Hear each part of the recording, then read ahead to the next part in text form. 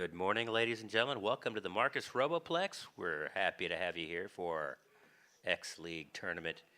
If you're any coaches or parents of teams in here who do want to order a pizza, we are going to be taking whole orders for pies. They have to be in by 11:30 to the snack bar. So make sure you communicate that back to the pits, to your teams if they want to order pizzas, to come on over here, get those ordered. Thank you.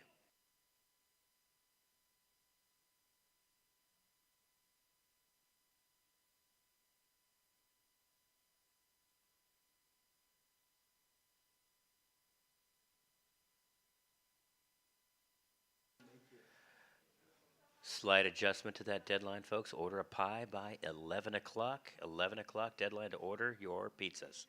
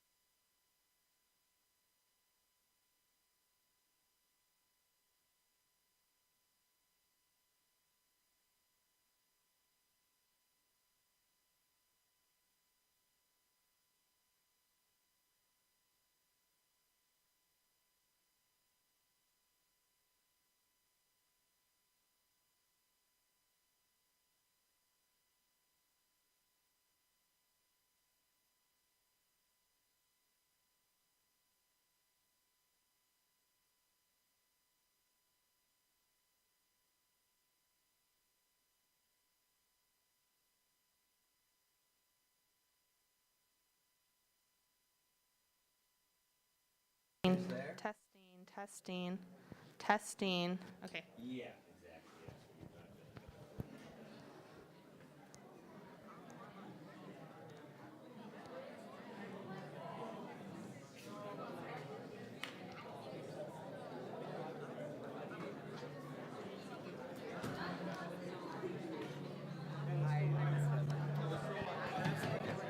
Anya, how many teams are still walking over? Huh? Like, how many teams are behind you? I don't know. It's like crazy because everyone's spread out so far. Yeah. Okay. I'll get a seat. Well, but I'm like, y'all need a speaker system. Yeah. Okay.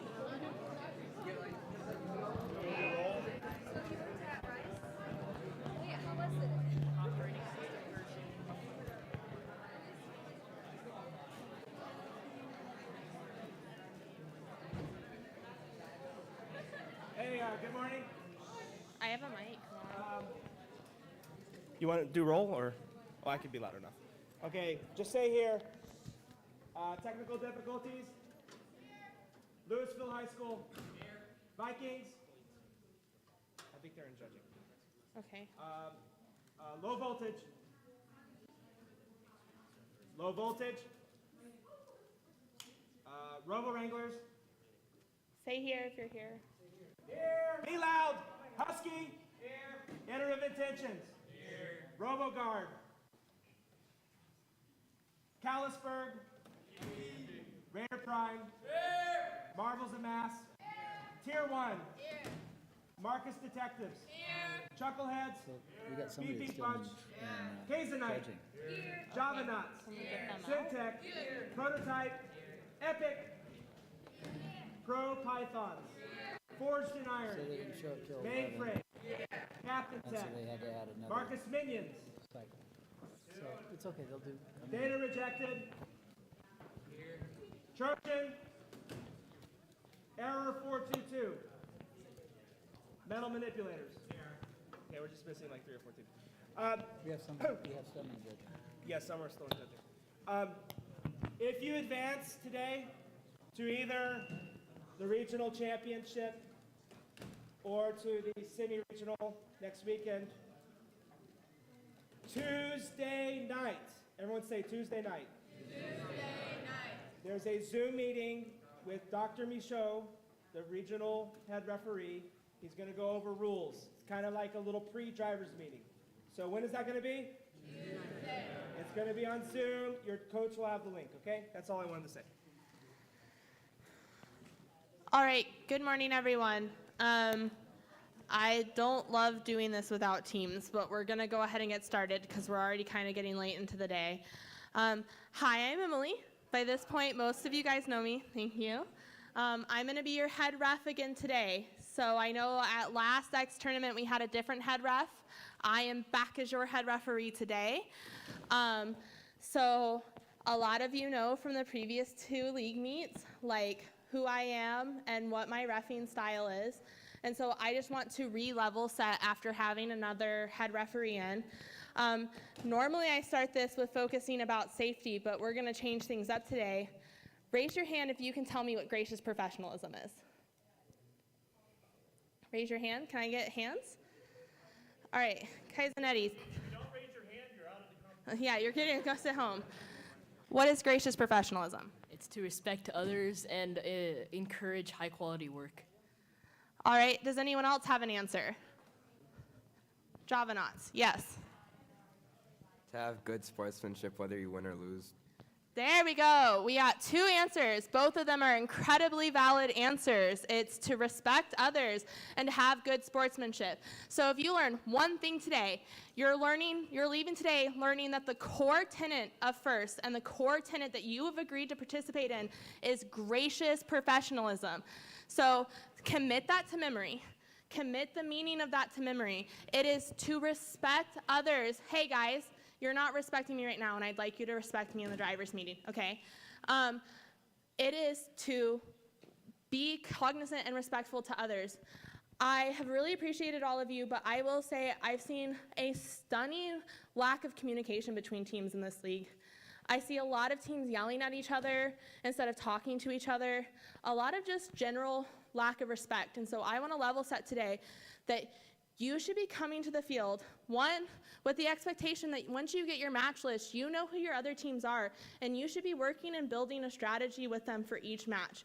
You shouldn't be coming on the field and that's the first time you've met your other team or discussed strategy. You have, when you're cued, you have before matches to talk to other teams. You should be communicating. I don't want to see you guys getting onto fields, and instead of communicating with the other team, you're screaming, get out of the way, at each other. That is not gracious professionalism.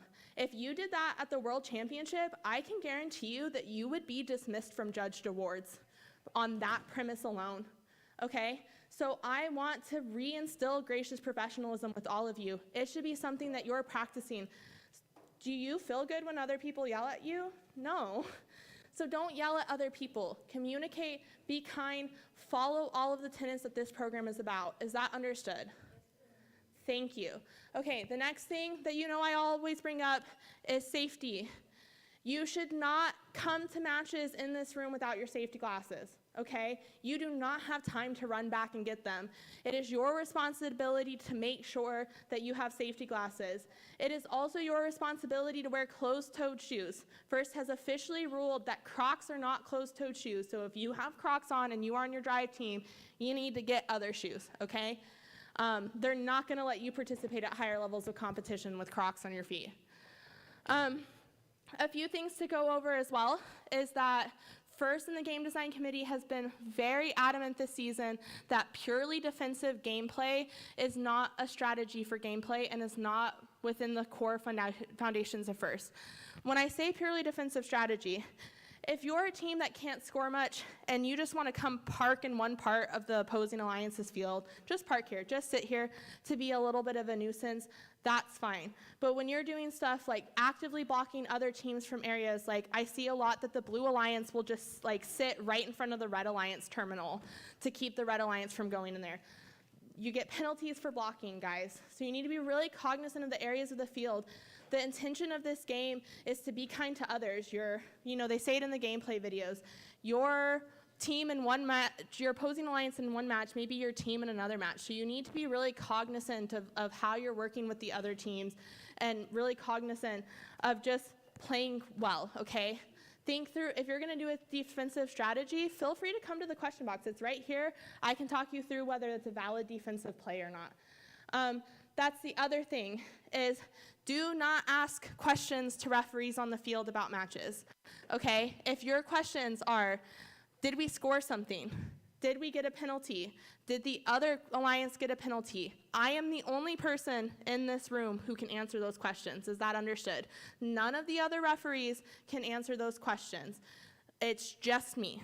So go into the question box and ask those questions, and I will gladly answer them for you. But don't ask referees on the field, okay? They have been told not to respond to those questions and to defer all of them to me. Just to go through a couple other gameplay rules real fast is, by now, no multiple cone possession. I know a couple teams have like tricky intakes where they'll pick up accidentally 2 cones from the stack at once. If your intake is like that, be cognizant of it and try to make sure you're working on it so that you're reducing your risk of this. As soon as you pick up the 2 cones, you do get a minor penalty, and you get a minor penalty for every 5 seconds that you are holding 2 cones. If you have 2 cones and you score 1, you get a minor penalty as well for scoring while you are over the allotted amount of cones. Okay. This applies to if a cone falls into a robot. So if you have your cone, a cone gets stuck in your robot, I'm sorry, but you can't pick up another cone, okay? You guys have been really good about human player rules. I just want to reiterate them. As a human player, you can lean into the field to put cones down, right? But you need to make sure that you're not just like up against the wall. Okay? Because what you're risking as a human player is if you're sitting up and close against the wall like this, I see a lot of human players who just lean over and like watch like this. You're over the perimeter of the field wall when you're leaning over, and if a robot comes into that part of the field, you're gonna get a penalty, okay? So as human players, you can sit, you should be back away from the wall as much as possible and only be coming into the field when you're going to put a cone down. Okay? Make sure that there are no robots in the substation. As soon as a robot crosses the outer plane of the tape, they are in the substation. One thing we've talked a lot about this season is making your movements and as a human player very intentional and very clear to referees, okay? So putting one cone at down at a time, not adjusting it, putting it down, immediately lifting your hand back up and exiting the substation. Is that understood? Okay. Those are the biggest gameplay rules. We will, as things come up during matches that's out of the norm or beyond the rules that we've typically discussed, we'll discuss them. Does anyone have any questions before we conclude drivers' meeting? All right, so do we have a match schedule? Lon, do we have a match schedule? It's generating. We're going to print them. Okay, so we're gonna print match schedules. Hang tight in this room. We'll make an announcement when match schedules are ready. When they're ready, send one representative from your teams. If you are in match 1, you must immediately go grab your robot and come back into this room. If you're in matches 1, 2, and 3, you must immediately go grab your robot and come back to this room to start matches. Play fast here. We need a quick cycle time. We do not want to wait for you. It's going to be a long day.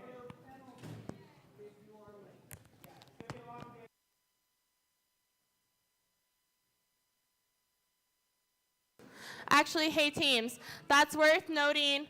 Let's make that a really clear, concise ruling there from not Casey, but me, your head referee. When cuers, I know it's a long walk. I know that that's going to be really hard. There may be some matches that you do not make it back to your pit in between. You are welcome if your robot's not in critical danger to come sit in like this room and wait for your next match, okay? But you guys need to be coming to this room when the cuers call you. If we get to your match and you're not on the field, then you will risk getting late start penalties for causing late start of match.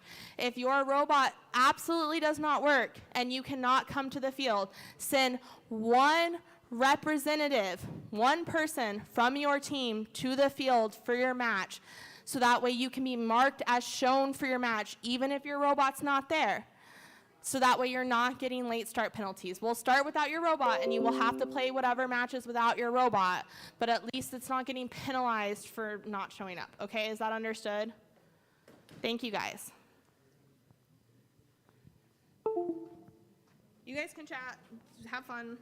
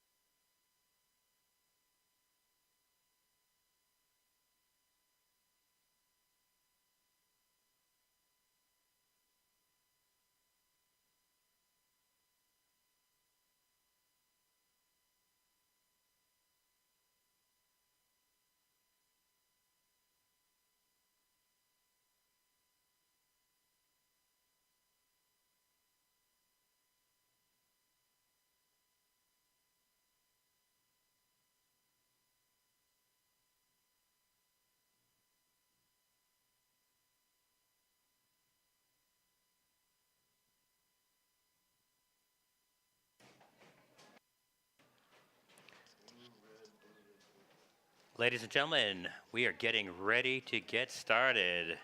We're so excited to have you all here at the Marcus Roboplex here at Marcus High School, the one and only dedicated facility in North Texas. With a field this size, of course, usually our pits are at the back of this building, but today you guys are across the way. So as Emily said, make sure that you guys are cognizant of that travel time from there to here. Our snack bar is in this facility, so if you are hungry, share that with your team to come collect their snacks over here if they'd like. We also have safety glasses for sale, so if anybody did forget their safety glasses, they can come on by and pick up a pair at the snack bar. Please communicate with your family and your friends that they can go to YouTube and look for Roboplex competitions to tune in live. We are streaming the event live today, so for those of your support that couldn't be here to watch in person, go ahead and direct them to that link. You will find the QR code on the walls around certain areas of the facility to scan that code so you can send that to them directly. We'd like to thank our sponsors, Raytheon for being the season sponsor of First Tech Challenge, Qualcomm for being the program sponsor, and PTC being a key sponsor. For those of you watching on YouTube and in the building, this is a fantastic facility to look at sponsoring. We do encourage investment into First Tech Challenge and First Inspires. So as you look around the facility, if you see something you would like to see sponsored for next season, get a hold of anyone on any team to talk about sponsoring the Roboplex. We'll be getting ready to start competitions momentarily, so let's get ready to robot here at the Marcus Roboplex.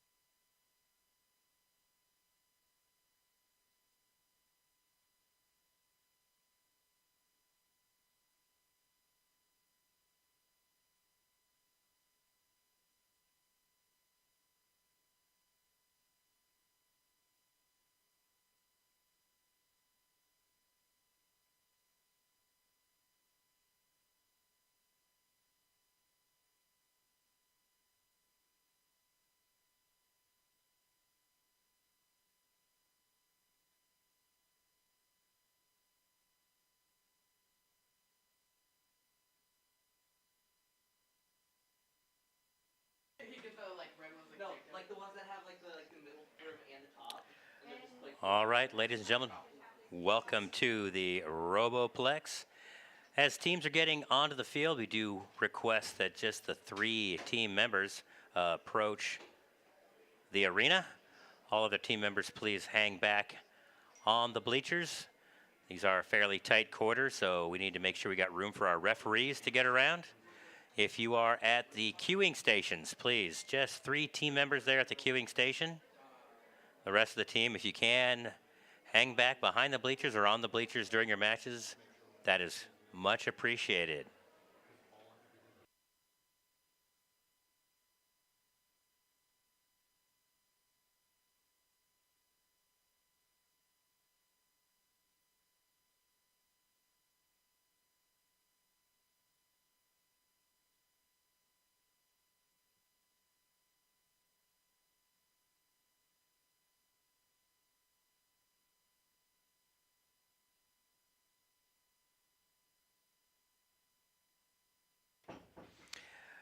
We have 2 fields of play, ladies and gentlemen. On your left is field number 1. On your right is field number 2. We do have 2 matches getting queued up, ready to go. It's going to be back-to-back action here at the Marcus Roboplex. So we will have live action starting on field 1. Then we'll move to field 2, back to field 1.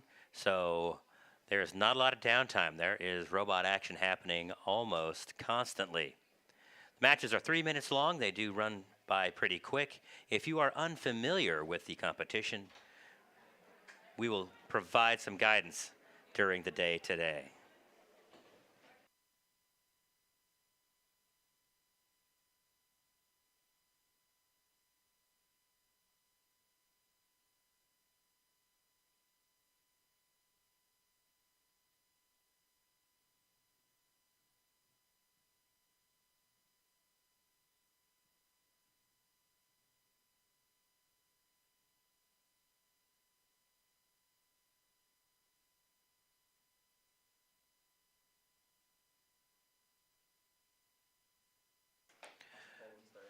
Just got word from our captain at the snack bar. We have 1 change to the pizza, folks. Papa John's ran out of pizza, so it is going to be Domino's. So if you did order pizza, just understand it will be Domino's. And those slices will also be for sale once they're arrived.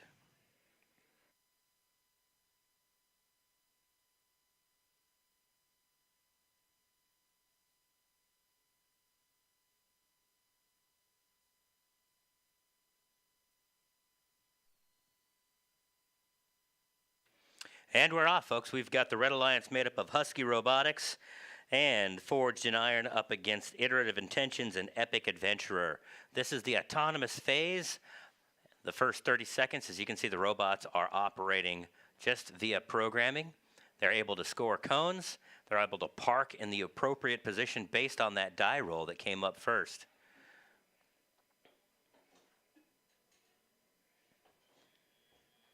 Now we're entering the driver-controlled portion. The next 2 minutes will be driver-controlled, and the last 30 seconds is also driver-controlled with some bonus points to be had.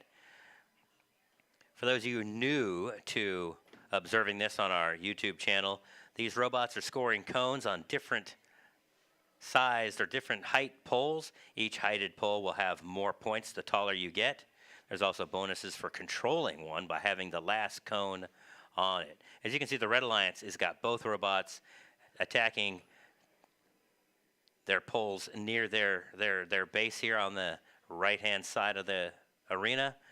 And there are multiple locations where they can go get those cones. They can get it from a human supplied depot, and they got 2 supply depots on each side of the arena. As you can see, the Red Alliance is going everywhere trying to get scoring points on every scoring pole. That is one strategy. The Blue Alliance is going for those tall poles right now, really trying to dominate that tie scoring situation there.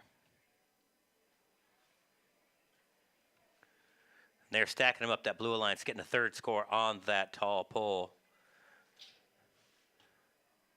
Red Alliance is able to dominate with both robots running out there. The Blue Alliance is operating solo. So generally speaking, you're going to have 2 robots on each alliance. We must have had a scratch at the last minute for the Blue Alliance. Now you notice the Red Alliance just capped a red one over a blue. Now the blue's going back. that will add a control point at the end, and also there is a bonus point for what's called connecting a circuit, where robots can connect from one corner to the other from their respective scoring hubs. When you see the referee wave a flag like that, that means that there's probably a penalty that's been occurred. Penalties in this year's game, folks, are assessed as bonuses to the other team and not taken away. There'll be no negative scoring in this year's power play game. That's it. That's the final score. As you can see, we got live scoring running up there. The Red Alliance 109, 33 for the blue. Referees will go through and do their tallies and get that all done. Now, direct your attention to your right. Now we're on field number 2. This is going to be set up for the next live action here.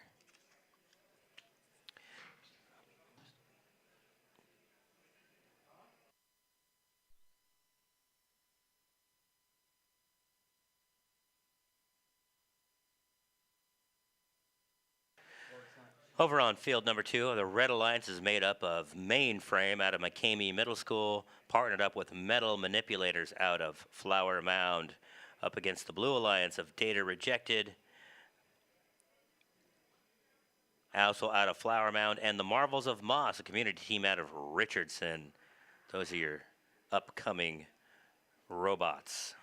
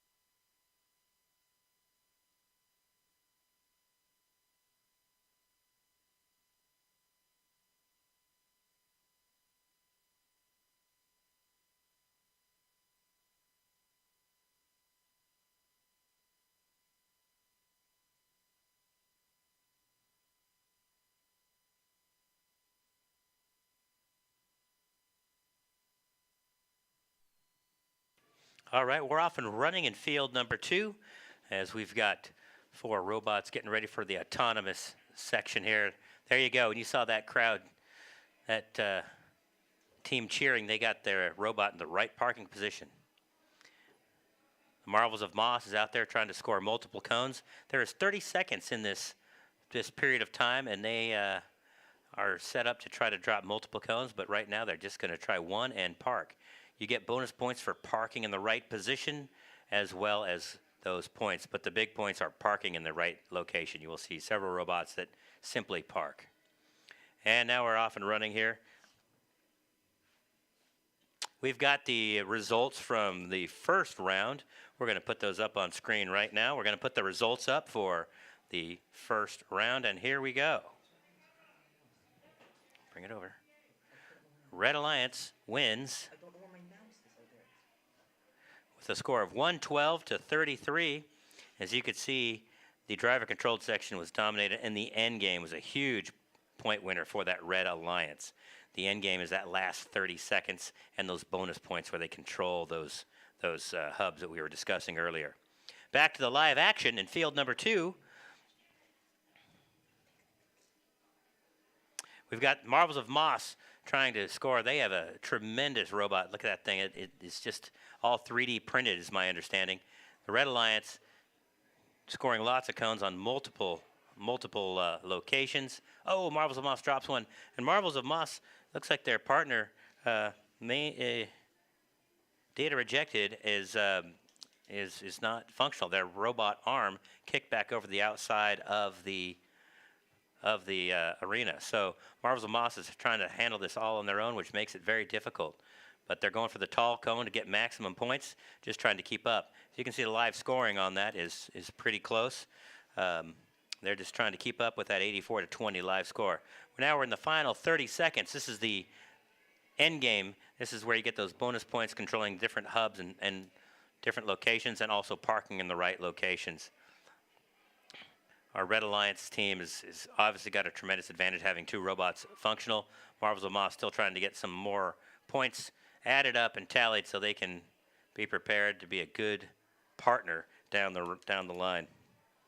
Marvels of Moss is ranked 14th coming into the event, and they got into that parking spot, as did one of the Red Alliance robots. All you have to do to get the parking points is just get part of your robot just on that tape line. So those are a couple of extra bonus points. We'll come back to the final score on that one shortly. I need to scroll. Okay. Over here on qualification round number 3 in field number 1, we got the local Marcus Detectives partnered up with the Javanauts to make up the Red Alliance, up against the Marcus Minions and Kazanite on the Blue Alliance. This is going to be a little trash talking going on as the Minions and the Detectives both operate right out of this facility here at Marcus.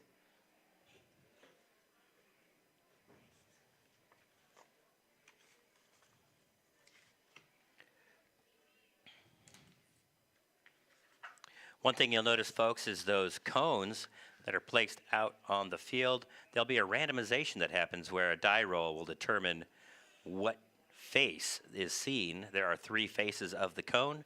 If the teams have done a custom cone, they get bonus points if they park in the right location. Both Blue Alliance cones are custom, as is the Detectives cone. The Javanauts have a standard cone, which is what the game comes with. All this means is that the teams that do a custom cone get 10 bonus points if they park in the correct location.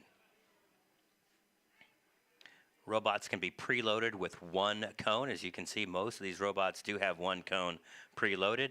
That opens them up to score that cone during the autonomous phase, or hold on to it for the driver phase so they can score quickly and then move on to keep getting new cones and scoring more points.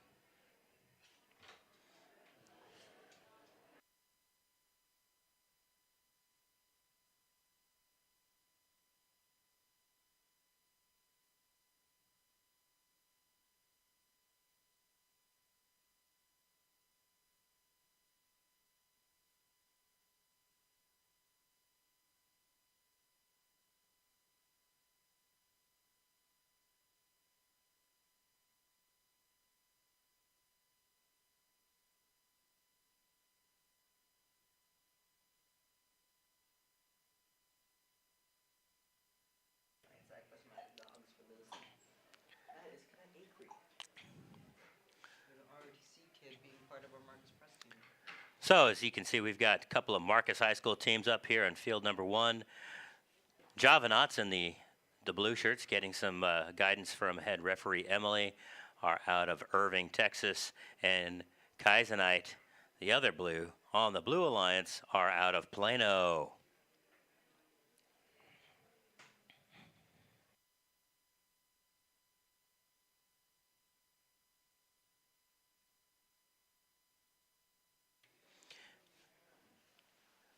Every team has got a team number. These team numbers are assigned in sequential order. So when you see a low number team like 7172 or 8911, those teams have been around much longer and are more seasoned. Those are our veteran teams. Rookie teams will be the higher numbers, the 22,000s.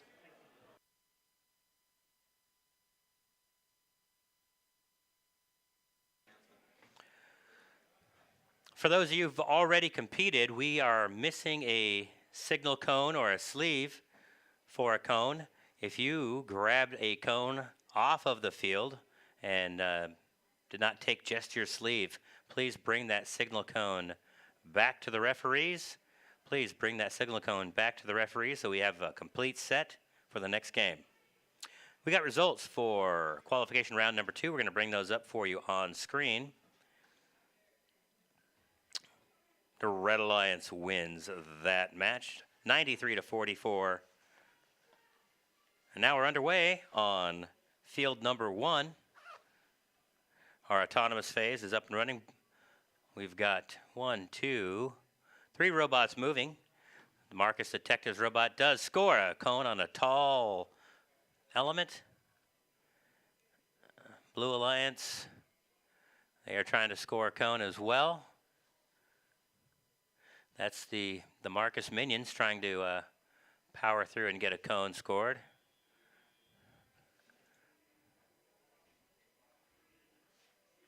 One. All right, driver control section, here we go. We've got some activity happening. You're going to see cones get littered all over the floor. Whoa! Holy smokes, the Javanaut's almost tipped over. That's one thing you'll notice, folks, is we are driving a lot of gear high up into the air for these competitive robots to drop these cones, which is creating a high center of gravity. Occasionally, you will see robots that do rock around quite a bit. Also, you're going to have exterior grippers, interior grippers on these cones to pick them up, manipulate them, and hover over those scoring elements. A lot of creativity going into what best works, what is most effective from an exterior gripper, an interior gripper, sometimes a little bit of both. There's all sorts of ways to handle these cones. It's very interesting to watch that as the match goes on. My Kaizenite guys actually have the Martha Stewart grip. It looks like a big oven mitt on top of their gripper. Very creative in using standard materials. The other thing you'll notice, our cones are going to be littered all over the field sometimes as these grippers do lose grip on these cones and they go over those bumps in the road, and all of a sudden now you've seen your cone fall to the ground. Or sometimes you'll just miss trying to score. So right now it's looks like a pretty tight match. We're going back and forth on a lot of these tall elements. Scoring on their elements near their base, while the Red Alliance looks like the detectives are pretty much running solo right now. Their partner just going into the parking spot to get there. You are going to see what happens during these matches, folks.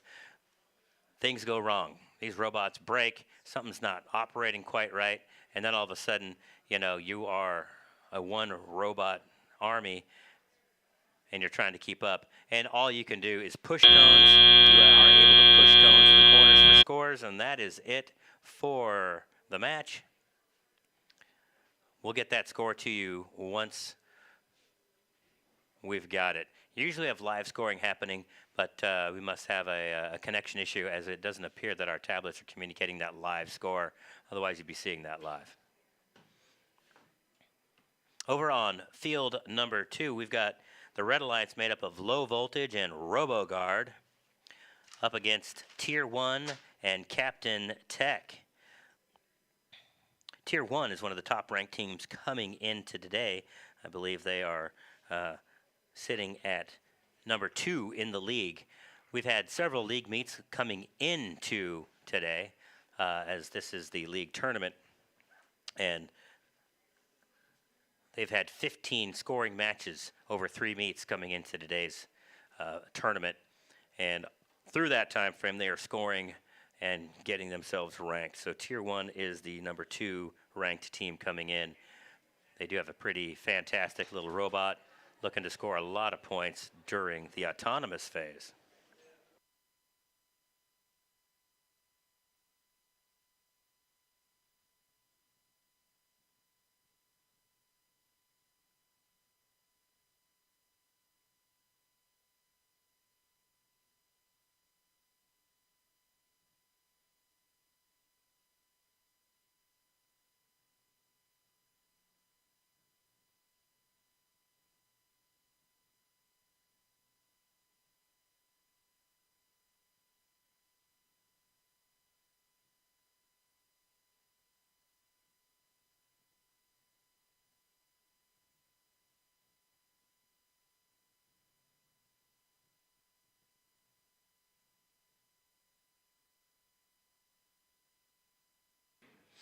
As you're looking at field number 1, folks, you are going to notice a unique shaped cone, a blue one.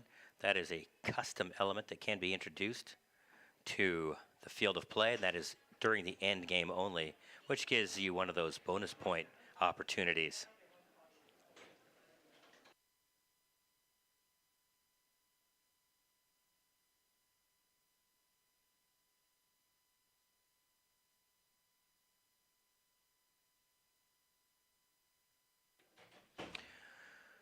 Ladies and gentlemen, we do have live Wi-Fi going on for these events, and sometimes your mobile hotspots can interrupt that. If you are running your phone as a mobile hotspot, we kindly ask you turn those off. Please turn off any mobile hotspots so we don't get any Wi-Fi clutter going out there. So if you are using your cell phone, please just take a minute to look and make sure that your hotspot is turned off. We appreciate that. Thank you.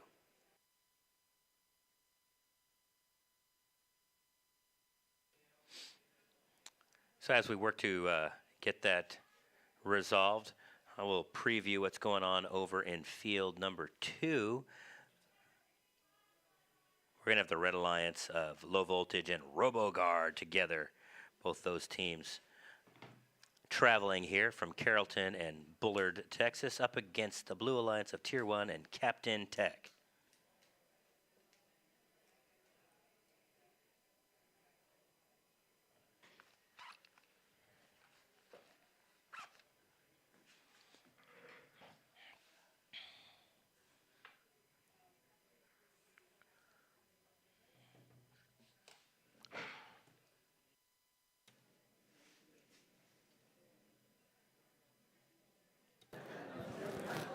Testing, testing.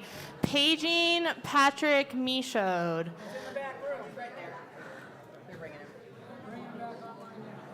Thank you.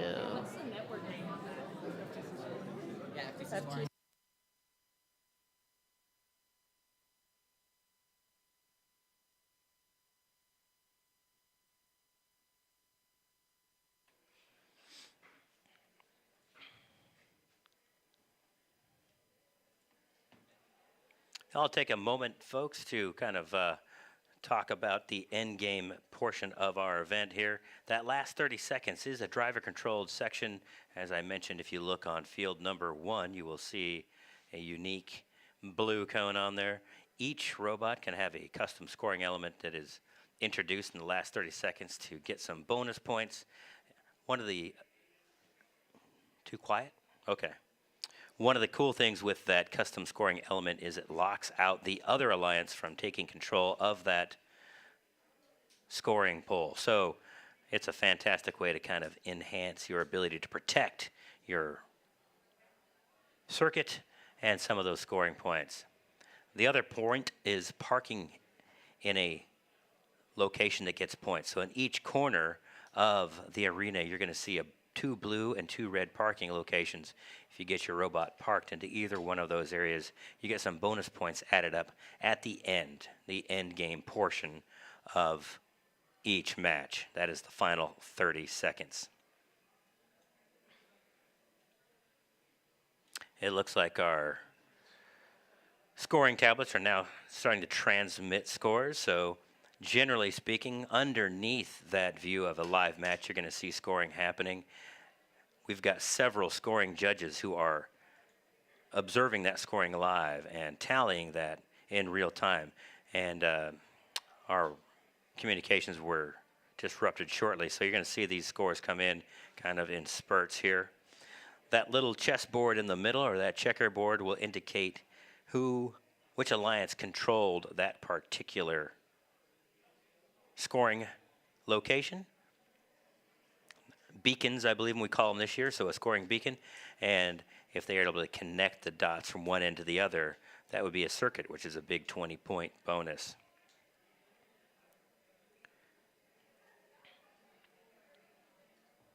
As matches are happening live, you're going to see those scores tabulate live, but at the end, there's penalty assessments and things like that. Penalty points, bonus points, they'll be tallied. So a lot of matches will change once the final scores are tallied and the referees have gone through and edited for any of those bonus points.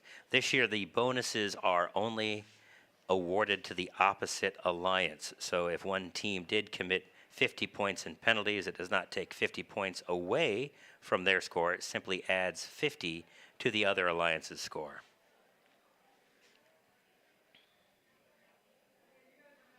The X League is made up of teams from North Texas who have gotten together. There are 2 divisions in the X League, 16 teams in each division.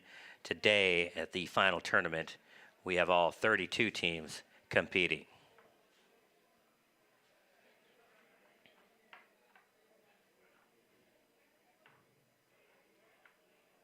These kids have worked hard all season long putting these robots together, spending time during winter break, doing driver training, getting that chemistry together with the co-driver. So there are 3 teammates at the field, as you can see. There is a coach, a driver, and a gunner. And that gunner operates the arm in most instances while the driver will get the robot from point A to point B. The coach is there to talk strategy about where they need to place their cones, what they need to do to watch out for in real time. And then one alliance member will be the human player who drops cones into the alliance supply depot.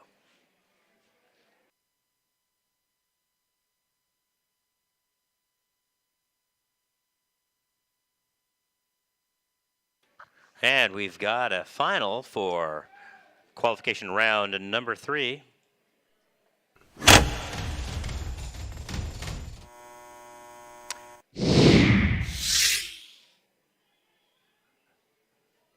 Blue Alliance has won that round 98-50.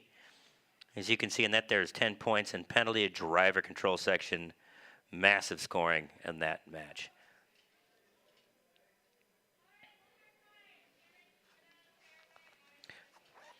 As they clear field number 1, please direct your attention to field number 2 as that match is getting ready to get started.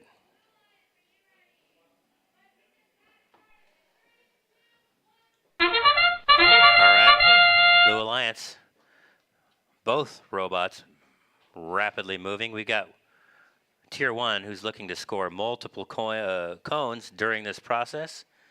Their partner parked. Looks like both Red Alliance robots trying to, oh, they just dropped one and missed. Keep in mind, this is fully autonomous. The robot is doing all this under its own programmed control. These teams program these robots with sensors and other things to conduct these activities. That's a fantastic Drivers, start. pick up your controllers. Blue Alliance in that 3, manner of 2, and 1. that many cones. That puts them to a great advantage coming into the driver control section. They'll have a big lead coming in. As you can see right now, live scoring, they've got it 83-20, so that is a pretty healthy head start for the Blue Alliance. Seen plenty of these driver-controlled sections flip the script, though, so let's see what happens as the Red Alliance gets out there to try to start scoring and keeping up. Blue Alliance, oh, they got a cone hung up there. Oh, and it rims off. That's part of the trick with these cones. They sometimes be a little tricky dropping them onto the taller scoring beacons, and they can fall off just like that one did. Looks like the Blue Alliance has already got a good stranglehold on several scoring elements as they keep moving to increase their control of different areas. You will notice that the Blue Alliance did put a cone all the way across right in front of the red human supplied depot. That is a strategy that a lot of teams take because now they have to drive around that cone. Knocking over a cone is a big penalty, so the Red Alliance has to be careful not to knock over that Blue Alliance marker right down in front of their supply side. Blue Alliance now looking at 122-34, and they are stretching their reach as far as control of different cones. You'll notice that the Blue Alliance has pushed a couple cones into that corner piece where they're at. Sometimes a robot will get into a situation where their arm becomes disabled, so they can push cones into that corner piece to get extra points. At this point, too, we're in the end game, so now those teams are looking to introduce those custom elements. As you can see, the Blue Alliance just dropped one or capped theirs. Red Alliance is also looking to maybe park to get a couple parking bonus points. Very high-scoring match here. Anytime you're into the mid hundreds, that's a big score that we've seen in the X League. So right now we're looking at 145 points for the Blue Alliance. We'll see what the end game bonuses kick out.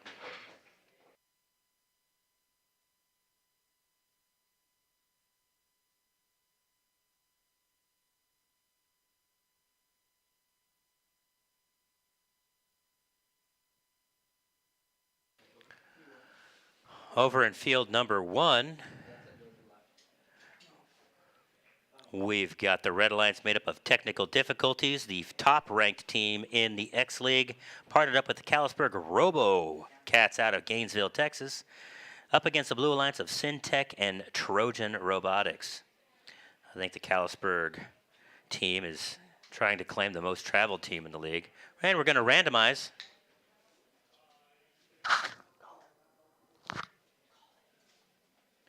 Waiting for that randomization to come through for this match. The randomization, folks, will tell us where the signal cone needs to face. So a 5, as you can see, is straight ahead.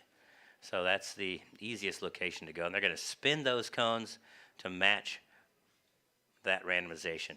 That code is read by the optics of the robot and then will park and conduct its pre-programmed routine based off of that signal that it reads, whether it's color-coded or Aztec, QR, or whatever kind of code they've chosen to use.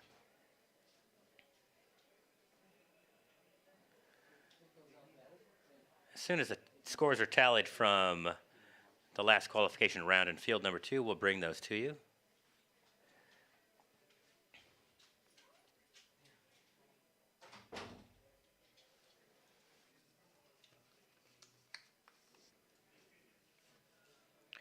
So as I mentioned earlier, folks, the lower numbers are the teams that have been around for a long time. And 7172 is a well-known team, not only locally, but also at the world level. They're always competing at the highest level, and when you watch their robot, you'll know why. It's been a fun season to watch the 7172 bot evolve. It has changed dramatically over time as they are constantly looking to improve their robot, improve their efficiencies, and how to score the most points. As you can see, they are preloaded with the cone, as are all the robots.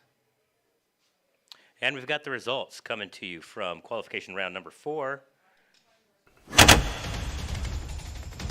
And it is the Blue Alliance that wins. A pretty dominant lead going into the final round. And yes, 151, which is the high score for the day. 151 points. Look for a few more scores that high up against the score of 37.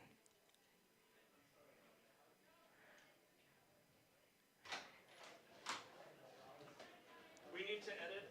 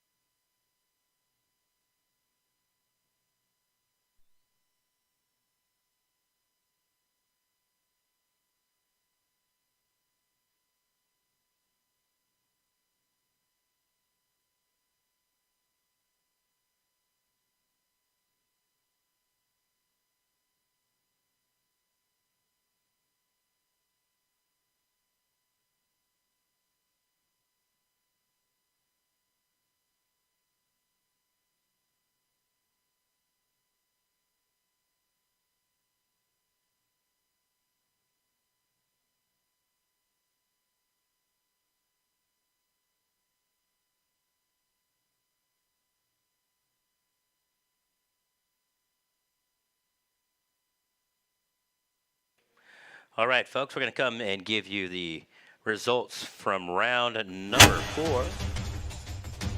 There was a slight scoring change with that. 161. So initially it was 151. There was a 10-point penalty that was assessed and added. Now they're going to clear that field, and please direct your attention to field number 1. If you're in the live audience, that'll be the field on your left.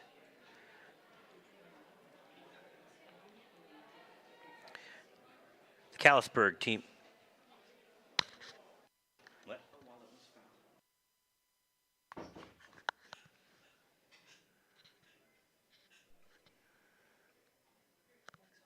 As much as we appreciate to find things that have value,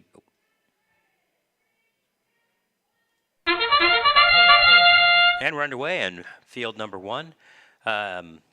We did find something. We found a wallet. Anybody missing a wallet? Please come back to the snack bar to retrieve that. If you are missing a wallet, please come back to the snack bar to get it.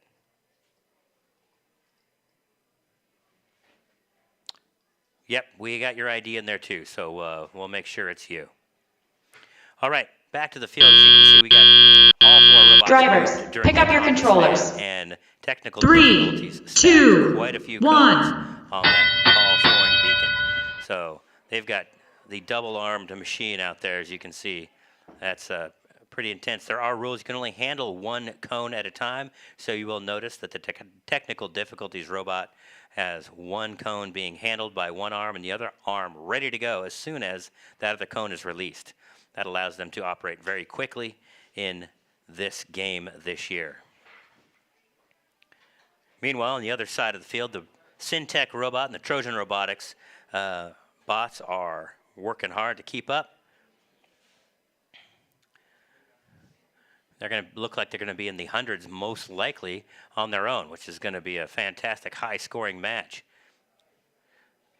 Technical difficulty still stacking up cones on the highest point scoring beacons, which are those tall locations. Blue Alliance going to go stack over the top of some of those red cones to get those bonus points for the end game. Callisburg Robocats looking to, again, recap over the top of some of those blue scoring locations to get those bonus points as well. We're 15 seconds away from the last 30 seconds, which is the end game portion. That's where you'll see those custom scoring elements being introduced by those teams. They can cap those and then retain control of those specific scoring beacons without fear of the other team taking control. And that whistle was the start of the end game, as you just heard. There's a scoring element that 7172 is dropping on that short beacon over there. Callisburg's trying to get a hold of their custom element as well right now as they're zooming in on it. We got 7 seconds left to try to score that. Callisburg's going to ban that Go Park. Technical difficulties trying to get into a location here on the side, and that's a fantastic scoring event, folks. That is a huge, huge score. Cheers to both alliances on this match. Fantastic. That is a lot of scoring cones, folks. You're not going to see matches with a lot of cones scored in this manner.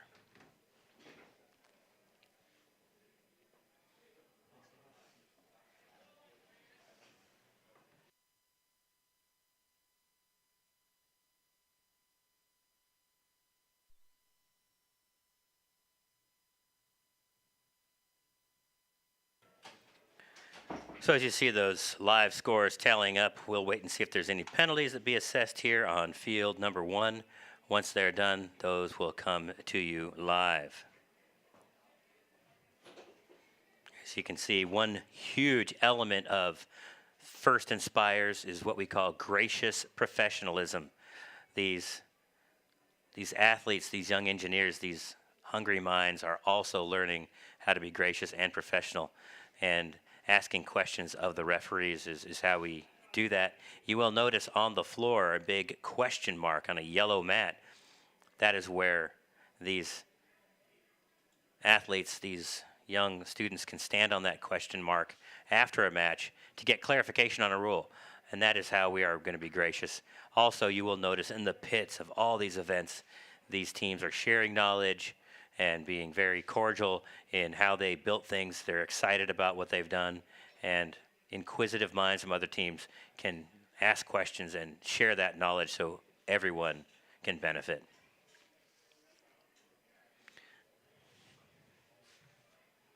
So over on field number 2, we've got the Red Alliance made up of Louisville High School and the Robo Wranglers out of Hedrick Middle School up against Air 422 and the Pro Pythons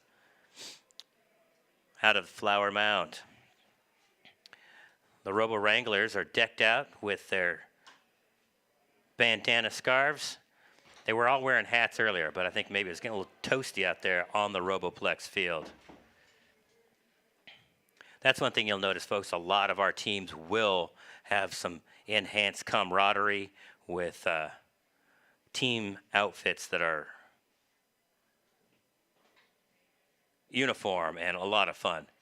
Occasionally, we're going to see some field repairs happen. As we got Cameron out there doing a little field repair right now.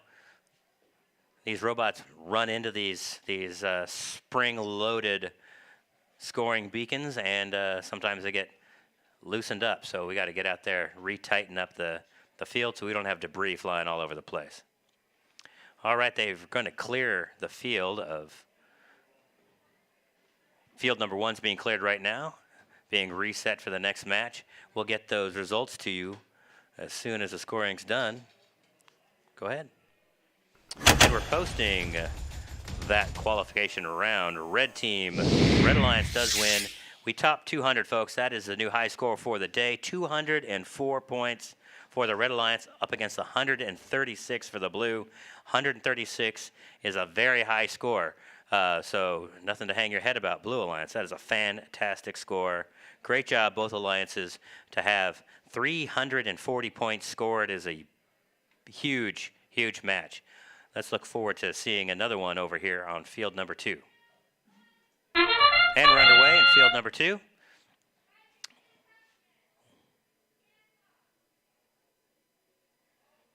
Red Alliance is moving into scoring or parking position for that. The Blue Alliance teams have no autonomous phase that it seems to be operating. So the Red Alliance will have a slight advantage going into the driver-controlled section here.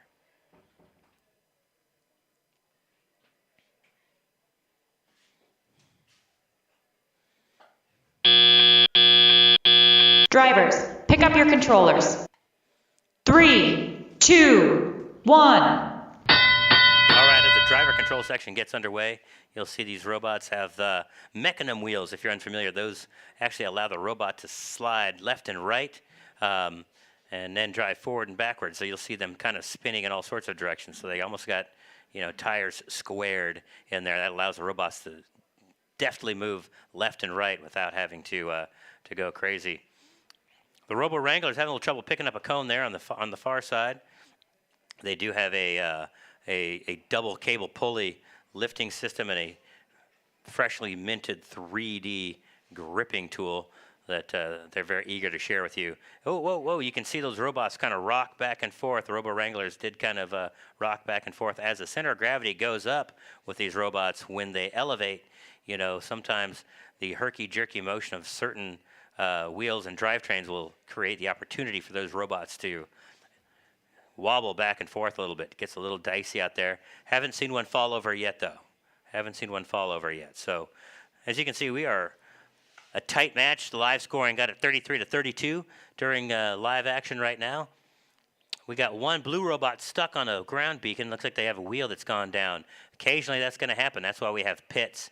That robot might need a little bump from his buddy to knock him free. Sometimes you will see that. Your robot partner will come and bump you to get you into position.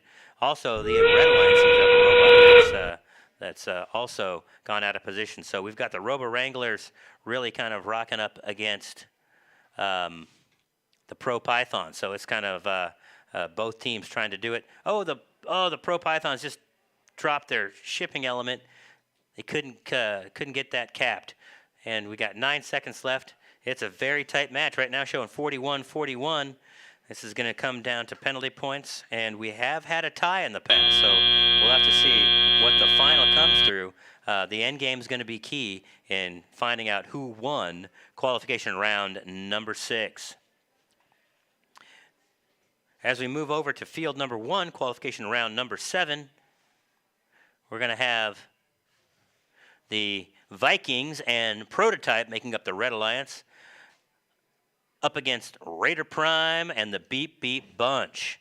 Raider Prime's trying to claim that they are the most traveled team in the league. They got to a little bit of bragging rights or maybe competitive rights with the Callisburg team, as they also claim to be traveling quite some distance. But that Raider Prime team, as I mentioned earlier, definitely some team camaraderie with those construction vests, and cowboy hats.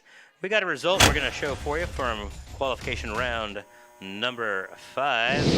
Blue Alliance did win 44-42. That is a super tight match. Super tight. The end game is where the difference was. 3-point difference in the end. The Blue Alliance controlled more hubs than the other, and they overcame a 20-point differential in the autonomous phase. So that driver-led portion and the end game made the difference for the Blue Alliance in that round.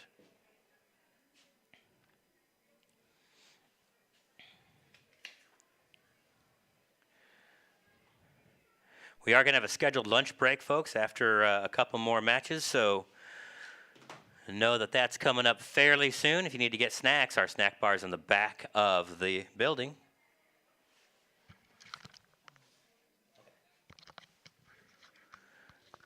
We'll let you know once that break happens, and we'll have about a 45-minute break between the action.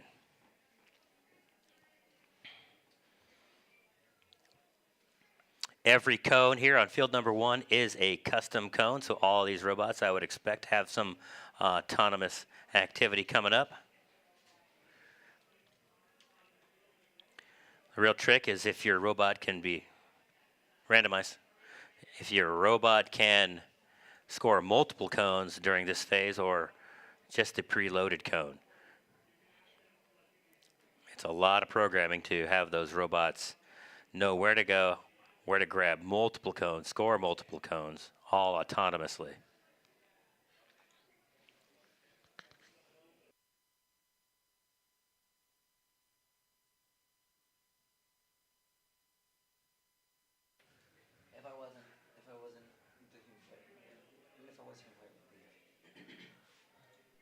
All right, we're underway in field number 1. And we've got 1, 2, 3, 4 robots on the move. Oh, Blue Alliance just missed scoring theirs. Red Alliance also appear to have missed scoring theirs. But see, that's where that robot's getting hung up on that element. They get hung up on those tall poles. He's trying to get back to his parking location. That is one of the dangers of Drivers, scoring pick up your cones, controllers. is that sometimes your robot then 3, gets a little 2, 1. And we're underway, human-controlled portion of the event, and these robots are off moving. That is quite the lifting apparatus for the Red Alliance. They are, oh, man, they had it, and they missed it. Couldn't let go at the right time. Blue Alliance scoring on a tall component there. We got the Raider Prime definitely scoring some points over there. They've got quite the robot. Very smooth operation with that Raider Prime bot. Not super, super fast, but super, super smooth. You're not going to see that robot losing its base. They obviously have a strategy. They are moving around, trying to score with their alliance partner to score multiple locations in multiple spots.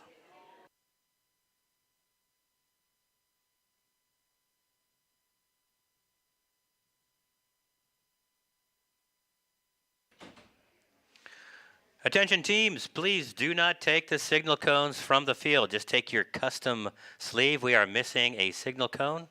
We got it? No. Yep, we need it. Please alert your teams. If you were just on field number 2, get a hold of your teams. Make sure they bring that signal cone back so we can get the field set up for the next match. And for those of you teams listening right now, please do not take the signal cone. Just take your custom sleeve. Thank you. Back to the action. 42-25, live scoring here for the Blue Alliance over the Red Alliance. We got a lot of cones littered on the floor, but that's okay. That's how that goes. The Beep Beep Bunch looks like the robot might be a little hung up, or they're just patiently waiting. This is where you're going to see teams, have to be patient. And Raider Prime trying to get that custom scoring element. They do. They get that custom scoring element in there. So when you get a robot that goes down in the middle of the field, sometimes that can be a problem. So we'll come back, get you a final score here, but it looks like we've got a pretty dominant Blue Alliance score leading into the final tally.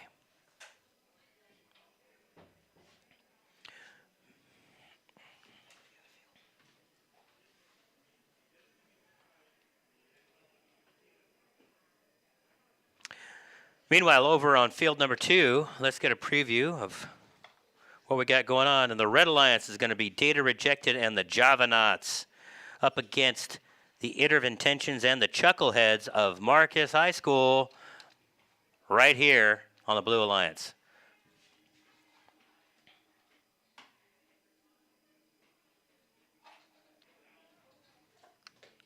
The Iter of Intentions robot has a pretty gnarly looking lifting system. They've got slides all over that robot. That'll definitely distribute their center of gravity. And we got a final to post for you. Match number 7. Blue Alliance does hold on to win that win. Even score of 100-29. Again, triple digit score is a fantastic score for any team in this day and age, and they had 36 points in the end game. So the strategy for that match to spread around and gather more beacons with their cone on top really paid off in that end game tally.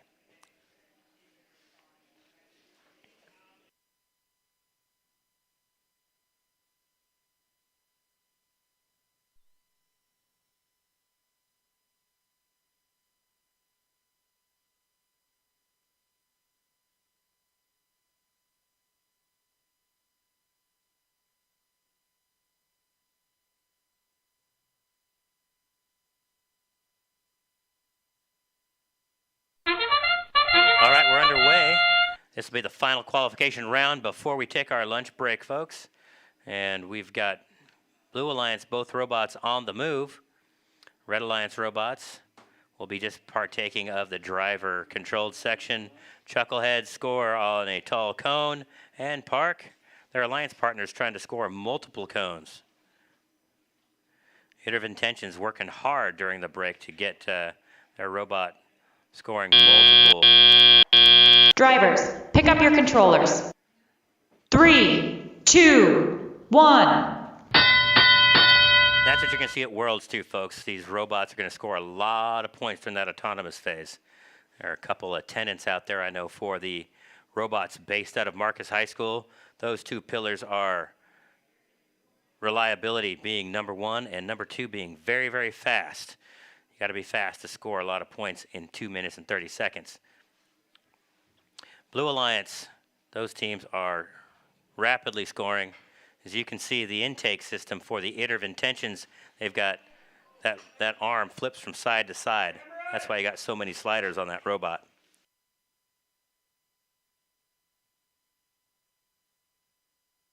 Meanwhile, Red Alliance working hard to keep up.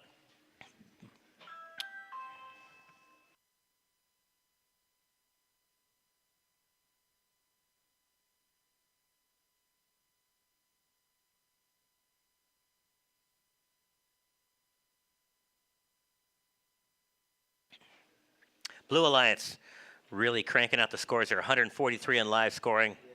They're going to be looking to score maybe 200. This could be a high scoring, very high scoring match. I think 204, 234 is our highest so far. I can't quite remember. But those guys are going to be pushing the envelope to get there. They're already 156. Endgame hasn't started quite yet. That is the tallest blue stack I have seen, I think, in the X League so far. They got maybe a dozen cones stacked up on that 5-pointer. Now we're in the end game portion. This is where they're going to get those bonus points for those custom capping elements, as well as parking in the right location. Red Alliance has got one active bot out there just trying to hang tough. Looks like the other one is could never quite get going there. Oh, there we go. Red Alliance is trying to score ground beacon there, get a few more points. All right. So we got one Blue Alliance robot maybe parked for some bonus points, and we got some custom capping elements out there. We'll be able to get you this score in just a few moments as the final tally is done. One thing you'll notice is that the Blue Alliance stacked cones on one spot for maximum scoring, probably efficiency as well to score a bunch on that one cone. They did not spread those cones around to get those extra little points for end game points beyond the custom scoring element.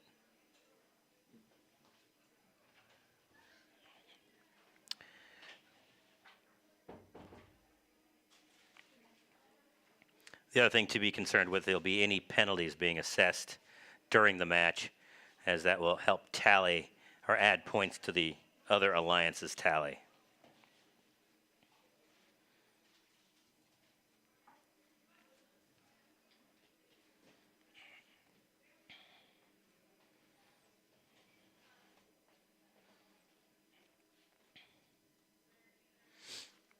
I want to just take a moment to thank all of our volunteers. Every volunteer running the snack bar, doing the refereeing, doing the judging.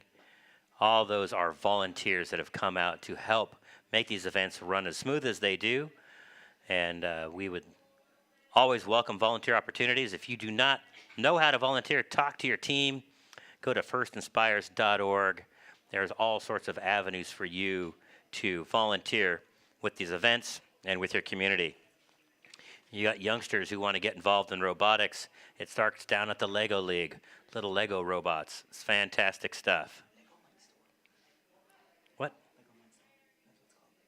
Okay.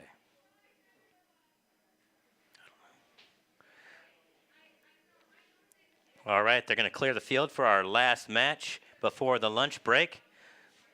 Let me bring that score to you right now. And as we expected, the Blue Alliance does win. Score of 169 to 32. One thing I noticed on the scoreboard is that rank. That is the rank in the league. As you can see, the Chuckleheads at 19,991 are third, and they did not change with this score, but their partner, Eater of Intentions, did climb a rank with that arrow to get to fifth place. 60 points in the autonomous phase is a huge score. 95 in the driver control is another monster score.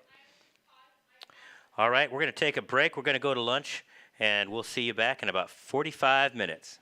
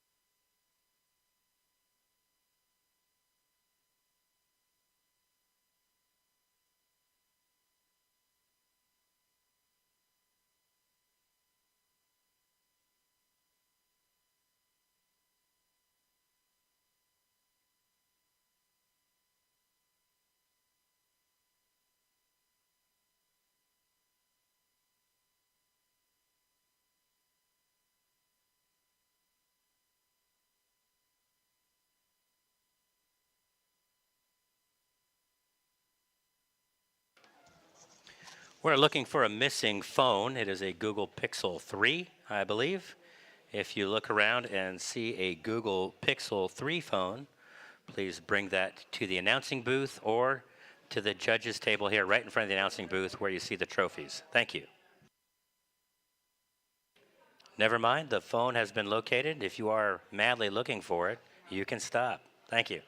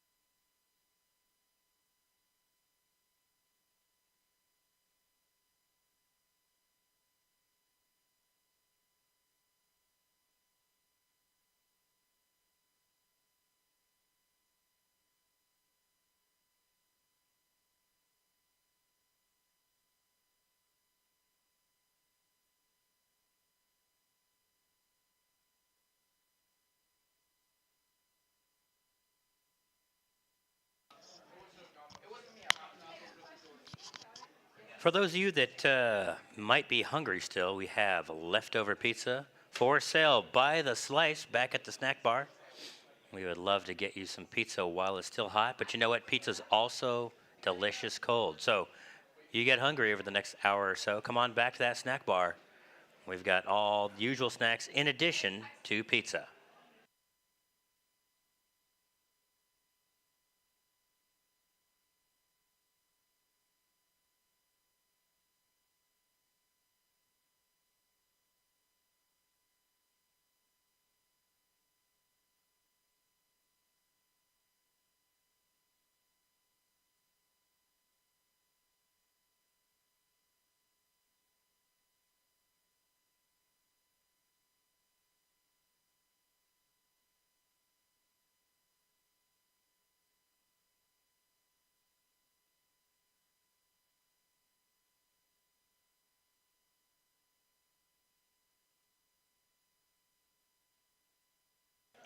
For those of you tuning in on the live stream on YouTube, you'll be seeing our rankings scroll by. The rank number on the left is where they sit overall in the league. The next is a team number. Next to that is a algorithm that talks about kind of their average totals over the next three, actually. And the plays is how many qualification matches they have that qualified for the entire season. Everybody came in with 15, and you're going to see 16s and 17s, which meant they played one or two times in the first session before lunch. By the end of the day, all of those should say 20. Because we have an odd number of teams, you might see a team in a match that is a surrogate, as we call it. It does not count for scoring, but they do need that extra robot in there to round out the 4 bots for the match. So if you see team number 28, 29, for example, they've only got 12 or 11 plays. They've missed an entire meet, and they may or may not be here today, but they've also missed a meet earlier in the year due to a broken bot, couldn't travel, whatever that might be. We'll be underway soon with qualification round number 9 of 37 coming up here. Relatively quickly, the robots are assembled. They're on the field. We're in field number 1, so we're getting ready to get started here after lunch.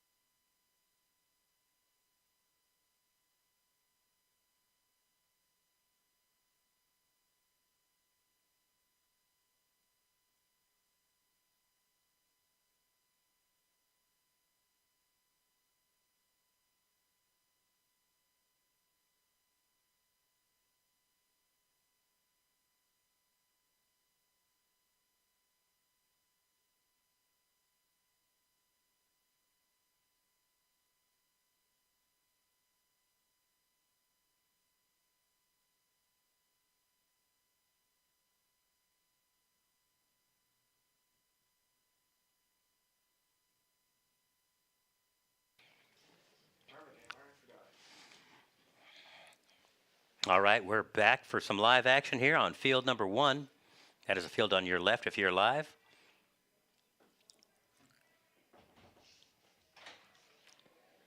Can we announce pizza by slice, $2 each? Okay. And we're underway in our first match after the lunch break. Speaking of lunch, folks, $2 a slice for that pizza, normally $3, so discounting that pizza by the slice. Get your pizza while it's hot over at the snack bar back of the room. Red Alliance Marcus Minions trying to score during the autonomous. Didn't quite pick up the cone. Got it. Nope. Trying to get those cones scored. And they're going to park.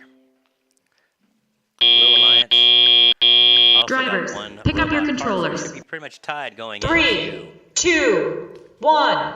this phase here. And we're off. Here we go. Both Red Alliance teams going for cones in different locations. Blue Alliance looks like they're both going for cones coming from the Human Supply Depot. They're going for those nearby locations first. Both the Blue Alliance robots have both exterior grippers, very similar looking robots. Might be easy for their human-controlled player to do it. Looks like the Blue Alliance is also looking to spread their cones around to get more points from multiple beacon scoring locations. Marcus Minions still trying to pick up cones over here on the side. Their gripper's just not quite grabbing those cones. They're having a hard time getting them. And in fact, the Red Alliance partner, Epic Adventure, might be down. They're trying to figure out what's going on with that robot. They're trying to get it started. Seem to have lost connection. Oftentimes you will see a team that is trying to get their robot rebooted during the match and just simply can't. They'll just put their controllers down.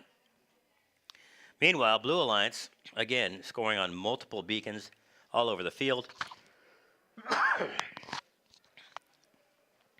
If you're looking at your live scoring, you're going to see more of those blue buttons get filled as they are spreading their cones at various locations. Those will add up in the end game as bonus points. So as the bonus points are added in the end game, more of those beacons you control. Marcus Minions finally got a cone picked up. They're going to try to score as close to their depot as they can. Oh, and they just missed it. Red Alliance having a hard time. Here we are in the end game.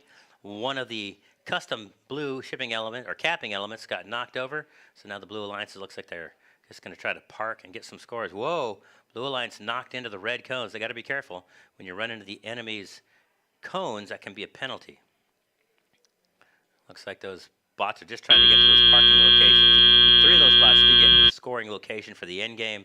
Both Blue Alliance robots and the Marcus Minion bot. Preliminary scoring, 36 to 59, and you're going to see those tally up here. The end game's probably going to slant strongly to the Blue Alliance as well. This is probably a blue win.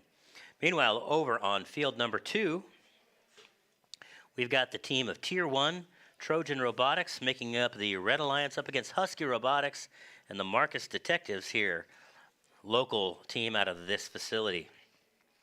The Marcus Detectives are going to be the team in the red shirts. Let's give them a big hometown clap. Let's go, Marcus Detectives. Let's go, let's go. All right. Beautiful thing about this sport is your alliance partner could be on the other side the next qualification match. So that also lends the gracious professionalism through that essence, because who is on the other side is your partner on the next one. You'll often try to strategize how your robot and your strategy meshes with your partner. That's the exciting part of this event as well, as how quickly your coach and your team can flex to what's going to be best for your alliance in that particular match. That'll come into a big effect when you're in the finals and you've got team captains who are picking their partners, and you want to be one of those. Team captains if you can get it, if not, at least a team that is chosen to be a partner. And sometimes that can come down to how effective you are with your strategy in complementing that of your alliance partner.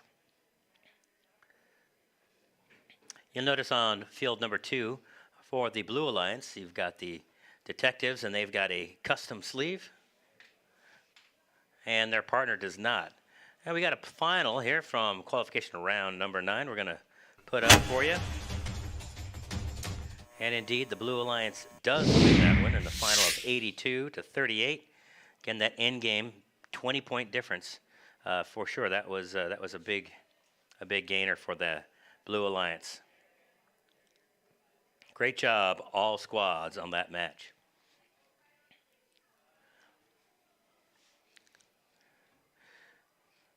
For the Red Alliance, it looks like we've got 2 custom cones. So you're going to expect the Red Alliance to have a hardier autonomous round going on over there.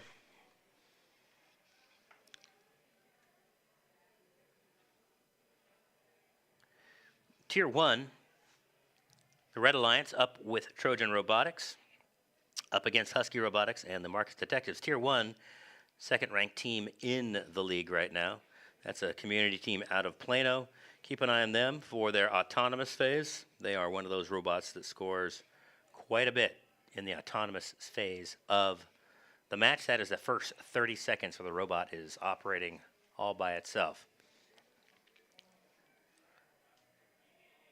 Yeah, if I recall, their robot's going to park and score on that tall cone as many as possible.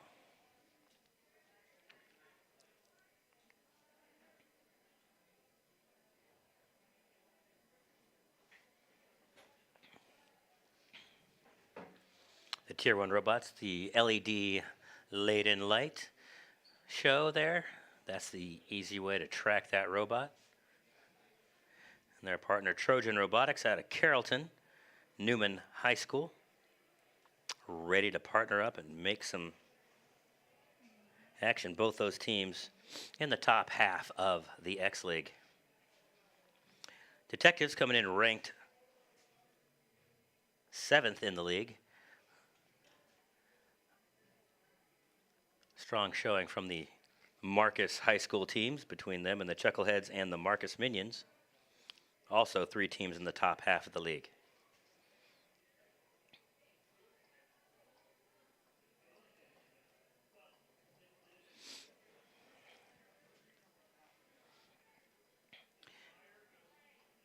You'll notice that the Husky Robotics team has 2 team members here, so they probably have just a driver and a gunner.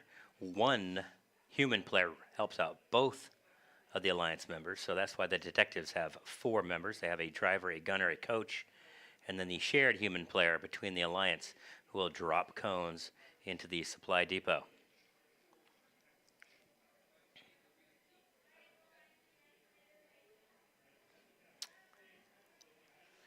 All right, randomizing over on field number 2. That's a 3. As you can see, robot must park up and to the right of their current position.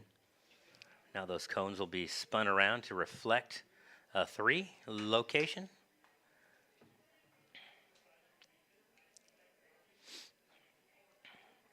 And I would anticipate you need to watch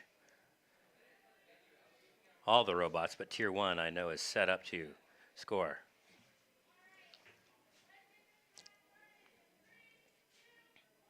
All right, we're underway. As you can see, the Tier 1 robot quickly moving to score the cone. Oh, and they drop it. They just missed. Now they're on the move. Here we go. Oh, they're off again. This is how tricky it can be. The programming has got to be spot on, or you're missing all these points. This is where the robot coders will go maybe between matches and make a slight change to the code. One thing you'll notice too is you've got sunlight beaming down on the Drivers, pick up your controllers. They changed 3, that the 2, might see 1. some havoc as far as how they react. All right, we're off to the human section. And the Blue Alliance has a big lead, as the Red Alliance couldn't score as many cones as they had hoped. So Blue Alliance has got a little bit of an advantage here. Let's see how they can do. They're trying to score. We got an official coming over to see what they can do to help the Blue Alliance get moving. There we go. Blue Alliance trying to score on a tall beacon near their home base. Having trouble dialing it in. Looks like they're over it now. There they go. The Detectives trying to move around. Now you notice that that 3-wheeled bot. That's an exciting looking bot. They are taking advantage of some angular opportunities to make that bot very nimble with 3 wheels rather than the 4 that you see on every other bot here. It's very exciting. They're able to actually drag a wheel as the other 2 drive in the opposite direction. Red Alliance catching back up after that autonomous phase. Now 39-41 in the live scoring. So it's definitely a situation where the human element is allowing the Red Alliance to kind of get caught back up. Oh, Red Alliance just drops a cone. Trojan Robotics had one and they just dropped it. Now they're kind of hung up. They're kind of stuck there. Their arm is stuck on that cone. They're having to rock back and forth to try to get loose. That's the other thing too, with these debris that gets on the fields, that can cause a problem with these robots getting around, because you have cones on the ground, you've got these ground beacons that create some activity. Now we're in the end game. Final 30 seconds. Red Alliance has now taken the lead, 57-46. Blue Alliance has 1 robot that appears to be down. Detectives are trying to get into position to score some more cones and bring them back up to it. The custom scoring element by Tier 1 looks like it's dropped in. They got those bonus points there. Their partner, the Red Alliance partner, has parked for bonus points. Tier 1 trying to score another one. Oh, it's hanging on there. I don't know how that scores. I'm not sure if that gets the score or not. The cone is hanging on the top. That's very rare to see. Exciting. We'll have to see what the judges rule on that. Maybe they get half a point. Is it like horseshoes? I don't know, but we'll find out. Live scoring at 59-46. It's a pretty tight match. Let's see what the end game comes through and see if they score any extra points. Looks like the Red Alliance has got control of more beacons, and they got the hanger. So I'm not sure how that hanging cone scores. Meanwhile, over on field number 1, we've got Kazanite partnered up with the Marvels of Moss for the Red Alliance up against the Pro Pythons and the Callisburg Robocats on the Blue Alliance. There is a lot of cones over on field number 2. A lot of cones on the ground. And you can see the Red Alliance had knocked over their own stack at one point, and most robots cannot pick up cones that are knocked on their side. That might be the next big thing. If a robot can pick up cones from its side quickly and score. Think of all the cones that are right in scoring position, unscored, just inches away from a scoring location. We're randomizing over on field number 1 to determine where our robots will need to park for those bonus points.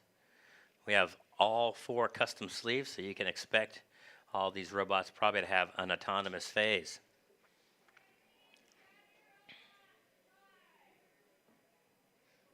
All right, they're clearing field number 2. That's exciting. That means they've got the tallies all done. We'll see what the final tally kicks to. Right now, live scoring is now favoring the Red Alliance by 30 points, 77 to 47. We'll see how the end game scoring ties it up. And we're going to post that score for you. That score is now final. It is the Red Alliance coming through with that final score of 77-47, that 30-point difference.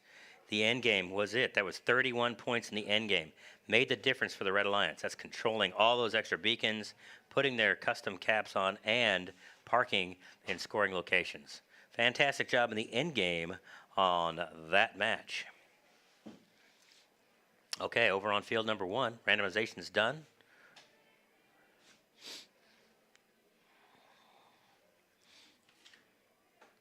Making sure the robots are ready. Got to get the thumbs up from those teams.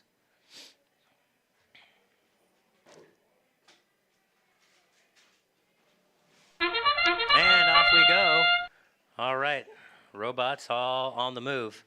Marvels of Moss looking to, they've got a cone blocking them. The top cone fell down. It appears to be blocking their robot from grabbing and scoring. That's an unfortunate break for the Red Alliances.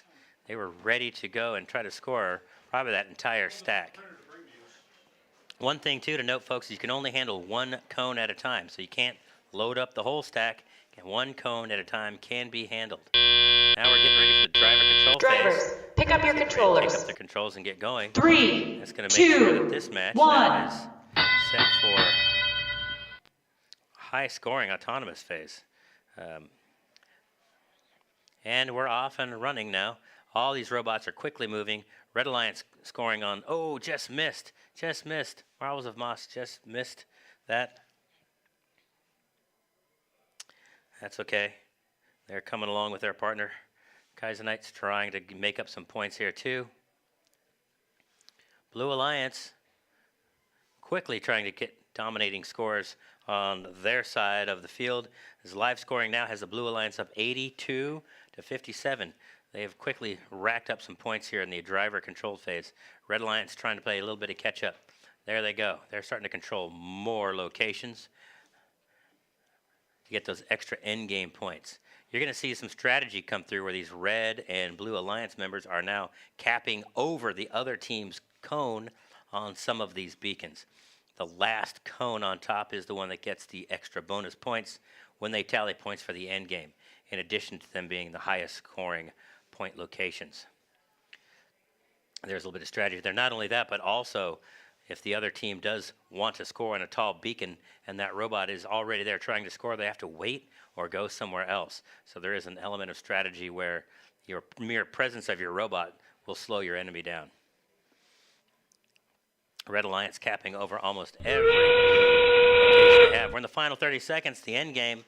Let's see where we get these capped points and also the custom capping elements these teams can create to go cap over the top of a scoring beacon. And once that custom one is on there, you cannot cap over the top without incurring penalties. So here we go. The Red Alliance is really trying to maintain a lead here, 112 to 93. It's going to be tight. Both these teams probably be over 100 by the time this is done.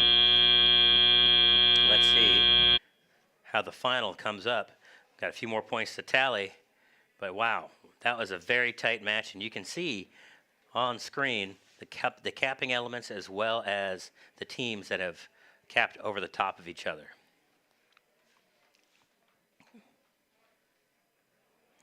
Officials out there looking to make sure robots are scored for parking. You have to have your robot on that tape, over that plane, much like in football, cross the plane, and you are in for those bonus points in the parking zones.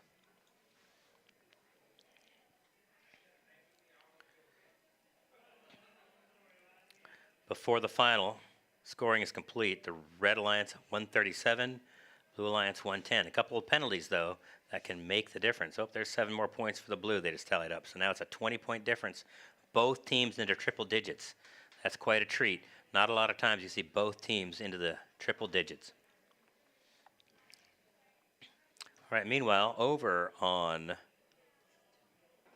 field number 2, you're going to find our top-ranked team Technical Difficulties partnered up with the RoboGuard on the Blue Alliance up against the Robo Wranglers of Hedrick Middle School and the Beep Beep Bunch out of McCamey Middle School here in Flower Mound.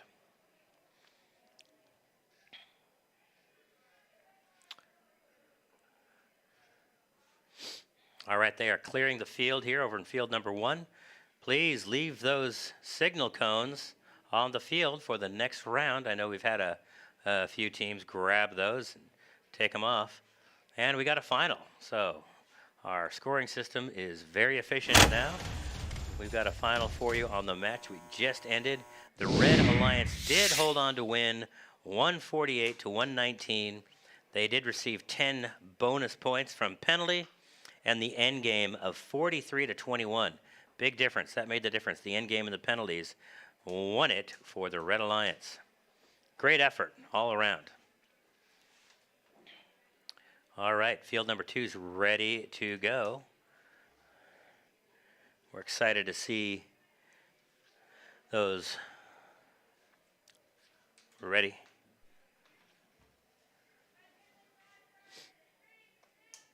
All right, here we go. 7172 bot moving into position.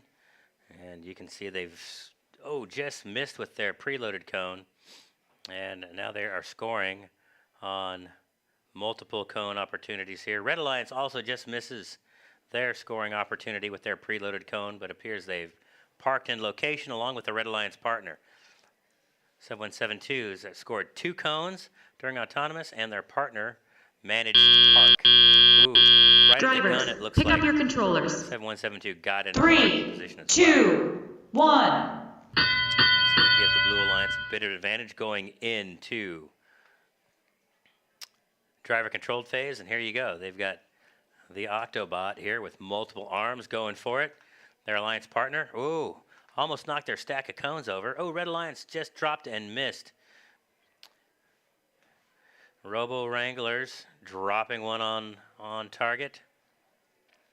Red Alliance trying to keep up with the Octobot of 7172 technical difficulties. The Beep Beep Bunch also putting out some good effort there. There you go. You can see the Red Alliance trying to cap over some of the blue opportunities, keep those beacons in their control. That'll count in the end game, and see if 7172 comes back to reclaim those during the driver-controlled phase. Again, Robo Wranglers trying to maintain a chokehold on that tall scoring location. Meanwhile, RoboGuard is out knocking out some of the other elements around there, the shorter scoring elements, and controlling more of the field out there. Red Alliance trying to cap over the top. I think we're going to have another triple-digit scoring fest here, guys. This is a fantastic match to watch. You've got massive scoring. You're getting some very tall cone stacks going on and wide scoring across many locations. Endgame has started. Custom capping elements coming into play. Their technical difficulties is capping over a small cone, getting the bonus point for controlling that. Once it is capped, you cannot cap over the top of it. Red Alliance also capping a element. 9 seconds left. A couple more cones, perhaps, or run to a parking location. Get those bonus points. Let's see what happens. Looks like 7172 is content to stay parked out in the field. And their partner also Red Alliance got one robot parked, maybe over in the far corner from the booth. Fantastic effort. Both teams into the triple digits. It's a great effort all around. We'll see if Endgame puts anybody into the 200 zone. I know we've had a 200-point score already. Let's see what happens if we can clear that here in the first few matches after lunch. Meanwhile, over on qualification round 13 on field number 1, Red Alliance is made up of Syntech, the team out of Frisco, tied up with Raider Prime out of Winsboro with the sweet vests and hats, up against Air 422 and Mainframe making up the Blue Alliance. Air 422 is a Flower Mound High School, and McCamey, their feeder, Mainframe, also out of Flower Mound. The Raider Prime bot with the red side panels and the etched team number preloaded with a cone, as is their partner Syntech. Both Blue Alliance teams also appear to have a preloaded cone. And everyone appears to have custom. Nope.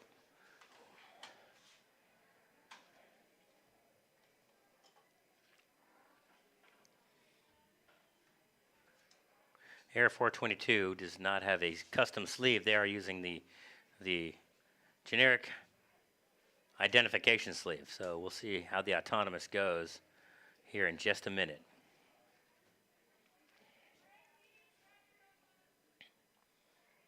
All right, they're clearing the field over in qualification round number 2. Officials will be moving over to field number 1 to get this one started. And we got a final. Let's bring you that final. As expected, we're probably going to see a Blue Alliance winner, and we do. Final of 161 to 140. Red Alliance 140. Fantastic effort. Most matches, that's a winner. Unfortunately, you had the number 1 team in the league in 7172 kind of competing against you. All right, Red Alliance scores 1, scores 2 during autonomous. Blue Alliance gets 1 robot appears to be parked. Syntech trying to score multiple cones during autonomous. Their gripper's having a hard time picking up cones. That's dropped 2 outside the arena. Oh no! Oh no! Their robot fell over. Drivers, That's the first pick up time your I've seen it controllers. happen in the league. 3, Hit the ground 2, beacon 1. and created a little bit of a push. They are, unless their arm can pick them back up and kind of push them back upright, they might be out of luck. I don't see them getting picked back up unless somehow their partner can get their arm over here and right them. That's one thing I don't think a lot of these teams plan on, is making an arm to right your bot. I think they're gonna have to just cut it, and unfortunately, Raider Prime's gonna have to pick up some slack here and carry the mantle for the Red Alliance the rest of this match. Meanwhile, Blue Alliance scoring on several elements close to their base. They've already got right now they're making up for some lost ground during the autonomous phase, as the Red Alliance did get a little bit of an advantage there, and they're having trouble kind of getting cones. They're both kind of vying for cones from their human-supplied depot here. So Raider Prime still got an opportunity to get out here and take home the prize for the Red Alliance, but they got to get cones picked up too. They're having a hard time holding on to them. So, well, we've got the Blue Alliance kind of going back and forth. Looks like we have a part that may have fallen off or something. We got some debris on the Blue Alliance shipping hub somewhere, and of course they're knocking some cones over. Live scoring has got the Red Alliance up ahead, 52 to 35. We'll see if they can hold on. Raider Prime doing some strategic stuff, dropping cones on top of the Blue Alliance markers to try to get those extra points. Meanwhile, one Blue Alliance team, I think, had lost some parts. Looks like there's parts on the field. They've gone to park. So now both Alliance teams appear to have a robot that's semi out of commission. This is going to be close. Red Alliance, Raider Prime trying to score their custom scoring element. They got 10 seconds to do it. They're trying to get on top there, gain control of that, and secure it. They do. And they're going to be able to try to get over into a parking spot. They got it. Blue Alliance trying to get away over to a parking spot, and they can't get around the fallen robot and the debris on the field. This is going to be close. 45 to 62. Let's see if there's any penalties involved. We had red cones ejected from the arena, and also their bot fell over. I think that's penalty enough when your robot falls over, but I'm not sure if there is a penalty on top of that. May have to go to the rule book and take a peek.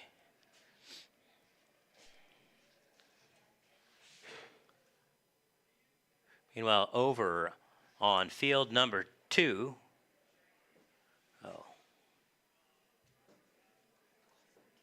scroll down. Over on field 2, we've got the Red Alliance Forged in Iron up with the Louisville High School team up against Low Voltage and Prototype.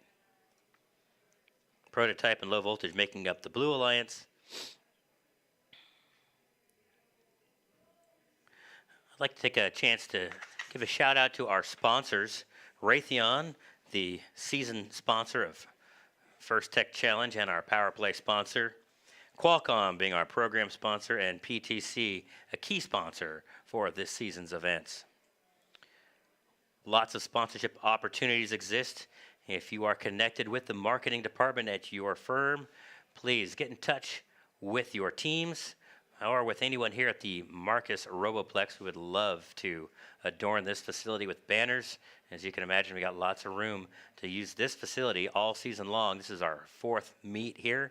Fantastic opportunity here at the Marcus Roboplex. Make sure to give us a call. Come by, talk to any of the Marcus in red shirts. We'd happily discuss opportunities to sponsor this venue. Meanwhile, back on the field, we've got discussion of what we're going to do penalty point-wise. This is a tight match. We had 2 robots kind of go down in the middle of the action, so I kind of leveled the playing field. We'll see how that all shakes out. It's important to note, you see some of the camaraderie out here. You got the Winsboro team out here in their construction jackets and straw hats. Exciting to see our rural companions out there making very competitive robots. And thanks for making the drive and being part of the X League. 32 teams make up the X League. We're excited to have all of them involved. This is the X League tournament here today. All 32 teams competing, and this is the first event where they had judging going on. So before all of the action started on the field, these teams were being interviewed and judged about their progress during the season, their outreach to their community, all sorts of factors beyond the robot. How are they involved? How are they being gracious and professional? As you know, gracious professionalism is a keystone here at First Inspires.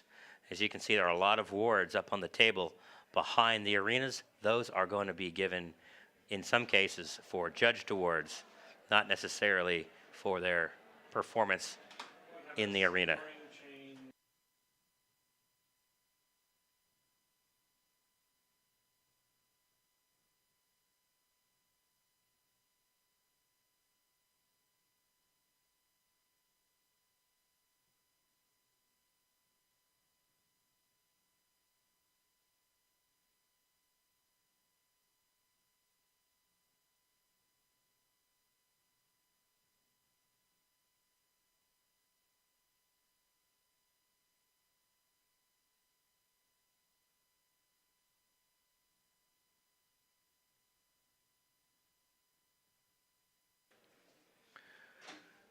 All right, we had a slight scoring change for round 13. We're going to repopulate that for you right now. The Red Alliance did win 72 to 54. 72 to 54. 10 points penalty on the Blue Alliance tallied in there. Fantastic effort on both squads. All right, here we are. Underway, field number 2. We've got 3 robots on the move. All look like they've parked in the right location. No one's going to score. We're just going to park. So that should give the Blue Alliance an advantage going into, the Red Alliance, excuse me, Red Alliance has got 2 robots parked with custom cones, giving them 40 total points to 20 for the blue. Again, that's why this autonomous phase is so critical. There are a lot of points to be Drivers, had pick up in your the controllers. teleop 3, phase of 2, these 1. matches. All right, driver control, we're on the move. All 4 robots moving around. All right, Blue Alliance scoring quickly on the tall hub near their base. Red Alliance also scoring from the side hustle. You can see the red and blue have both followed the same strategy. One robot going for the human supplied area, the other one going for the pre-stocked area for those cones. One Red Alliance robot looking to create activity on the ground far away from their base. It looks like they may be going for a circuit. Nope, now they're moving. They are holding on to their cone. They're actually going to drop a cone right behind the blue robot on that ground beacon, forcing the blue robots to go around that cone without incurring a penalty. That is one of the strategies that some of these teams employ. They want to get that blocking cone scored. So that Red Alliance has now added that component for their defensive move. Meanwhile, Blue Alliance still trying to score on the tall portion there. Blue Alliance partner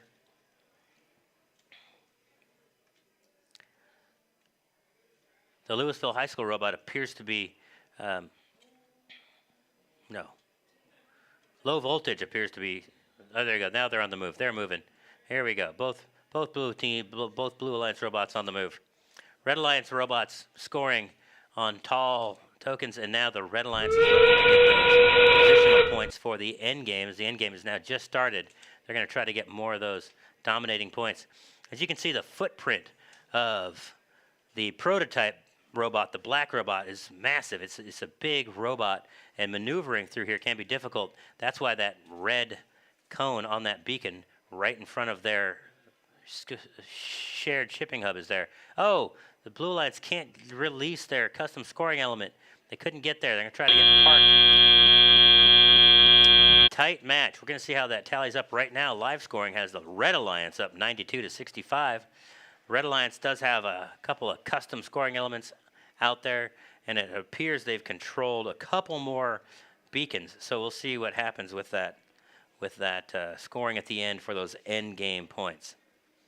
Meanwhile, over on field number 1, we've got the Chuckleheads paired up with Tier 1 to make up the Red Alliance, up against the Vikings and the Marcus Minions. Again, this is a bragging rights match, as the Marcus Minions and the Chuckleheads both operate out of this facility. And so we're excited to have that friendly competition in-house. Chuckleheads came in to the event ranked number 4 in the league. So they're well positioned to take off. And Tier 1 came in ranked number 2. So this should be a potentially high scoring match, as you've got 2 of the top 5 teams paired up for this. This is again where that strategy piece comes into play, though, folks. Will that strategy work symbiotically with each other? So I'm sure it's been discussed of what is the best approach for these guys to take. They're discussing strategy right now. You can see where they're talking about where that cone needs to be placed. That can be a critical component, because each of these robots may have a very narrow window to be efficient in picking up cones.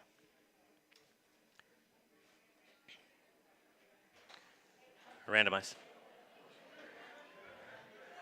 The Marcus Minions robot has got a very complex arm built into it. Very impressive looking robot. Their partner, the Vikings robot, very compact. I think there's a big advantage for those light, compact bots maneuvering around the field. We've got a final over from field number 2 we're going to bring to you right now. That was a tight match, and the Red Alliance holds on and actually runs away with it. The end game points, 20-point difference, plus they got 10 penalty, 125-67. That's going to move one of our teams there, Forge and Iron, up in the standings a few points. All right, we're underway in field number 1, the autonomous phase. We've got the Red Alliance. Oh, Tier 1 just missed. They just missed. Chucklehead scored their preloaded cone and parked. The Marcus Minions trying to score multiple cones. Their grippers still having a hard time picking those cones up from the side. So they are now parked. Drivers, pick up your controllers. 3, Red 2, Lions has got a little bit of 1. advantage going into the driver phase for scoring more during the autonomous. All right, Tier 1 on the move. Going to quickly drop one on that ground beacon, creating havoc for the Blue Alliance to get cones from there. Meanwhile, Chucklehead score on a tall beacon to spread their control around the field. Blue Alliance trying to score a ground cone. Oh, couldn't quite get it. Knocked it over. The Vikings trying to get over and now grab another one. The Vikings got one there on the move. The Marcus Minions hovering over a medium-sized scoring point. Oh, just trying to get that on there. There they go. Now they got it. Marcus Minions score one. Meanwhile, Tier 1 trying to get around the Chuckleheads. Chuckleheads trying to get out of the way. There they go. Both the Forged Tier 1 and the Chucklehead bot are retrieving cones from the supply side. Chuckleheads have now changed strategy, get it from the side location, and they score on a tall element. Tier 1, again, spreading the red control around to more areas. If you look at that checkerboard pattern, you're going to see the red start taking up more and more of these locations. Probably going to have a penalty on...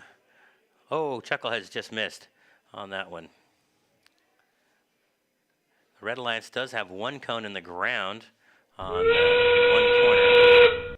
End game, last 30 seconds. Here we go. Tier 1 dropping one on the corner. They're going to try to go for a circuit.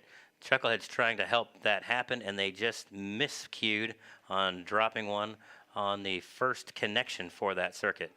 I'm sure they're going to be in a race to try to get a cone over there. They got 9 seconds left to get that circuit. Chuckleheads are content to park. Tier 1 trying to score their custom element beforehand. They do. They got it. All right. Red Alliance has got a pretty firm grip on this one, but Blue Alliance, fantastic effort as they got their custom scoring element on a medium-sized scoring point. Again, you can see a lot of cones on the field, folks. I do know we got a couple penalties. I'm pretty sure the Red Alliance had a cone on that ground beacon right in front of the human supply depot there for the Blue Alliance, and that got knocked over. I'm going to assume a blue robot knocked that over, which is a penalty. We'll come back with the final on that in just a moment. Meanwhile, over in field number 2, we've got the Marcus Detectives paired up with Iterative Intentions and the Blue Alliance up against the Callisburg Robocats and the Metal Manipulators. The Iterative Intentions squad is now ranked 6th in the live scoring, partnered up with the Detectives, who are ranked 10th.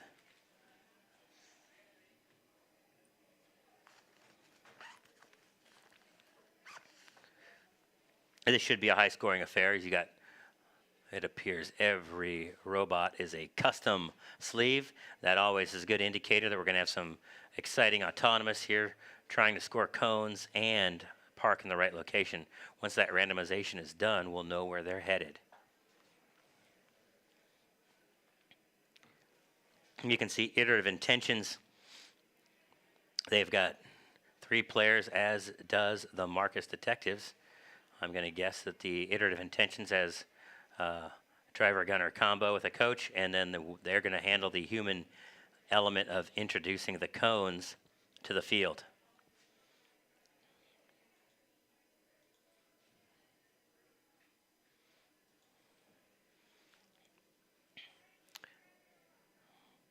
All right, looks so far in field 1, they are clearing the robots, clearing the custom elements.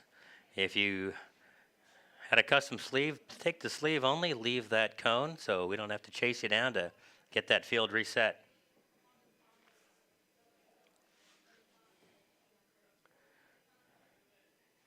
Meanwhile, we'll get field number 2 ready to start here in just a moment.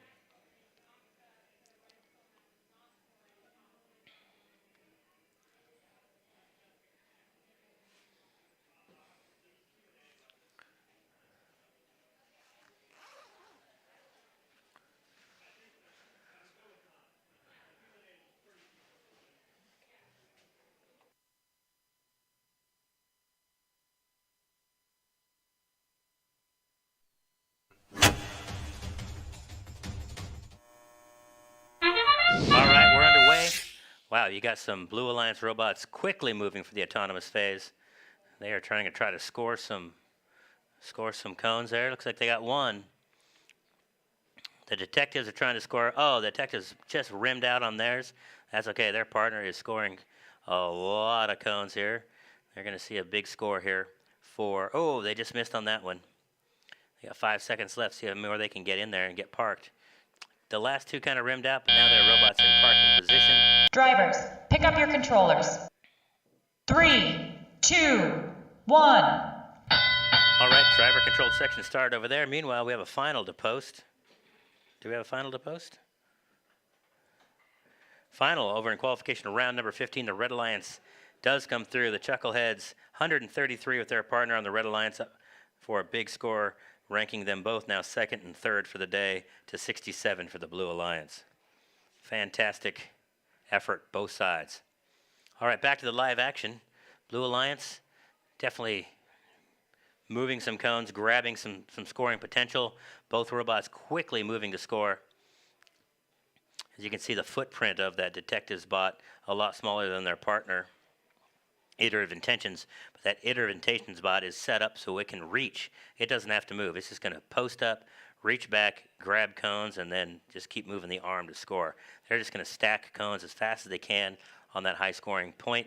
Meanwhile, the detectives, as the partner, is probably going to try to get more control of scoring elements around the floor, so at the end game, they've got those extra points to score.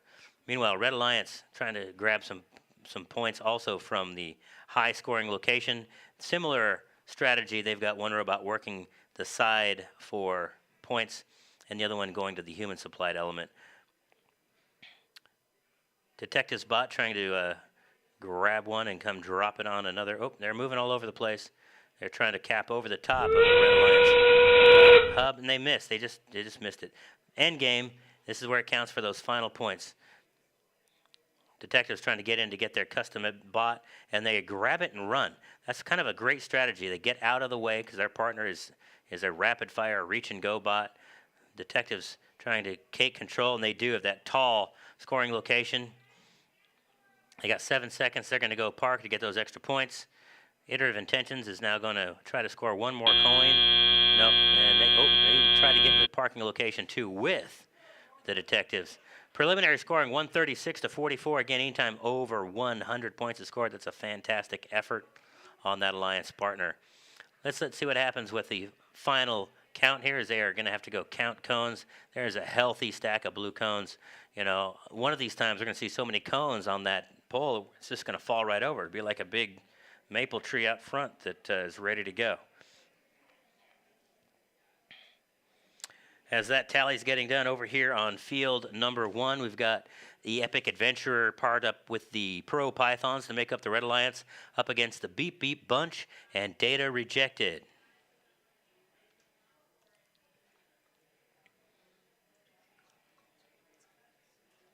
As soon as we have a final, we'll bring that to you as usual, but they got quite a few cones to count and quite a few cones to pick up. We've got to thank our volunteers for getting out there and keeping these matches running smooth and fast. Also, if you got that afternoon hunger, head on back to that snack bar. We got snacks, we got drinks, we got waters, we got coffee, we got hot water for cocoa if you're feeling a little cold out there. And finally, of course, some food, snacks, chips, might even be some pizza left over, not sure about that. Yes, we got pizza, $2 a slice, folks. That's always good. That's cheaper than buying it. So head on over there, grab yourself a slice, enjoy the final matches we've got. We've just completed 16 of 37, so we got another 20 matches to go, and we got a final from our previous match. And it was the Blue Alliance coming through, the big win. The Detectives partnered up with Iterative Intentions, 167. That's going to bounce Iterative Intentions up to 5th overall. Look at that score. Driver-controlled section of that match, 104 points, and the end game was 33. Massive effort on the Blue Alliance. Fantastic.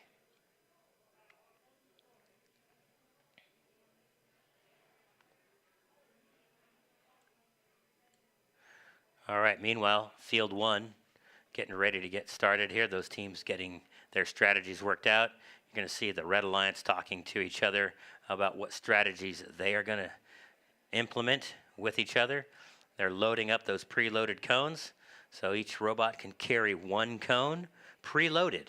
So you'll often find these robots are carrying one cone before we begin, and those can be used to score during the autonomous phase or be held for the driver-controlled phase if they are only parking their robot. Gives them that extra advantage to score that cone quickly.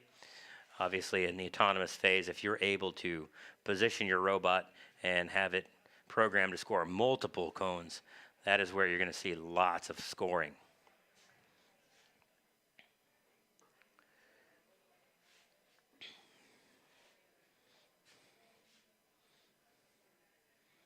All right, teams are getting over on field two, ready to go. Getting the thumbs up from all the teams here on field number one. As long as they are ready to go, we'll get the thumbs up, get this one underway.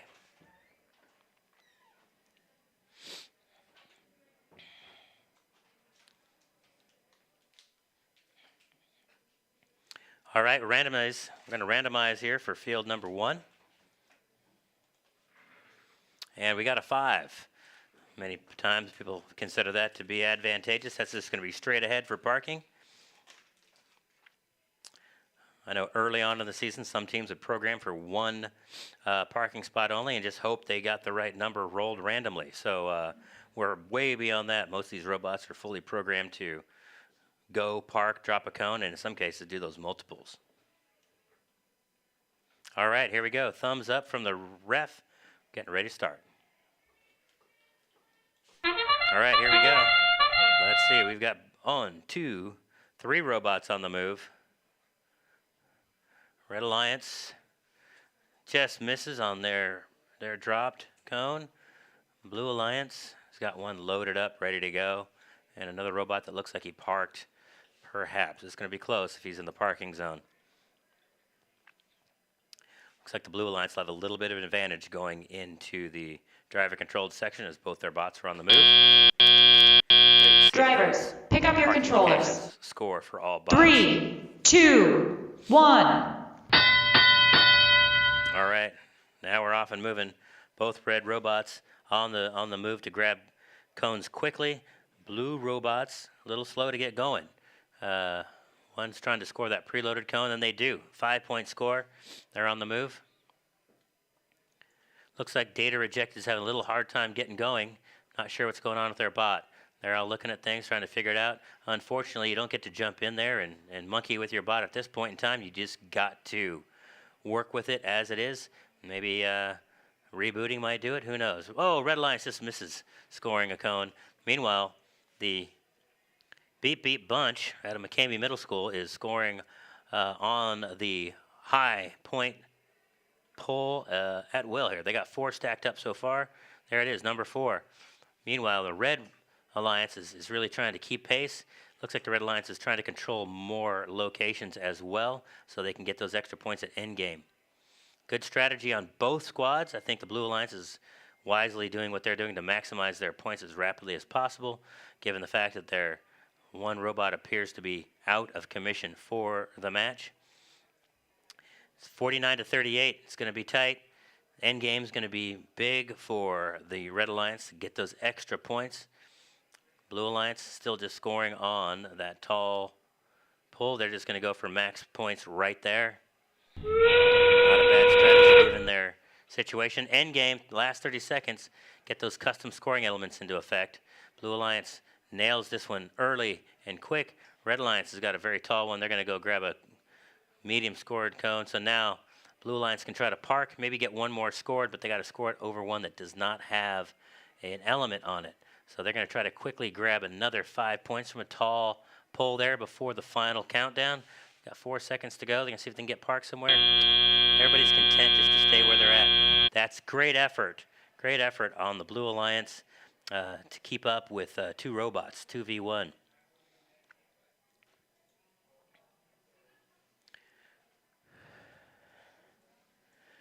All right, live scoring's got it at 79-71.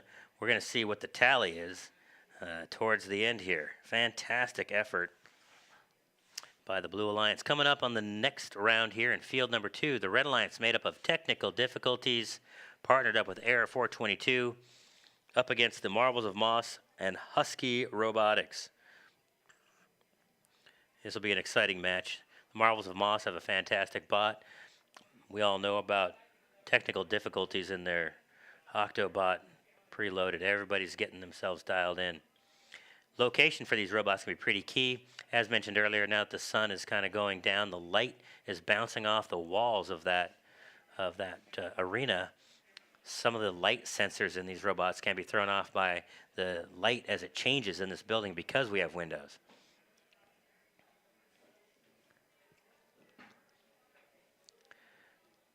This particular match, we've got one. Each member of the Alliance has a custom sleeve, while the other ones are using the generic. The custom sleeve does give you a 10-point bonus if you're able to park in the right location.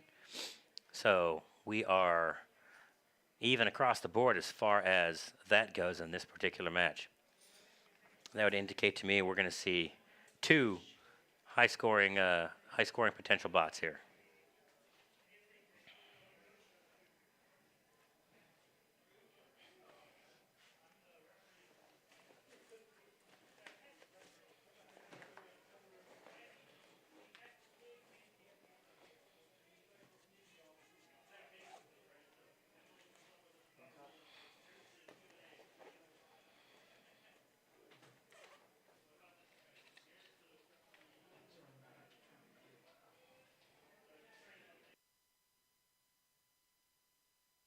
And we got a final score to share with you guys. Red Alliance does come through in that last qualification match. It was very close, though. 79-71, the end game made the difference. So having both robots in play gave them a advantage 24-6 in the end game to take that one. Keep in mind the Blue Alliance had one robot go down pretty early, so that definitely made the difference in that match. Meanwhile, back over on field number 2, to your right if you're in the building. We're getting ready to get started. All robots are placed.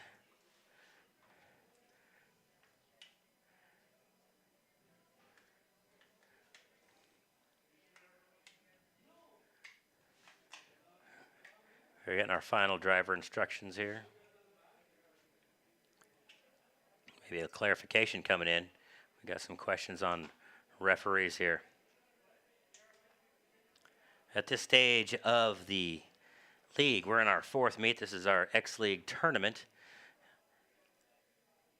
Our rules and enforcement is going to get stronger and stronger as meets go on. When we go on to the regional event next, top teams out of the X-League will be competing at regionals, and the penalties will be tighter and tighter called. So it's a learning process, not only for our referees through the season, but also our teams, so they are fully aware of what to expect as far as penalties. That could be a big, big deal. You will find, in some cases, our students standing on that question mark for what may be, 5 or 10 minutes waiting patiently for their opportunity to have a question answered. And we love to see that. All right, here we go. I think we got everything cleared up over in field number 2.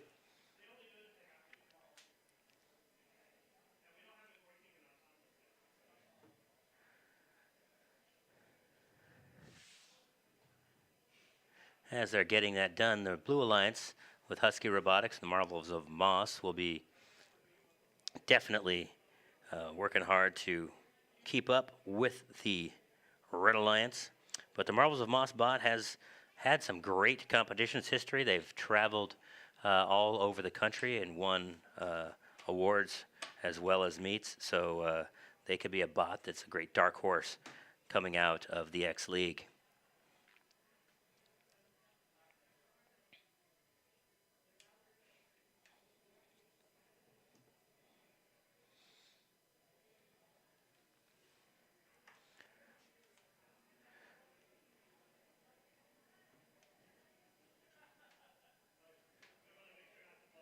All right, we've cleared the field.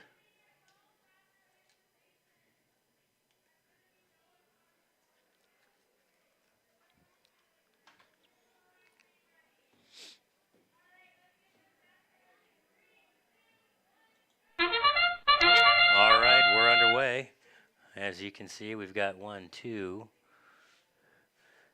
3 bots on the move, 4 bots on the move. Wait a minute. It appears only the Red Alliance as technical difficulties is represented. Air 422 did not field a bot. This will be a big challenge for technical difficulties, the top-ranked team in the X League. See how they can Drivers, compete pick up your controllers. with no alliance partner. 3, 2, 1.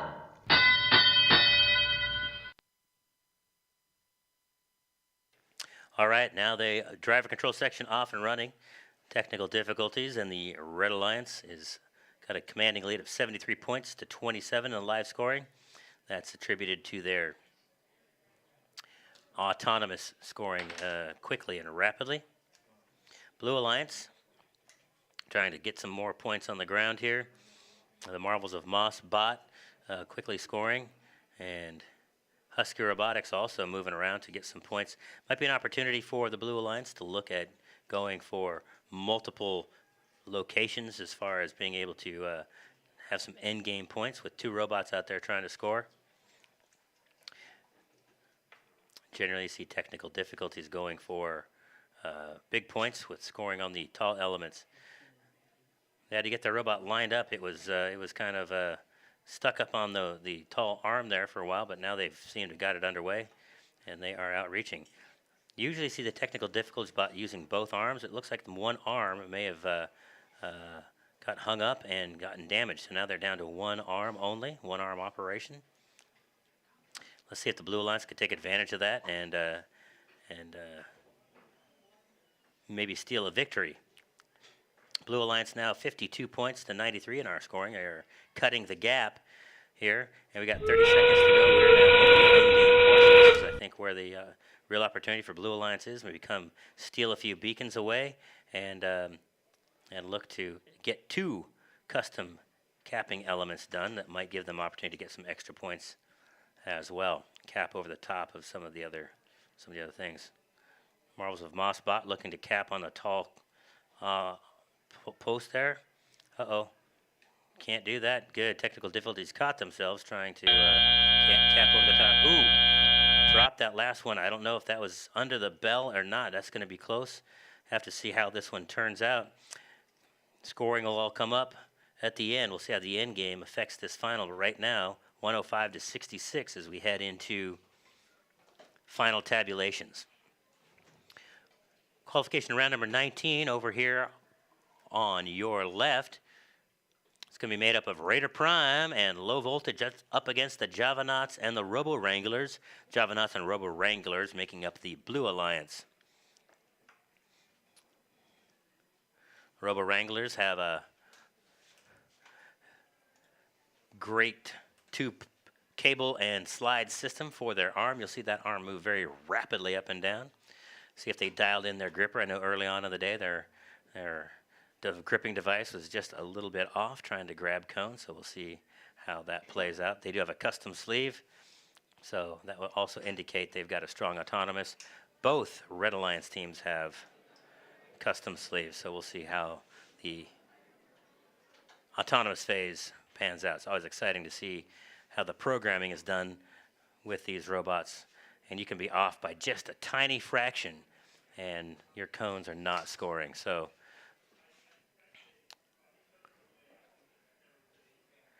meanwhile, over on field number 2, still discussing some of the points, looking at any penalty potentials here and how this is going to score.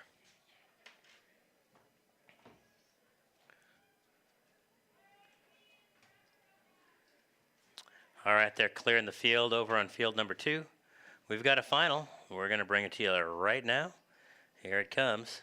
Let's see if the Red Alliance of Technical Difficulties and Air 422, who wasn't fielded, could hang in there, and they do. 115 to 67, and they are both tied in the end game, and the Red got actually some penalty points. So great performance by Technical Difficulties operating without a partner. We're underway over in field number 1. Winsboro just misses on their autonomous drop of a preloaded cone, and they park. Meanwhile, same thing for the Blue Alliance. They move one cone around and park. So it looks like we're going to have probably a tie score going into the driver supply assumption. The Drivers, have a little pick up your controllers. shimmy shake there at the end. 3, 2, 1. Backing up against that wall and causing a vibration. Here we go. Live action going on. The 9511 low voltage bot quickly trying to go get some points here as it is moving around. Looks like they're going to try to go and, oh, they're hung up on that ground beacon. That's one of the problems. The ground beacons, these small little cups on the ground, can sometimes get these robots hung up as they try to traverse the arena. Sometimes it's the narrowness of the bot that lets them get through. Sometimes they build clearance to get over that. But then you have a center of gravity problem. Now you got two robots kind of stuck in the same spot, a blue and a red robot, both kind of hanging out here. Can't seem to figure out which one has got the right of way. And that's the other thing. Sometimes you all are congregating in one spot. Meanwhile, the Winsboro team is taking advantage of open road and dropping cones in multiple scoring locations. Red Alliance up 42-20 at this moment. Winsboro going to quickly grab that corner ground area as well. So you'll notice you can score in the corners. Those are called a parking depot, and they're just going to be able to score points there. Sometimes we've seen robots that have their arm has gone dead during a match. They can simply become a push bot and start pushing cones into those ground level parking areas. Right now, live scoring is kind of 42-20 still. I think our scoring system's probably just lagging a little bit. We're in the end game, last 30 seconds. Winsboro team, oh no! Blue Alliance lost their gripper. It fell right off. They've got a robot that has fallen apart. That's going to be difficult to deal with for this match. That's why they went and parked in the corner. They're getting the points they can. Luckily, they'll have time between events to probably get that fixed. A couple of screws have come loose. That could be a big robot name moving forward. Loose screws, or screws loose. All right, that's the final. It's going to be tight. The Red Alliance has a bit of a lead, 72-30, as we go into final scoring.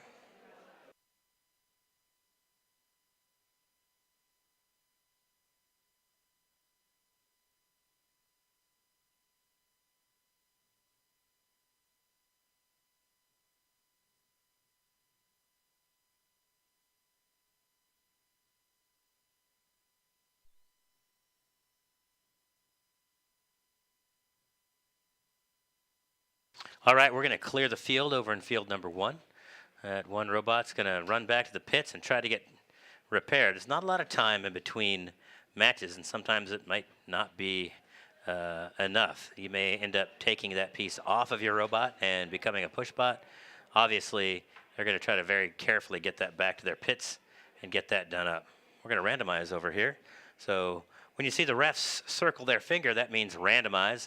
That does provide a randomized location for those robots to go park in. That's all handled here in the booth. So in the booth, just so you guys know, we've got several technicians here working away, and we've got a final. So our final scores are coming to you rapidly today, which is fantastic. That's that live scoring opportunity. Red Alliance does hold on to win 95-34. And 50 points scored in the end game. That was a 40-point swing. Nearly made the difference right there alone. Fantastic effort.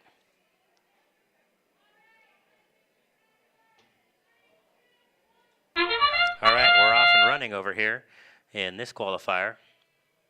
You can see all 4 robots on the move.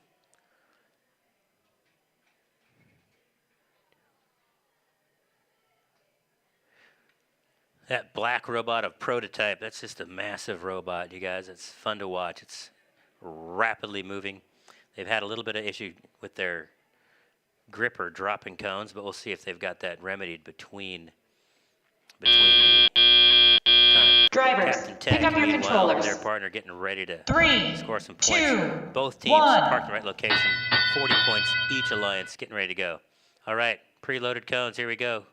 Both Blue Alliance scoring, Captain Tech and Prototype quickly getting those scoring opportunities. And Red Alliance also scoring quickly, getting some cones scored.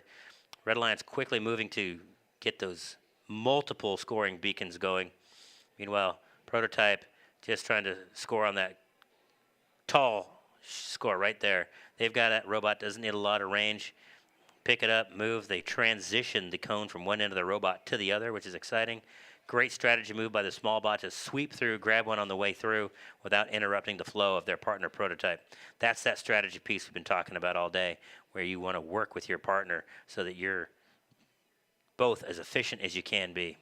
Meanwhile, Red Alliance going to cap over some of the Blue Alliance scores. That'll come through at the end game. The more of those areas you control with your cone as the last scoring cone, the cone on top, so to say, is going to put you in the opportunity to have those extra points scored during the end game, which is coming up in 20 seconds. Live scoring 94, 100 to 109. This is a very tight match. Prototype now moving around. They're ranging away from their home base. They understand they need to get some of those other cones scored, take control of some more of these beacons for that endgame piece as endgame starts in 5 seconds. Both Red Alliance bots kind of hanging out waiting for cones to be dropped to them. There they go. They're on the move. That's that human player's got to be heavily involved, making sure that you're dropping cones. Kaizenite and Trojan Robotics battling it out here with this Blue Alliance team. Both teams are going to be into the hundreds. This is a fantastic match. A lot of scoring going on. As you can see, not a ton of cones on the floor. The one big problem was that stack of cones to Red Alliance did get knocked over on the near side of the field. That is an opportunity lost. Looks like both red robots got into parking scores. Blue Alliance got into one. It's going to be tight. Right now, though, the Blue Alliance did take a big jump at the end in the live scoring, 158 to 116. Let's let it get out there and see what the referees tally up, if there's any modifications to that score.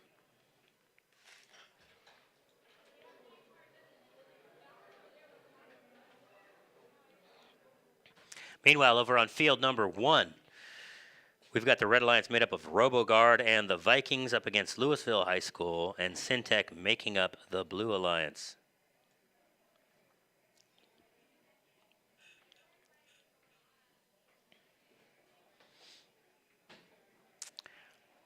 Want to give a big shout out to the volunteers once again.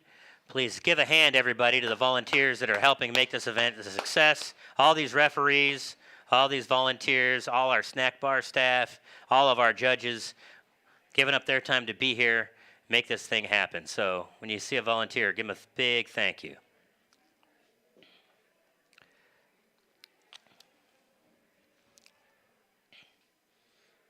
Also, a big shout out to my missing partner in crime, the Hedrick coach.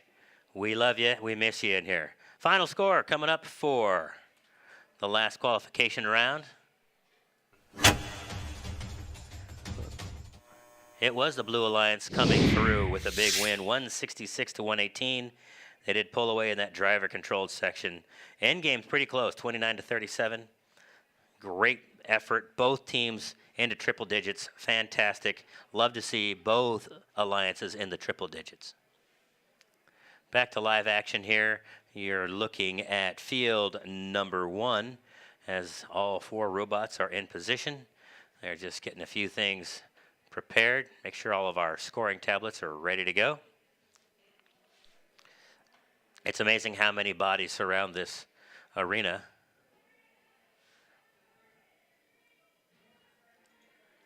All right, we're underway.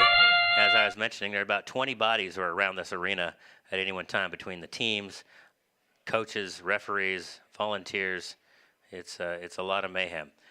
All right.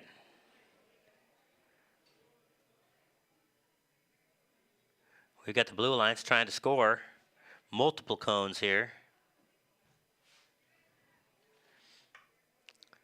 Can't quite tell from my vantage point if they're scoring a bunch of cones or if we're spilling a bunch of cones. Drivers, pick up your controllers. One Red Alliance team appears to have parked. 3, 2, 1. Blue Alliance is going to have a potential head start going into driver control section.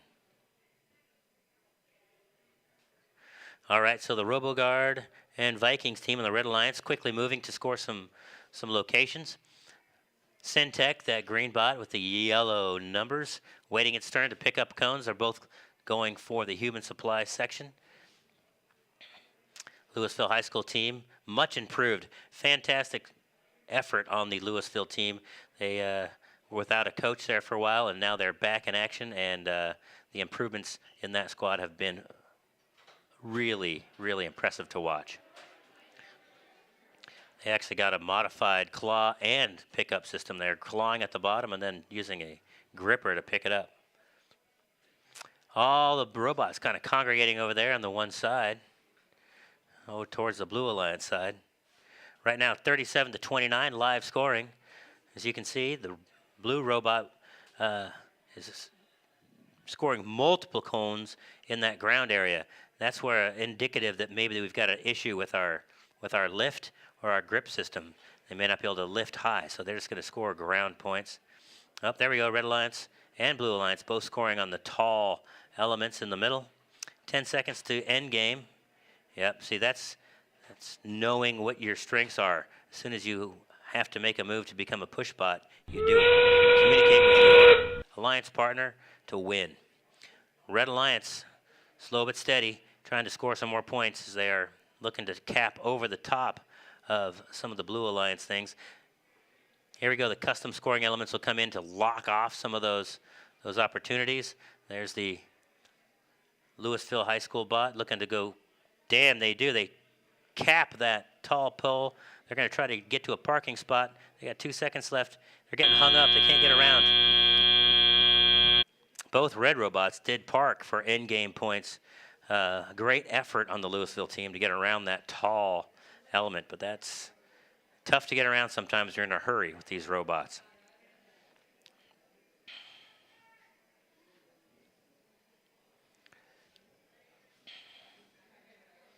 Only one red custom element got out of the depot, but they did score it on the ground level. And we do have an unusual ruling to be had as we are going to the rule book to look at a few things. Meanwhile, over on field number 2, we'll come back with that final in field number 1. Field number 2, we have got the Chuckleheads and Forge and Iron representing the Blue Alliance up against Mainframe and the Callisburg Robocats. This will be an exciting match. The Chuckleheads in the top 5. Callisburg moving up the ranks, up against them. Mainframe in the top 10 coming into the day. And Forge and Iron just outside the top 10. This is going to be a evenly matched qualification round. It's exciting to see how they come out.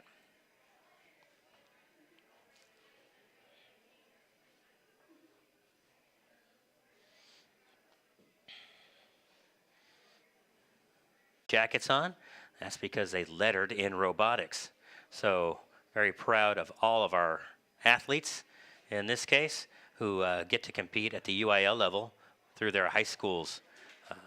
It's fantastic that our high schools are recognizing robotics in the sense that they do, and we look forward to seeing a bunch of our X-League teams at the state championships here later in the year.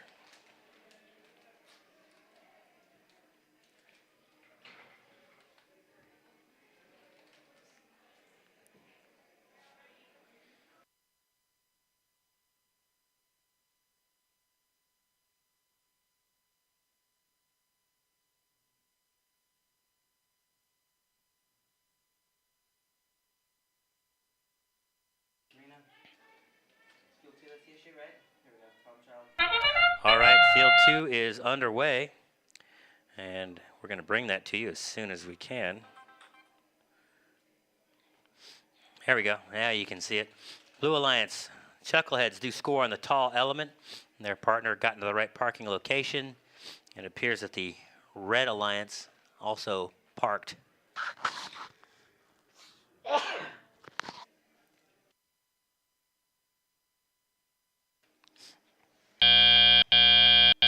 Drivers, pick up your controllers. As you can see, when those 3, robots score 2, a single 1. cone and score quickly, there's a lot of time left. That's why a lot of these coders are programming their bots to score multiple cones during that autonomous phase. That 30 seconds can actually be quite some time.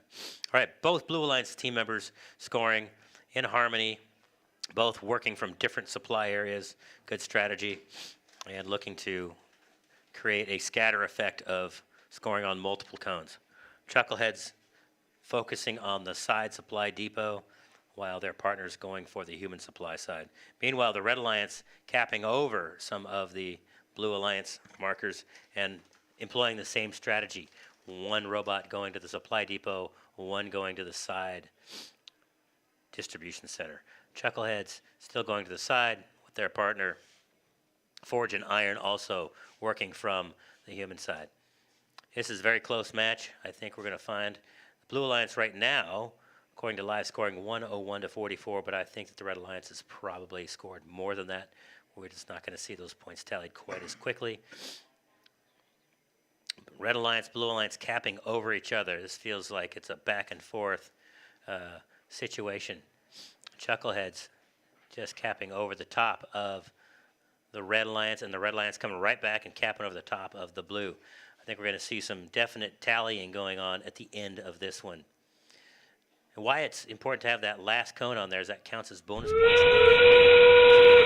Is the third phase of the match, and we're in it right now. So this last 30 seconds, capping, having your cone on the top gives you bonus points. And also you can score your custom element. So that's where teams have created a customized element that is like a cone but different. You can see that one with the blue tape on it is unique. So both of those Blue Alliance teams have scored their custom element, and both teams are trying to park in locations where they get bonus points.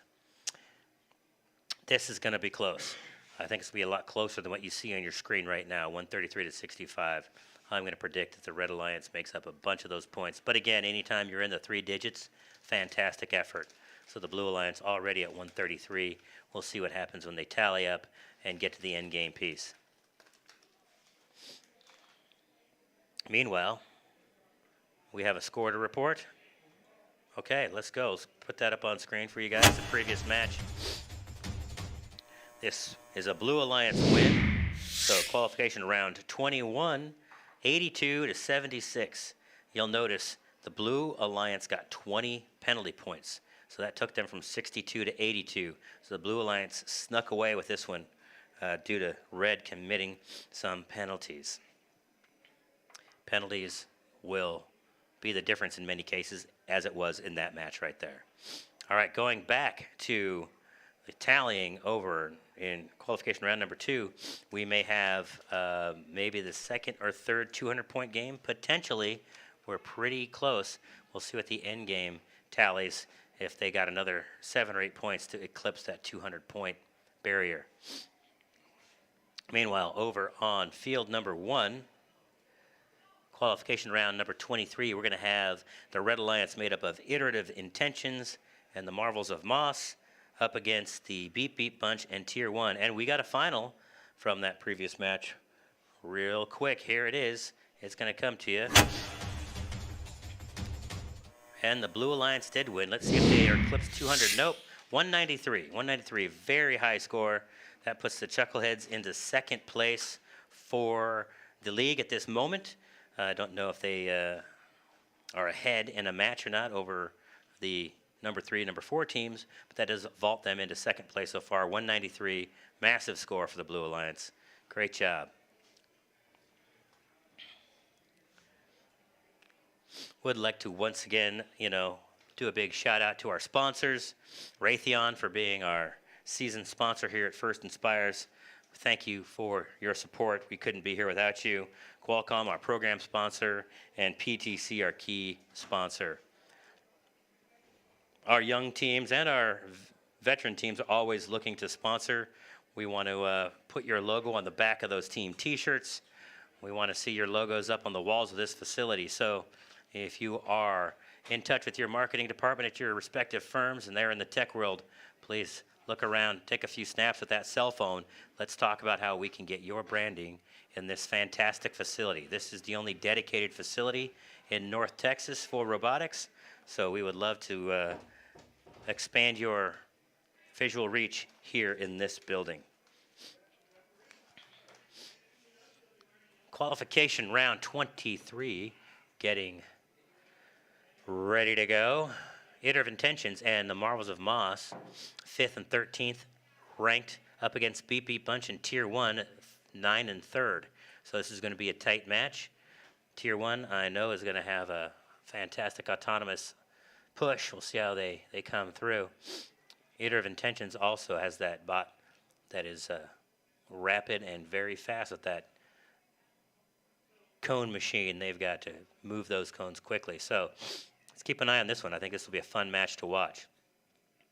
Again, this is where that strategy piece comes in, making sure that you dance quite well with your alliance partner to the best of your ability so that you both score as many points as possible without committing any penalties.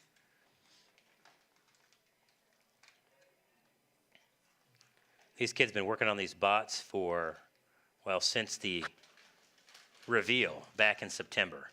I know that a lot of these teams, once they see that reveal, are starting to build their bots moments after that is done. They got their notebooks in the stands when the big video comes out, and they're starting to work on it. And then you're going to see through the season, if you've been watching or you've been here, these robots have changed dramatically from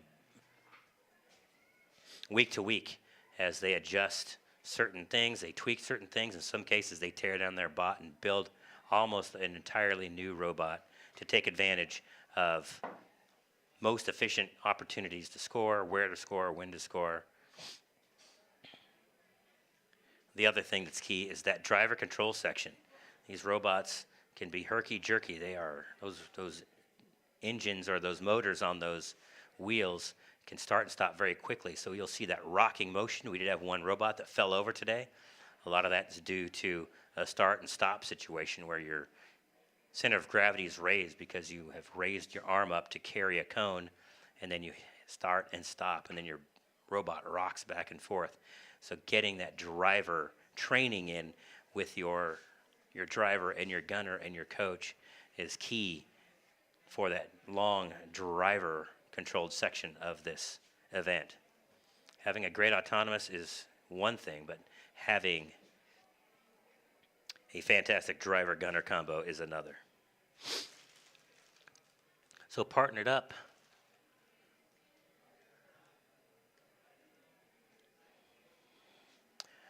With the Blue Alliance, we've got the Beep Beep Bunch out of McCamey Middle School up against Tier 1, that community school from Plano.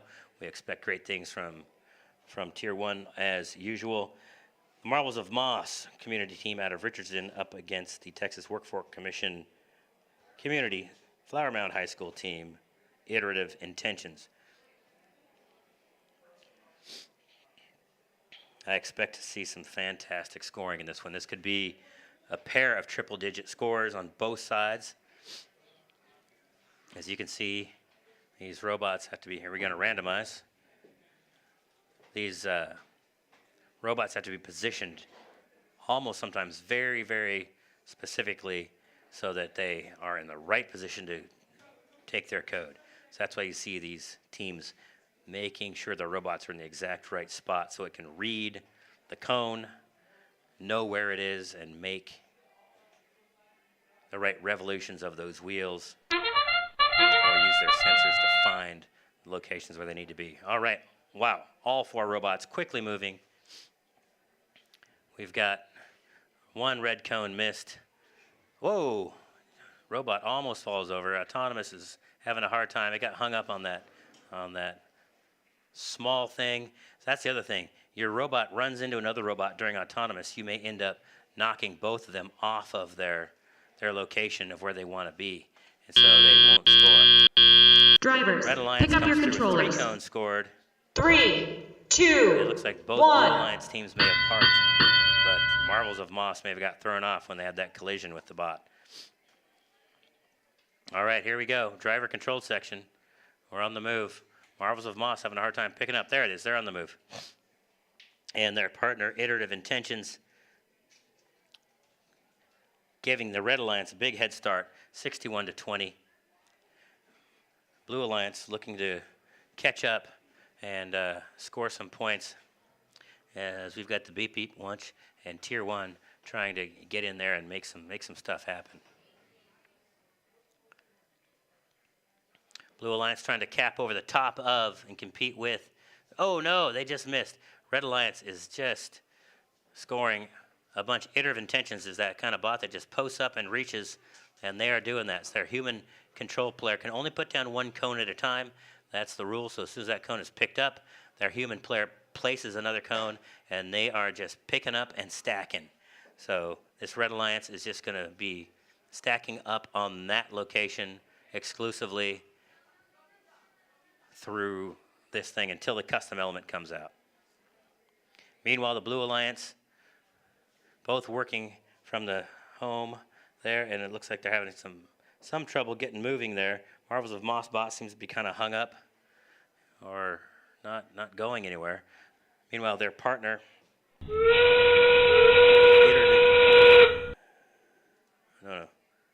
Beep Beep Bunch, not Marvels of Moss. Beep Beep Bunch and Tier 1 trying to keep up with the Red Alliance and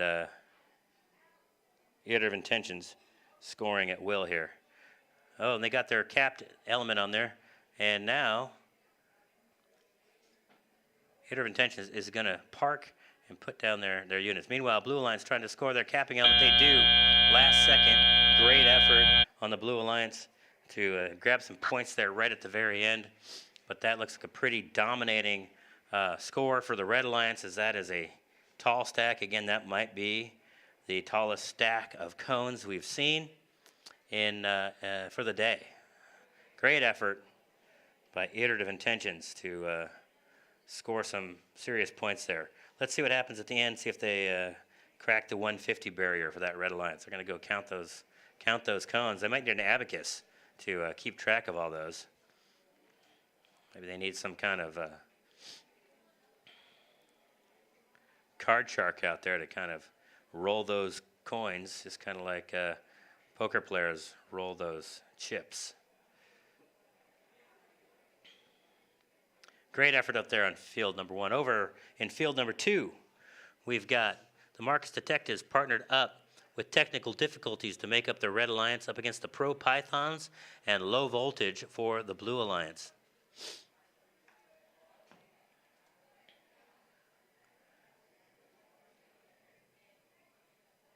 As you can see, Technical Difficulties seems to have the 4th player. They're going to be introducing that human element, as they're going to have the 2-armed bot going after that, so they want their player who's familiar with where to place those cones as the human player.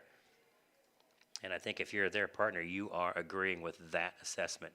Over in field number 1, they have given the okay to clear the field, so those robots will be taken out, and they'll reset that for the next match. We're excited for that. If you did use a custom sleeve, please leave the cone. Just take the sleeve. We want to make these afternoon matches go on without having to chase people down for those cones. Snack bar is still open in the back. If you are hungry, want a snack, candy bar, soda, head on over there, grab yourself a snack. All right, we're underway in field number 2. And you can see we got 1, 2, 3 bots on the move. Both Red Alliance bots making some activity. Marcus Detectives, see if they can score. They just missed, but they parked. Meanwhile, 7172 appears to have knocked over their stack of cones they are reaching for. So they're hopefully going to be able to park. They're still trying to reach for cones that are no longer there, but that's okay. It looks like they're going to get parked in time for those bonus points. Pick up your controllers. So we'll be looking at 40 to 3, 20 2, score 1. going into the driver controlled section. All right, now they're off and running. All 4 bots making the move. The Marcus Detectives grabbing from the side supply depot. Meanwhile, 7172 has got hung up on that tall pole once again as they are trying to get positioned quite right. The Blue Alliance has now got both robots over in the Red Alliance area trying to score some cones, and they do over that low beacon. But during the process of getting those scored, they were able to kind of effectively keep 7172 from reaching to go grab those cones. good strategy on the Blue Alliance. Got to be careful they're not creating any penalties during that process. Right now, the Blue Alliance ahead, 31-20 in our auto scoring. I think the Red Alliance got a few more scores than that, but we'll see. There we go. The Detectives score another cone and quickly are moving to go to their supply depot to get another one. Meanwhile, 772 dropping some cones, but now they seem to have gotten posted up in the right location. Their arm is now reaching and scoring rapidly on those tall cones. It appears that one of their arms, again, is not functional, as they're just reaching out with one arm versus the both. Marcus Detective is trying to cap over the top of the Blue Alliance on a medium scoring location, and they missed it. They dropped it, didn't get it. We're in the final phase, last 30 seconds. Red Alliance now holding a lead of 61-35. 7172 trying to pick up a bot. Blue Alliance trying to grab a few more cones to get some scores and maybe park for those final points. Having a hard time getting around. Looks like one Blue Alliance member is already parked and is calling it. The second one's trying to grab one here in the final 10 seconds, see if they can go quickly score and then quickly park. Might be their custom element. They do. They get it. And now they got 3 seconds. One. All right. Wow, not the high-scoring affair I was anticipating. Is now our live scoring is at 54-57. Let's see what we got end-game point-wise. And it looks like the Blue Alliance might pick up a couple points for controlling more beacons than the Red. So that'll be maybe getting parked in those locations. Might be part of that final point total, but we'll get back to you on that final here in just a moment. Wow, quite a shocker in that low-scoring affair. And we got a final from qualification round 23. Nope. It's broken. Okay, we'll bring you those finals in a little bit. I promise we'll bring those finals to you. Meanwhile, over in field number 1, qualification round 25, we've got the Red Alliance made up of the Javanauts and Air 422 up against Trojan Robotics and Epic Adventurer.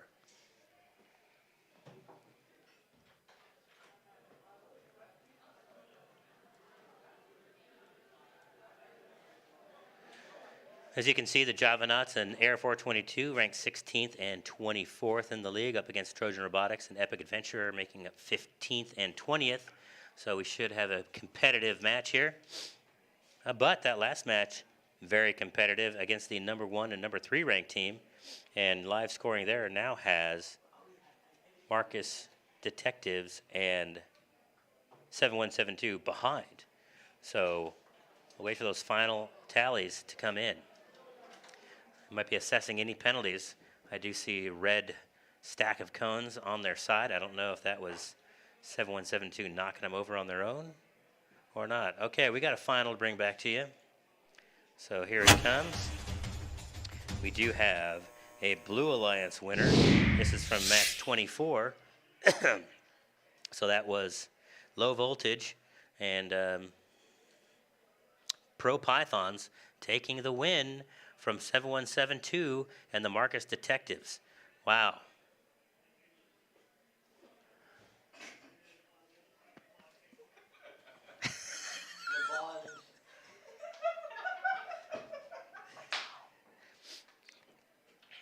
Oh, we like to have a little fun here in the booth every once in a while. You're going to have a few chuckles now and then.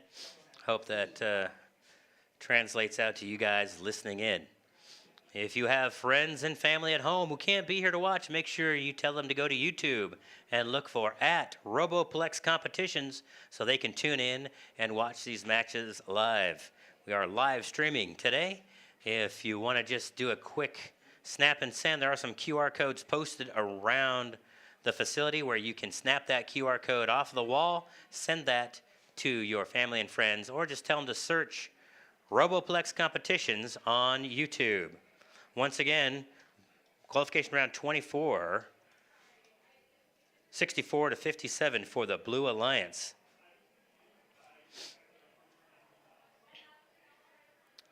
Difference in that, 10 penalty points. Red team committed 10 penalty points, so that 7-point win was bolstered by 10 penalty points. So Penalties can make the difference, even if you are the top-ranked team in the league.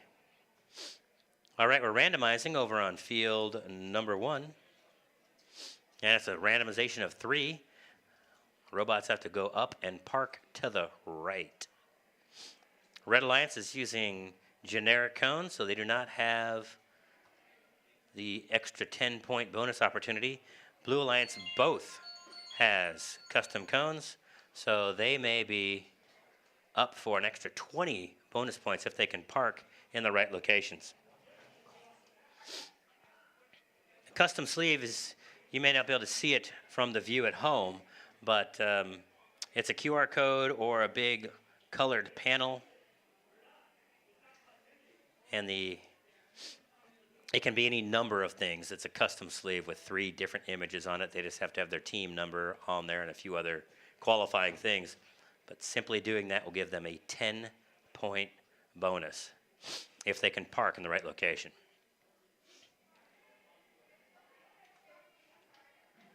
So if both those robots are able to park in the right location, they'll each get 10 bonus points, totaling then a bonus of 20. All right, the Trojan Robotics 3-wheeled vehicle got a little hung up on that short pole, but it appears like they may be close to being in the park. Their partner didn't move at all, so all those bonus points I was just talking about don't appear to be happening for any side. We may be all starting off at a stalemate Drivers, here. pick up your for the driver controllers. control section. 3, 2, 1.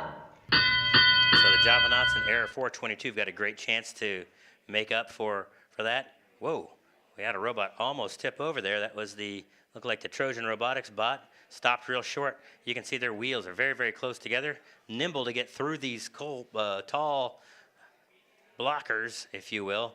But sometimes it can be a little dangerous if you stop quickly. Blue Alliance quickly grabbing cones, scoring on the tall element. They are dividing and conquering. We've got them both grabbing cones from different locations. So Trojan Robotics is coming to the side to try to score. Meanwhile, their partner, Epic Adventure, is going to the human-supplied area to grab cones. Same effect for the Red Alliance. We've got the Air 422. Actually, both of the Red Alliance looks like they're going for the human-supplied area, at least currently. Oh, now they're splitting it up. There we go. Blue Alliance scores over the top of the red cones. Their strategy maybe grab some more beacon areas so they get those bonus points at the end game, as they are now looking to score on multiple locations, giving them bonus points. That's damaging. Red Alliance right now live scoring 27-49 for the blue.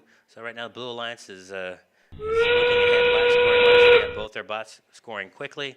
Red Alliance trying to catch back up. We are in the final 30 seconds. Custom shipping elements being administered as we've got Red Alliance with one in hand, Blue Alliance with one in hand, trying to cap. If you cap over the top of an area with your custom cone, your custom scoring element. Whoa, our second robot that's fallen for the day. That is it. That is it. With that short wheelbase, they were trying to sneak in there and grab it, and their center of gravity was elevated with that custom shipping element.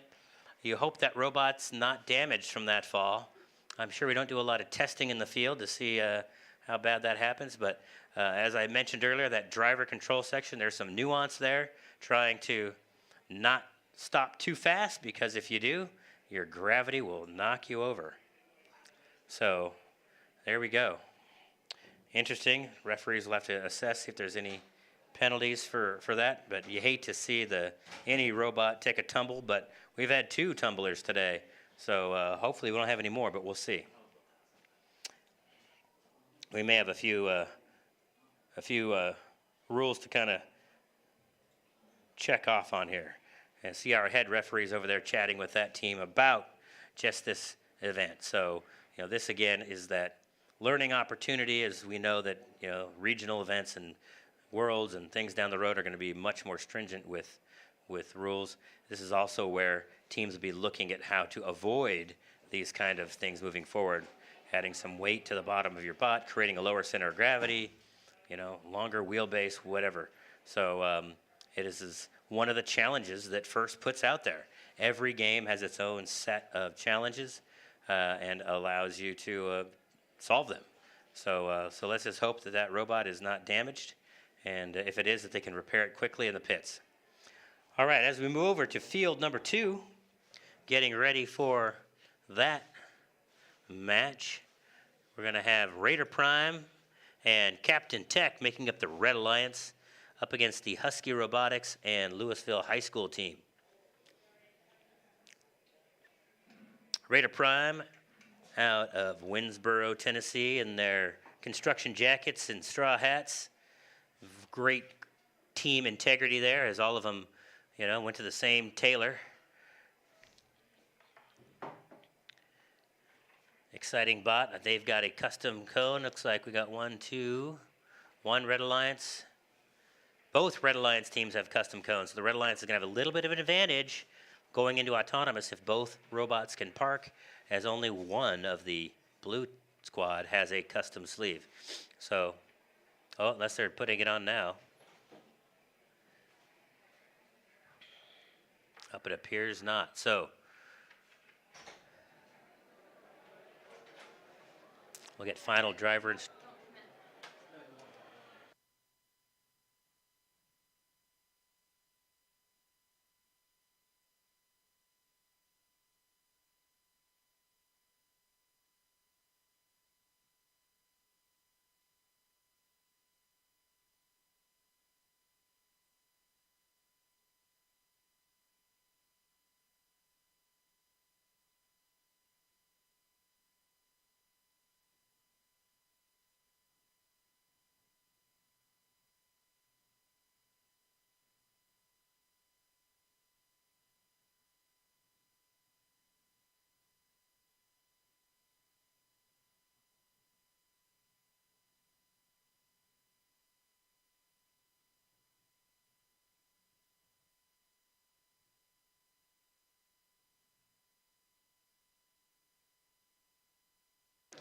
All right, we're going to have a final for you. We're going to post a...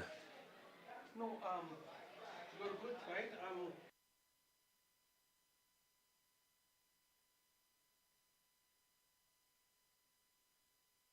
You're planning to be here?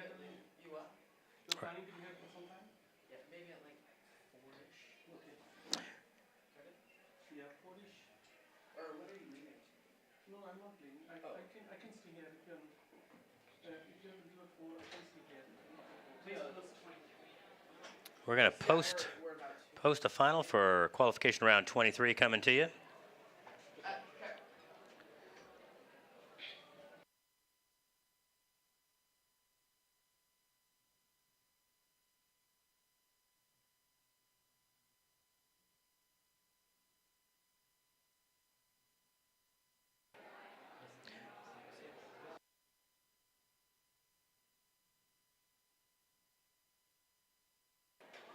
All right, we're going to bring you a final score from qualification round 23. Here it is. The Red Alliance does come through with the win on that, 161-69. Fantastic scoring during the driver-controlled section of 106 points. That is great. We're also going to bring you qualification score from qualification round 25. Blue team wins in that alliance 67-32. Now we're back to live action over in field number 2. Here we go. We've got 1, 2, 3, 4 robots on the move. Winsboro robot, straw hat, scores. Look at that, 5 points for that tall scoring and location. So this is where the Red Alliance is going to get that bonus point for both teams having custom cones. And 5 points for that cone from the Winsboro team. So 45-20 going into the Drivers, pick up your controllers. Section. It's a 25-point advantage. Let's see if they can use that and build on it. And there we go. Blue team looking to score quickly. They knocked one cone over. There you go. They grabbed it We got one robot not moving on the Blue Alliance. He's got kind of stuck over there in the far side. Partner just scores. There we go. Red Alliance, however, is taking advantage of both teams picking up from the one supply depot, making it work. Here we go, the Winsboro team looking to score another tall 5-pointer, and they do. Now they're going to the supply depot on the side of the arena, and his partner is following him right behind to get a cone from that same location as they're inching along. Blue Alliance, one robot's down. They don't seem to be able to get it up and running. Not sure what's going on with that robot, but valiant effort still being made by the Blue Alliance to keep up and keep going here. It's the Louisville High School team that is actively trying to score some points, and they are just going to go after it here. Winsboro looking to cap over the top of the Louisville Blue Alliance team there, and they do, as they are trying to take over more and more beacons, but Louisville's coming right back after them and trying to regain that scoring beacon and having a hard time getting it all lined up. That's the spring-loaded cones there, lines is becoming a problem. Meanwhile, Red Alliance is spreading all over the place. They are grabbing scoring element after scoring element. They're going to have a pretty dominant score there. Oh, Louisville couldn't quite grab that one. It tipped over just in their grip. Last 30 seconds, they got their custom element in the field. Red Alliance trying to get their custom elements picked up and scored. Let's see. Winsboro coming to cap over the top of that tall element to take control. Louisville trying to grab one too. They got time to do it. Just take your time, guys. You can get it. 3 seconds. Yes, they do. Good job, Louisville, to get that. Oh, it's hung up. I'm not sure if those score or not, if they don't get all the way down. That's the second time we've seen that. The rim of the cone getting hung up. Fantastic effort. Red Alliance already in the triple digits, 132 points. Great score. Anytime you're in the triples, that is fantastic. Blue Alliance down one robot. Great effort to get 33 right now. 40. They're going to be very happy with that effort. Didn't panic. Stuck with it. Anyway, over to field number 1 as we get set up over here. We've got the Chuckleheads and Syntech making up the Red Alliance up against the Metal Manipulators and Kaizenite. This is going to be quite a match. Chuckleheads and their partner Syntech in the top 5 ranked coming into the day.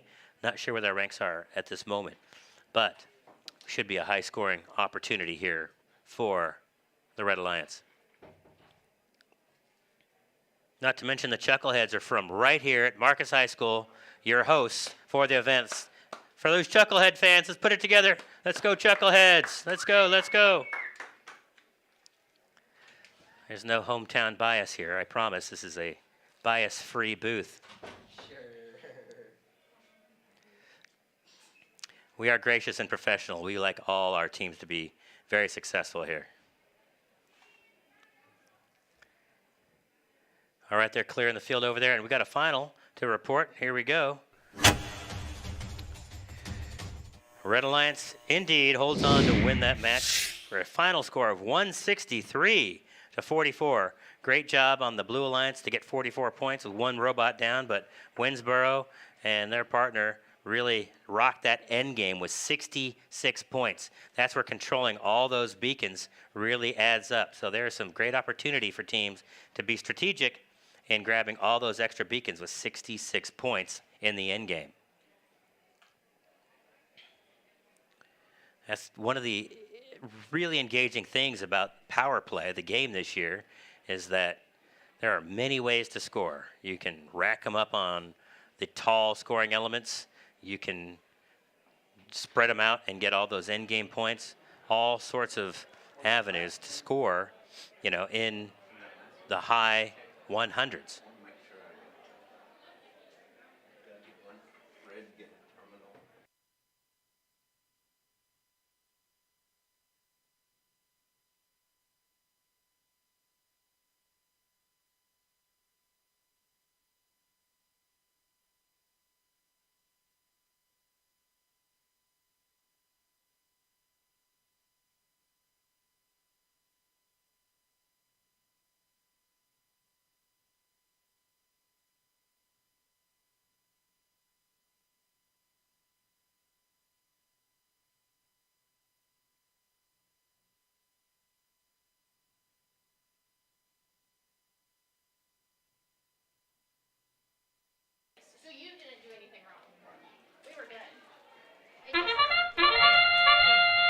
All right, we're off and running in field number 1. We've got all 4 robots moving and autonomous. We've got Red Alliance scoring on a tall pole. We've got the Chuckleheads just missing and parking in location. Syntec grabbing 1, 2.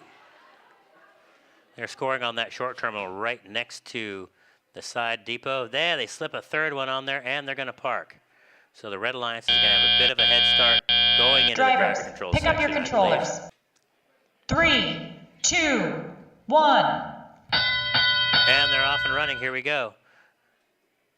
Strategy going. Chuckleheads and Syntec working in harmony to get things started out.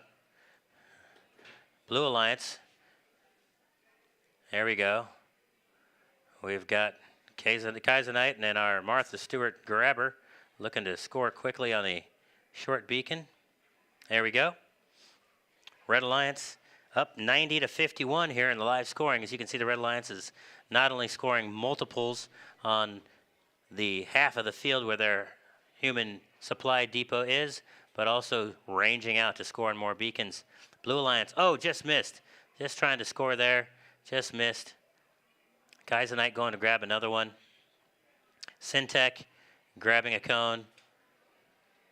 Chuckleheads waiting to grab a cone on their turn. They got one. They are pushing now.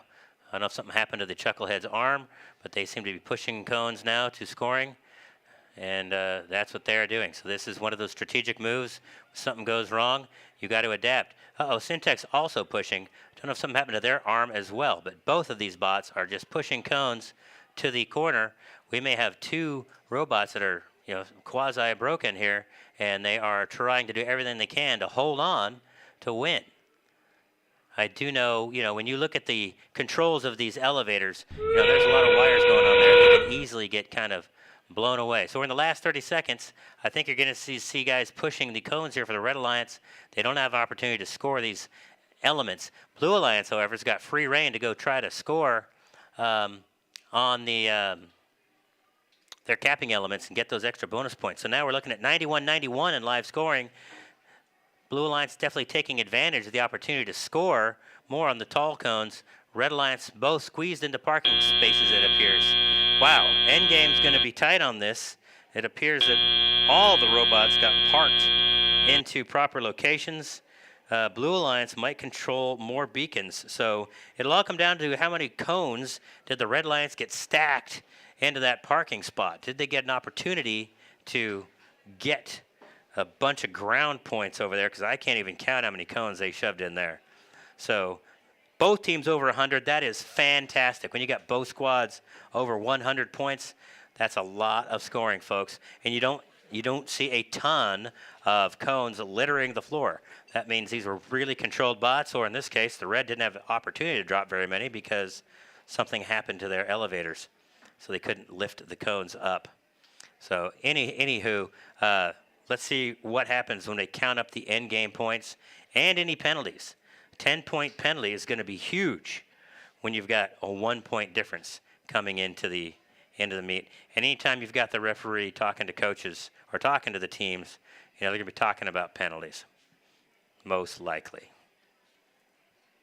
Keep in mind, penalty points are not taken away from you, but they are awarded to the other team. So now the live scoring is at 102 to 102. This is going to be super close, super close. Well, as they finish wrapping up the scoring on that field, let's go over to field number 2, as we're going to bring you the next teams, which is the Marcus Minions, also right here, based out of this building, partnered up with RoboGuard to make up the Red Alliance, up against Prototype and Mainframe. Prototype has had a great day today. They've been able to really showcase how much they've improved their bot in front of the crowd here today. Mainframe also having a pretty good day.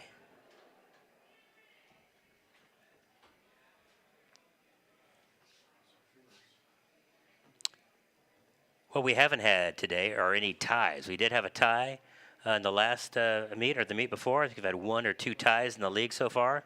It's pretty rare, but it can happen. There are no tiebreakers. There's no sudden death. So ties can definitely happen.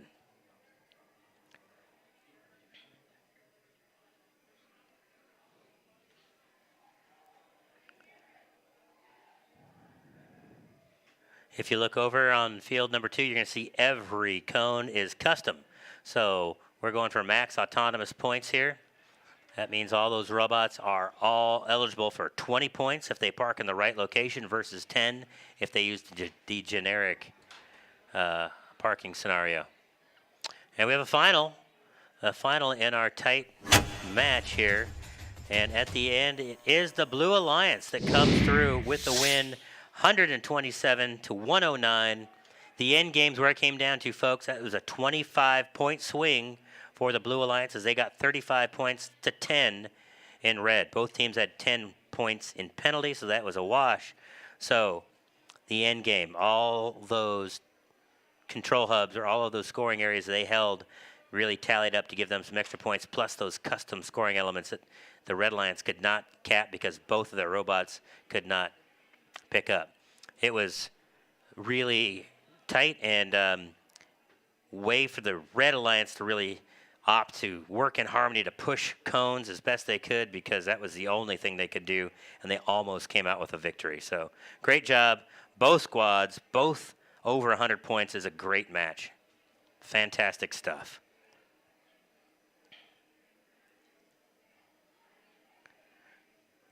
Over in field 2, we're getting the final instructions to drivers. We're getting a quick look, make sure everything is good on the field.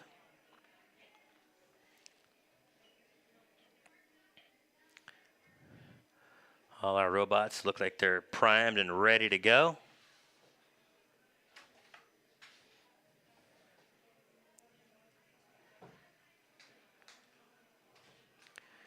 All right, 4 robots set. And we've got a player on the yellow question mark. So this is, again, we've talked about this a couple times today. Players can sit on that question mark and waiting for a judge to come and address their question. And these kids will be patient and they'll hang out for sure. Oh, I see. We got as I mentioned earlier, the light coming through the windows can cause problems for these robots if it shines right into their sensors. So we've got a Casey McCluskey out here to the rescue. No. Yep. And we are ready to go.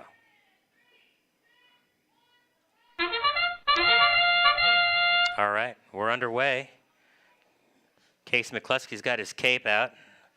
He is the super robotics hero right now, coming through with a very high-tech solution for the Very much so, yeah. sun coming in through the window. For our live stream watchers.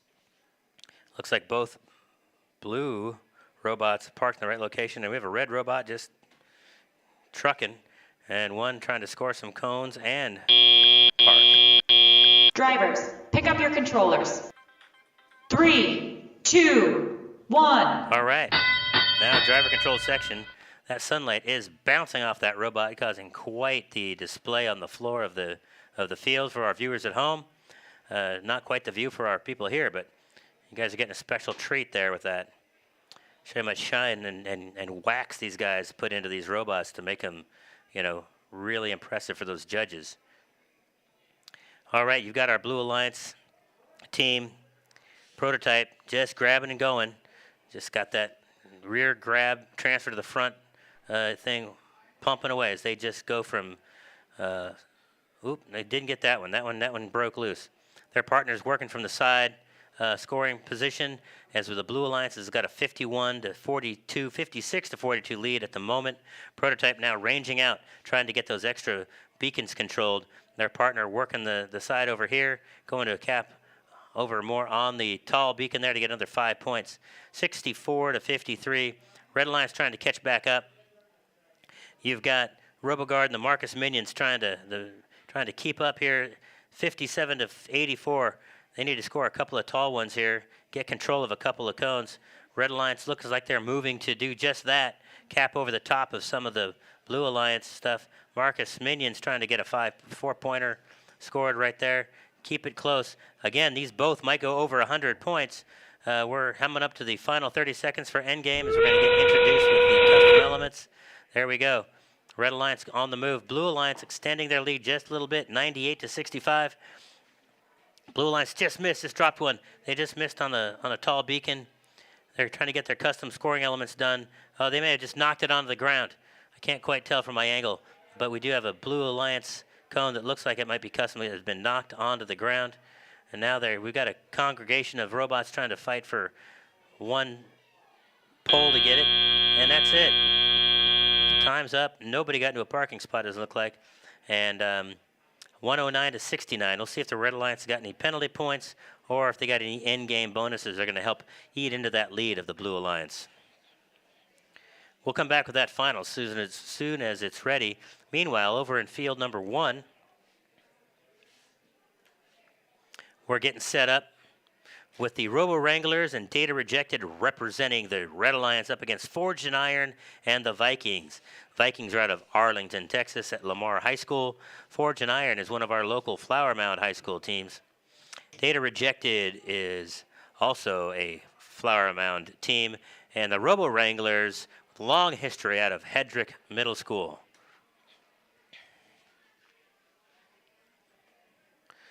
I think it must have gotten a little hot in here for the Robo-Wranglers as most of their bandanas are disappearing from around their necks. I'm sure this morning it was fantastic to have those neck warmers on, but you might be overheating them here this afternoon.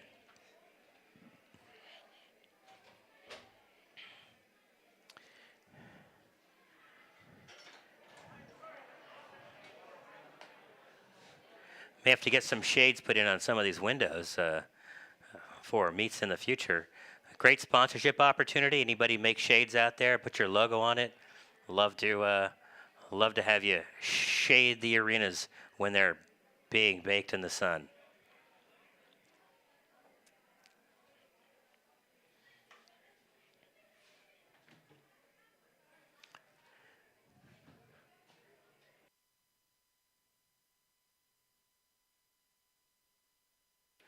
We're going to have the rankings run for you folks at home as we randomize for field number 1.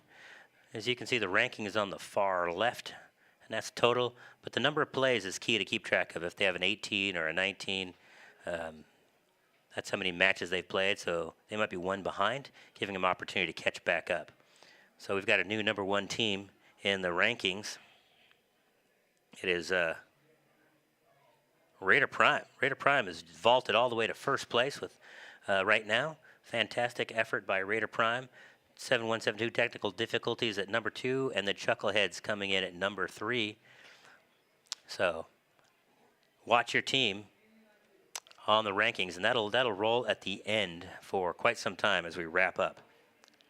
But I think we're randomized and ready to go here over on field number 1. Robo-Wranglers and Data Rejected on the Red Alliance. We still have a student on the question mark waiting for clarification, and those gracious professionalism is evident right here as this gentleman has been waiting for some time. We got a final to produce our show for you guys, so here it comes. I'm going to put a final up. And it is the Blue Alliance winning qualification round 28, 114 to 99. That is a fantastic effort on both sides. Great to be close to 2 teams in the hundreds. Red Alliance did benefit from 30 penalty points. 30 penalty points. So the Blue Alliance nearly gave this one away with 30 points in penalties. So those are things to be aware of, especially when you're at the regional meet, to make sure that you don't commit those kind of penalties and give the other team a win.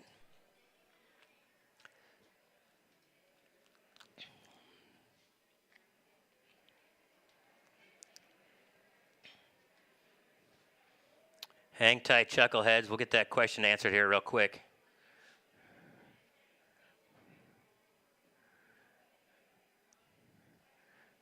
For those of you at home, we're going to bring you the arena mode because I want you to see what I'm talking about. As we've got an athlete standing on that yellow square. That yellow square is the question square, and that is where they patiently wait to have their questions answered. is they need to get that addressed. It's a fair and right thing to do, and we've seen some kids wait for 10, 15 minutes at different meets for their opportunity to get clarification. And again, that falls back to the gracious professionalism moniker that we live by here, where these students are graciously waiting and professionally being addressed by our referees.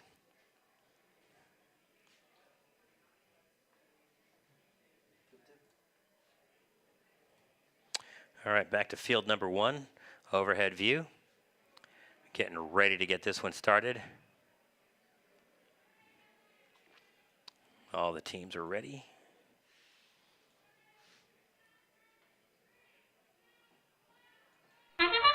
All right, Red Alliance has got 2 custom cones, or 1 custom cone. Blue Alliance has got 2. Blue Alliance has got 1 robot that parked. The other one's trying to score on a small thing, and they just miss. Let's see if they get parked. Robo Wranglers and their partner appear to be close to being parked. I'm not quite sure if we got both Red Alliance teams parked in the right locations. Drivers, pick up your controllers. 3, 2, 1. All right, here we go. We're off and moving. Robo Wrangler's going to grab from the side. They almost knocked the stack over. Got to be careful. Grab that stack. Having trouble getting it. There they go. Now they're on the move. Blue Alliance quickly grabbing 2 cones. Whoa. Hedrick knocks down 5 points just like that. Catching right up. Oh, they're knocking over their stack. That is a real bummer. That's the big danger. These, wow, they righted it. They lost 1 cone, but they righted the remaining 3. Fantastic driving by that Hedrick School team. Meanwhile, over in the Blue Alliance, we've got the Vikings moving, trying to score. They are going for ground beacons kind of all over the place. Again, looking for the opportunity to make potentially a circuit or get those extra end game points. Red Alliance has a cone right in front of the Blue Alliance depot there, so now the Blue Alliance is going to be forced to go around that cone or face that penalty. So again, that's a strategy employed by some Alliance and some teams to add time to transit time for the Blue Alliance, getting to and fro at the same time, creating an opportunity to get penalty points. There we go. Blue Alliance looking to grab more beacons, ground beacons. Vikings trying to get that thing knocked in there. Meanwhile, Forge and Iron, their partner, scoring on tall elements, kind of here and there and everywhere, looking for those end game points. Red Alliance trying to get caught up. And when you see the referees wave their flags, that's looking at penalty points potentially. So Red Alliance might be giving some points to the Blue here, and maybe Blue's giving some back. In the final 10 seconds, I think we're going to see a pretty healthy amount of penalty points here as we got some things going on. 2, 1. All right, Blue Alliance, nicely done. They score 1 more time. That was a great job by Forge and Iron to sneak in a few more points at the buzzer. Right now, 33 to 85. Blue Alliance with the live scoring, taking the advantage. Let's see what happens at endgame, but I think it's going to be a pretty strong Blue Alliance.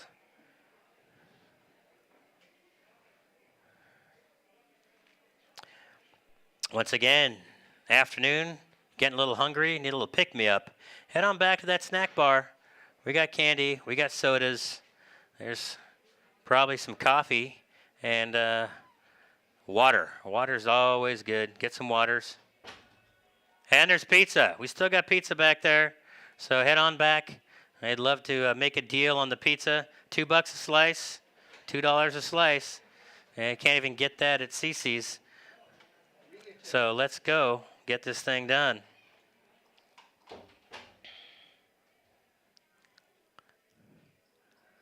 All right. This might be a discussion about how human interaction's got to be in the safe realm here. We do have robots running around these fields, and there are some very specific rules for how cones are introduced by human players. We want human players to keep all their fingers. So there are some very strict rules on how human players are able to put cones in the field and at what time.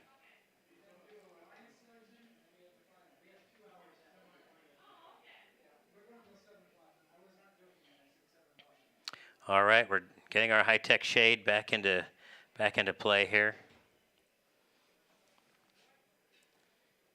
There, beautifully done.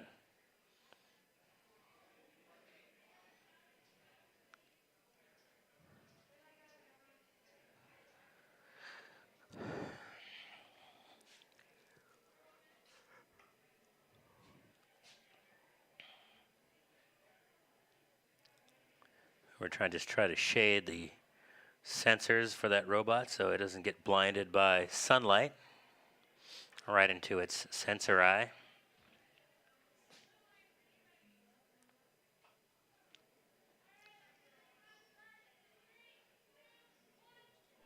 And we're underway over in qualification round number 29. Sorry, excuse me, 30. Red Alliance scoring some. Oh, just missed. They just missed. Their partner did not get to move. We got two robots, one red, one blue. Looks like they're going for parking locations.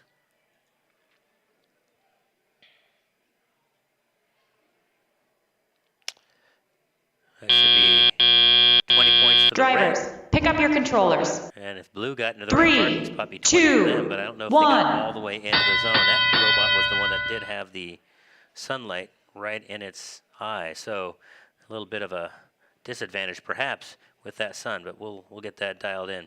All right, Blue Alliance off to it right away. Driver control section, sunlight, no problem for these guys.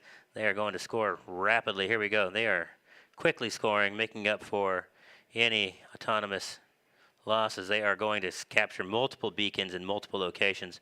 Blue Alliance really getting after it. Red Alliance scoring on their tall beacon near their home base. Alliance partner, the Red Alliance partner, picking up from the side. Oh, he just dropped one. Couldn't quite get it.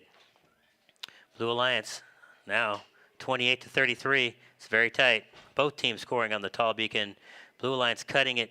Now Blue Alliance has the lead, 42 to 38. This is where, looks like the Red Alliance has one bot. It might be down. He's not moving. Can't seem to figure it out. They might be trying to reboot, reconnect. You know, sometimes that's what it takes. You know, here we go. Getting a little of assistance here. Trying to reconnect. It might be that their power cord shook loose on the robot, and if that happens, you can't enter the field of play. So that robot might be bricked for the event, but let's just see. They'll be able to get it back to the pits in time for the next effort. Nope, there we go. He's back to life. Let's see if they got full control, see if they can get back to work, get this Red Alliance back into it. 60 to 53 in favor of the Blue Alliance right now. Now we're at the end game. Last 30 seconds. Let's see what we can do here. Blue Alliance is trying to get a few more scores. Red Alliance trying to get one robot on the move. And he may have a wheel that's gone bad or something. He's just going to try to get to a parking spot and get those extra points. Meanwhile, his partner just scored 5 points on a tall beacon. We got 12 seconds to go. Let's see if they can grab one more. End game points might be critical, and those custom scoring elements might make the difference. And a Red Alliance, bang, there they go. They grabbed one. See if they can park. They can try to negotiate over there. They get hung up. Couldn't get there. 72 to 80 going into final tally. That's very tight. We'll see what the final scores have and if there's any penalties that are going to be assessed. Meanwhile, over on field number 1,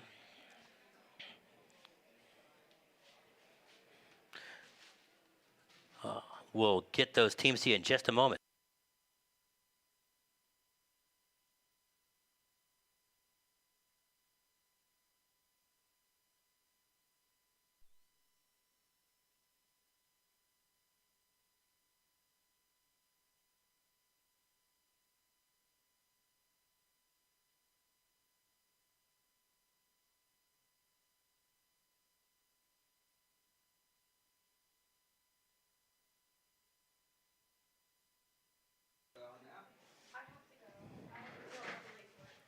All right, qualification on field number 1.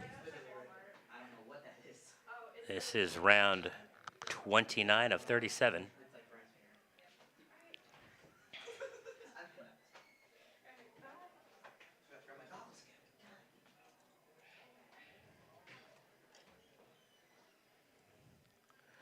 Excuse me, this is round 31 of 37.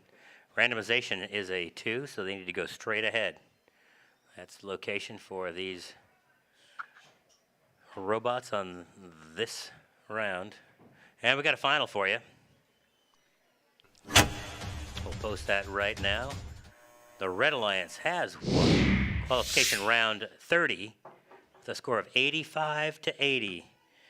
Blue Alliance had 33 points in the end game, just wasn't enough to overcome that autonomous deficit. Very tight match, though. Fantastic scores. Back to the live action over in field number 1. We've got all 4 robots on the move. Red Alliance trying to score some cones at the same time and get parked. Oh, just missed one. Just missed that one. They're trying to get this one knocked out. Drivers, pick up your controllers. The Pro Pythons 3, and 2, Tier 1 up against Epic 1. Adventurer and Raider Prime. We got another final to bring to you.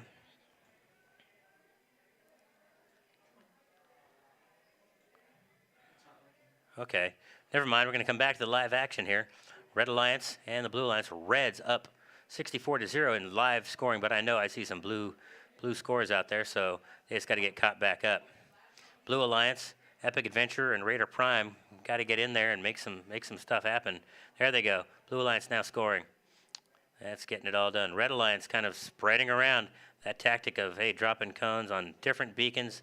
They're going to try to fill up that checkerboard and get some activity going. Blue Alliance scoring on a 5-pointer right there. And scoring on a 3-pointer. They are quickly going to start ratcheting up the scores here. Red Alliance grabbing a cone from the side supply depot. Trying to move around. I'm not sure where they're headed with that. Looks like we have one red bot that's kind of locked down, not going anywhere. Having trouble getting on the move. We may have a red bot that's down, giving the Blue Alliance a great opportunity to make up some lost ground here and catch back up. Let's see what happens. Blue Alliance, Raider Prime. Oh, man, dropping one in the corner over there. Getting a little blocked by the red robot, going back around the other way. 40 seconds left in this match. Trying to make some activity happen, get this thing all knotted up. We're 67-60. Blue Alliance looks like they might be going to try to get a circuit here. They've got both corners covered with ground scores. They've got, looks like almost, they need to cap maybe one spot. They might be there. They're going for it. Both teams, custom caps. There we go. Boom, there's one. And there's two. Blue Alliance trying to, oh no, they missed it. They dropped it. They just misfired on that one. 4 seconds left, trying to get into a parking location. This is going to be close. Blue Alliance gave a lot of effort there to see what could happen there. How'd that happen? We have a final. Qualification round 29 of 37. The final was 136-37. 136-37 in round 29.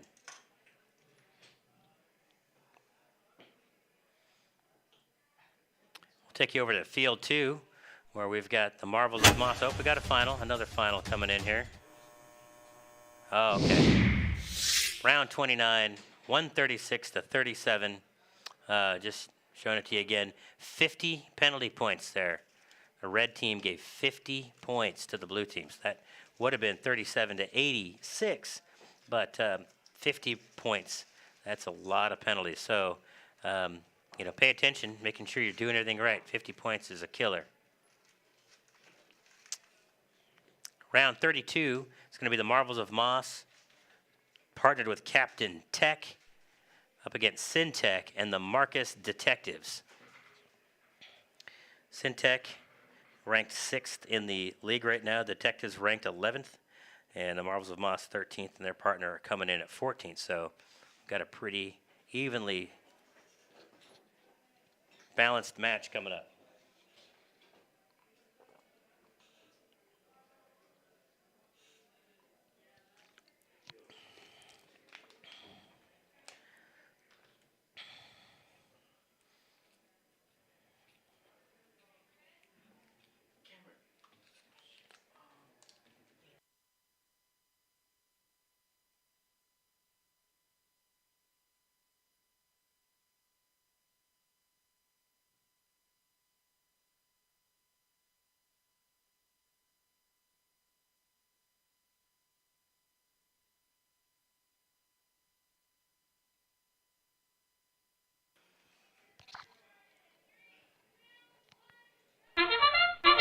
underway.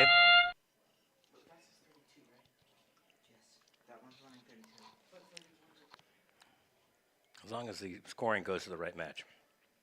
All right, we're underway over here. Autonomous is underway. Go get him now.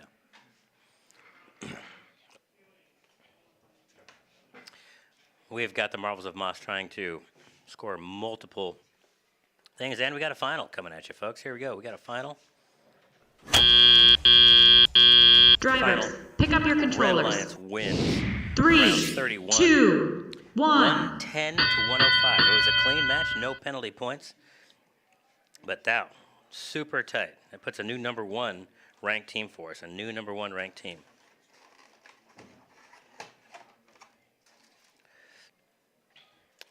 All right, back to live action. 74 to 73 live point scoring. This is super tight. Like I said, I thought this would be a tight match. Both teams are on it.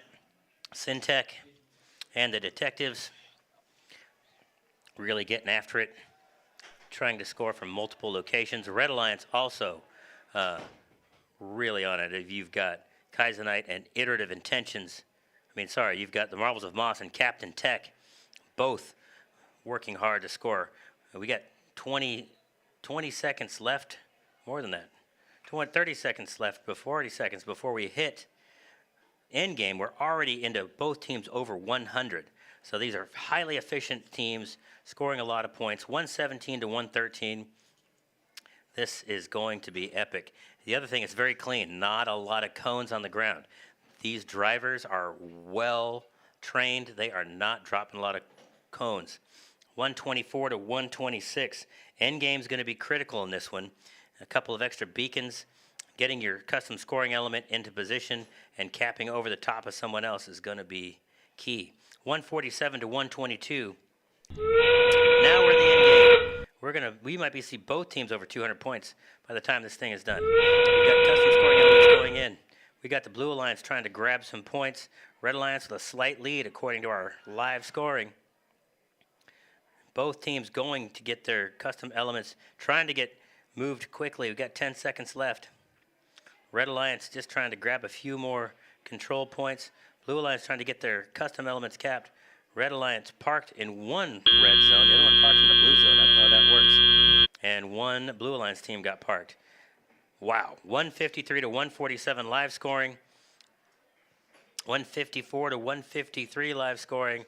Let's see what the end game produces. It is going to be super tight. Marcus Detectives and Syntech tight against Captain Tech and the Marvels of Moss. Stay tuned for the final on this. It's going to be close. If we have penalties, that is going to be crucial. Meanwhile, over on field number 1, we've got the team from Kaizenite out of Plano and Iterative Intentions out of Flower Mound up against Mainframe and Technical Difficulties. This is going to be tight. Iterative Intentions has been a very powerful bot today, as has 7172 Technical Difficulties. We have seen Technical Difficulties have to go one arm a couple of times. Blue Alliance looks like we'll be short a robot here. Technical Difficulties is not here. We may have a single bot representing the Blue Alliance. Technical Difficulties either bringing their bot still or couldn't get the repairs done. As we know, it went down to one arm operation at one point. So I'm not sure what's happening with the Technical Difficulties bot, but it might be Blue Alliance operating with one bot in Mainframe. No pressure. They're clearing the field over on qualification field number 2. And as they clear that field, we will be able to get you a final on that pretty quick.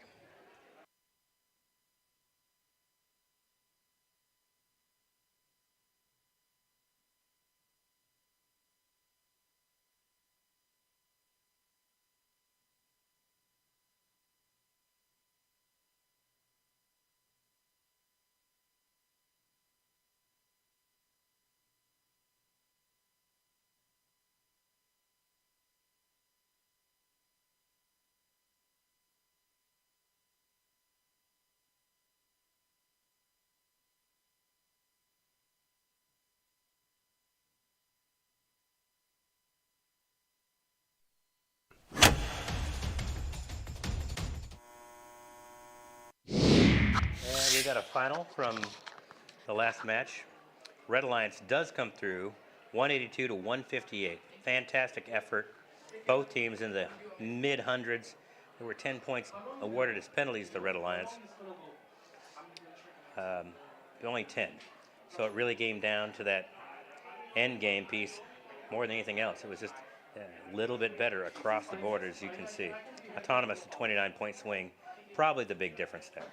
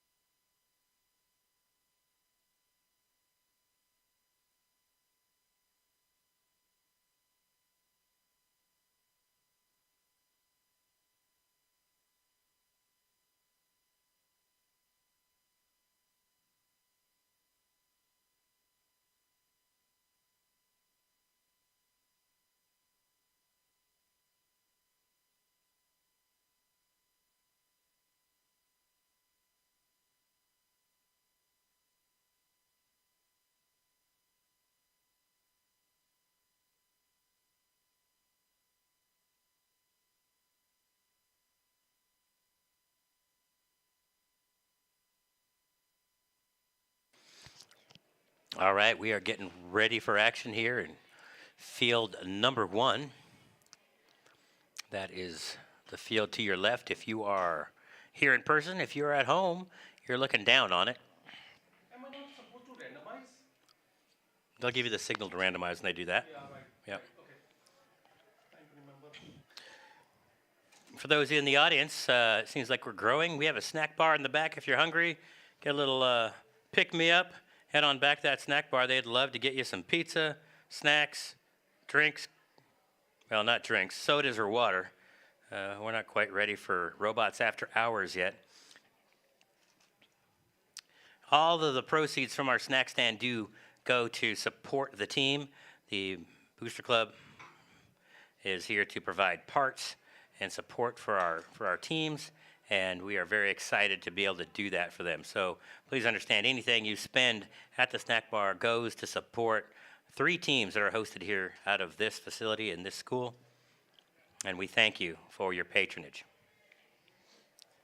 We have randomized in field number 1, getting ready to kickstart this thing in just a minute.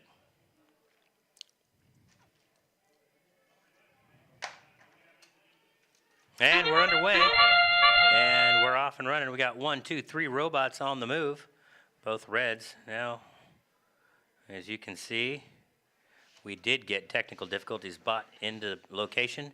It is only parking, it looks like. Meanwhile, Hitter of Intentions is trying to score some cones here during the autonomous to get a lead for the Red Alliance.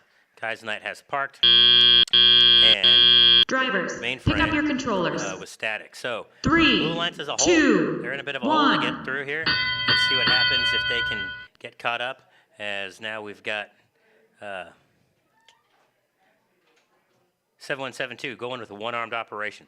So here we go. They're going to cap over the top of some of the Iterative Intentions big scoring from their autonomous phase and see if they can get caught back up.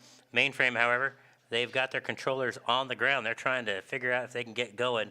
There they go. They picked up their controllers. They're trying to get ready to go. A little early for that. We got 1 minute, 30 seconds left to go. They can't seem to, that might be bricked. 7172 might be trying to battle this one on their own. Meanwhile, Iterative Intentions is posted up and just scoring now at will on the tall beacon right next door to their home base. Their partner, however, going to pick up when they can, and they seem to be actually blocking each other a little bit. So they got to figure out how they're going to be able to operate together there a little more efficiently. It's opening the door for the Blue Alliance to kind of come back into this match as the Red Alliance is kind of battling over what to do with those cones. They do have a supply stack on the side depot on the other end of the field from where they're at. Meanwhile, 7172 just reaching and grabbing and trying to score 5 points at a pop. They're actually going for another one, too, to get an extra beacon point. Oh, Red Alliance just missed one. Maybe opening the door for Blue Alliance to kind of get caught back in. 7172 trying to dial in some more scoring on more cones to get some of those end game points by spreading their reach around. And they're dropping on the one right there next to them. They're going to try to make this closer than it was, that's for sure. 3 seconds left. All right. Great effort by 7172 to kind of stay in this thing with one arm and a partner bot that just never got off the ground. Unfortunate break, but Red Alliance takes advantage, does get into the triple digits. Again, anytime you're in the triple digits, you're in great opportunity to win a match. And so congratulations to that Red Alliance team. Assuming these scores stick, we still have to go through any penalties and end game points. But great effort on all fronts here. Challenges on both sides of this match.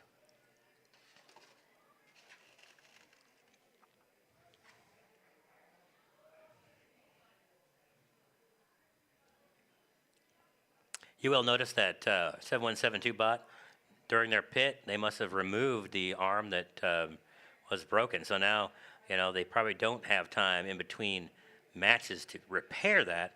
So they opted just to remove it and operate with the one arm. And still a very, very solid bot with one arm, Had they had a partner bot that didn't fail at the beginning, they may have also been into the hundreds. So they're going to clear the match there for that. And we're going to get looking over here at field 2. Get ready for next qualification match over there, which will be qualification match 34. Trojan Robotics and Louisville High School up against the Marcus Minions and Data Rejected. This could be a fantastic match. All these teams are looking to get into the 100-point category. Marcus Minions getting a little team camaraderie rolling there, some high fives, some high tens, getting ready to go. Talk a little strategy with their partners to see how they can dominate the Blue Alliance. Keep in mind, folks, that your partner on this match might be your partner on the next match, but your opponent right now. So, for example, Marcus Minions may end up being partnered up with Trojan Robotics on the next go-around, and this time, they're up against them. So it's important that these teams watch all robots on the field and see what strategies they employ and what's going to work for them the next time they're partnered up. This is a team game, and a team game with random partners, so you never know who your partner is going to be, and you got to try to work with whoever you get matched up with.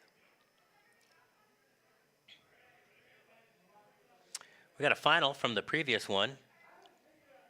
We're going to post a score here and share that with you.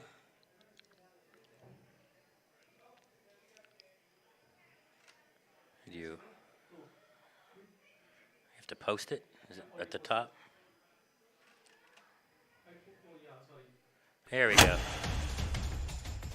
So the Red Alliance did win that match, 142 to 84. Great effort all around. And now we're underway over in field number 2. So as you can see, all 4 robots on the move. Blue Alliance, Marcus Minion score a cone during autonomous, and they're going for more. Let's see if they can grab another cone and score another one here during the autonomous phase. I don't think they picked it up. Their gripper didn't quite get it. I don't know if they're misaligned. There, they got one. Let's see if they get it on target. Oh, they just missed. but they did get parked into location. So Blue Alliance should have a couple bonus Drivers, points pick up your going controllers. into 3, the driver 2, control section. 1. And we're off and running. Here we go. Red Alliance quickly moving.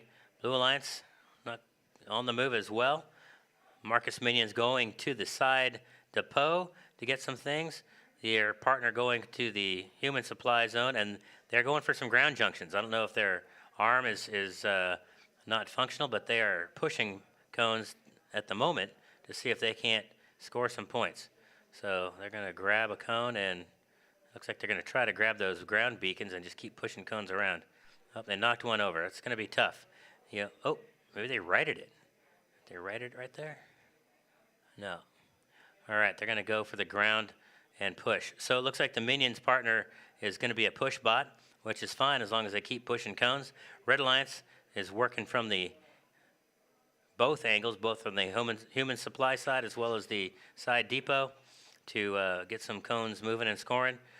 Blue Alliance has a lead right now, 49-36, and the Minions just dropped another cone, it looks like, for a scoring opportunity. And they've exhausted a side depot over there, so they've got to come back to the human side to pick up and get moving. Red Alliance catching up, 42-49.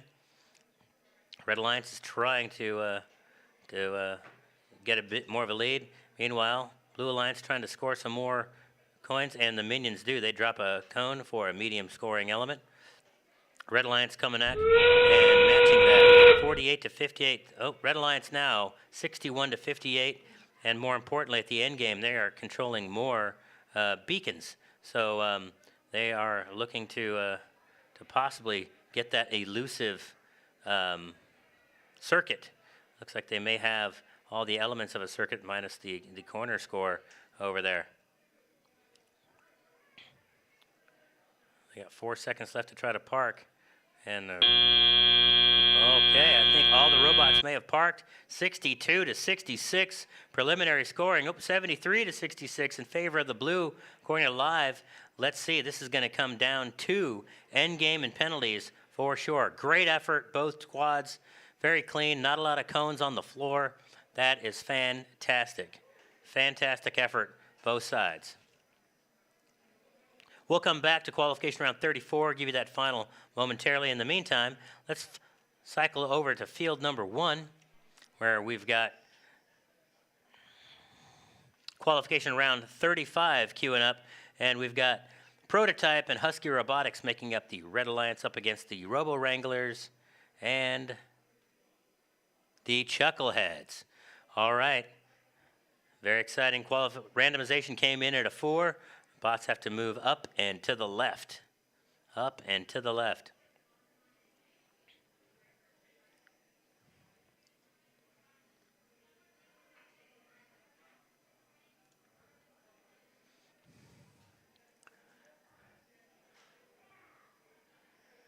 As we get ready to roll here.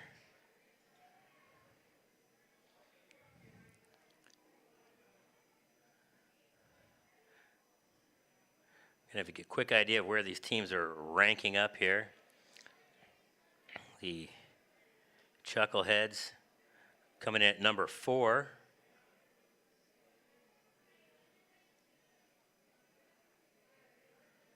They're the top-ranked team on the field right now of the 4 on there. So they've got some good opportunity to keep that location up and running. The Robo Wranglers, great partners out of Hedrick, feeder into Marcus. So we're looking forward to seeing those kids down the road. I'm meeting a match. You got a final? Yep. All right, we got a final from that hot match just a minute ago. Match 34. Go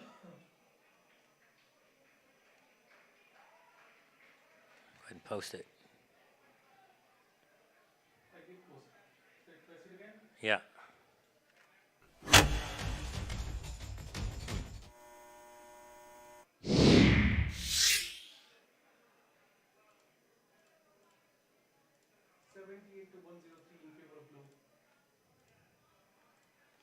All right, so that final round.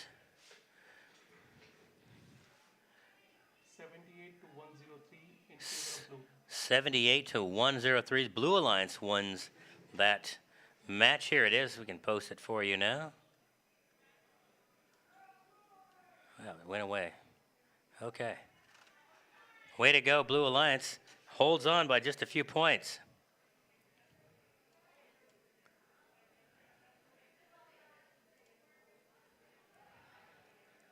All right, meanwhile, we're getting ready for qualification round 35. Blue Alliance Chuckleheads top-ranked team coming into this group in at number 4 in the league. And we're underway. Chuckleheads bot is going to try to score and park. Let's see. Get lined up. And they do it. Great job. Red Alliance has both robots parked, and Chucklehead's partner is off and parked off to the left.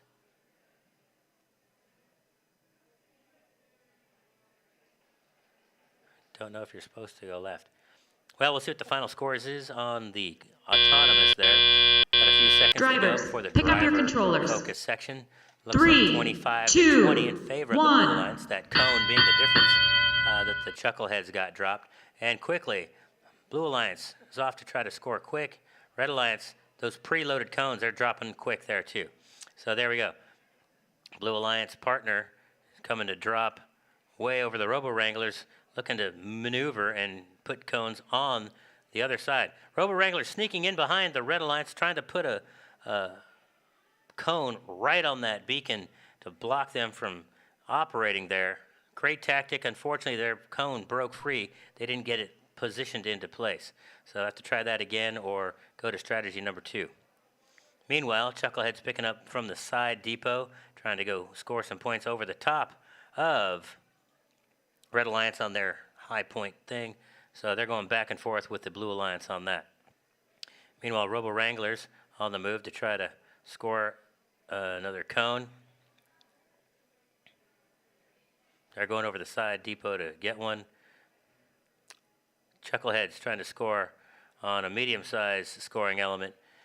Prototype is just going to keep hammering away, driving cones into that high point category. Chucklehead's coming to score over the top of them. Double strategy there. One, take that beacon away from them, score on it, but also interrupt their flow. So now they've got to decide, they have to wait to score. Oh, Chucklehead just dropped one, unfortunately. Robo Wranglers trying to go get a cone, see what they're going to do. They're kind of pushing cones around. I got to wonder if their arm is down. They score one on a ground beacon there. Now they're trying to push another one around, see what they can put that one. They're going to try to get another ground beacon. 71 to 70 live scoring. This is about as close as it gets, folks. Chucklehead's trying to drop their custom element on top of, and they do successfully block the Blue Alliance from getting there, and they get parked. 2 blue bots parked at the end. It's going to be tight as far as counting those end game points to see those extra parking points. Control of beacons might be a big thing here. Obviously, the Red Alliance stacked a bunch of red cones on their close element, but Blue Alliance strategy may have gotten in there and interrupted them from scoring as many as they normally do. I've seen their stack quite a bit higher than that. So that strategy may have come into play there. We'll come back and give you the final once that's done. In the meantime, let's go over to field 2 and get ready for qualification round 36. This is going to be the Metal Manipulators partnered up with Forged in Iron, making up the Red Alliance up against RoboGuard and the Javanauts in the Blue Alliance. All these teams ready to go. No more need for that shade.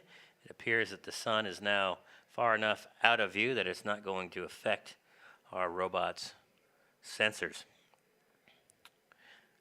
We've got 2 qualification matches left, and then we'll see how the finals go after that.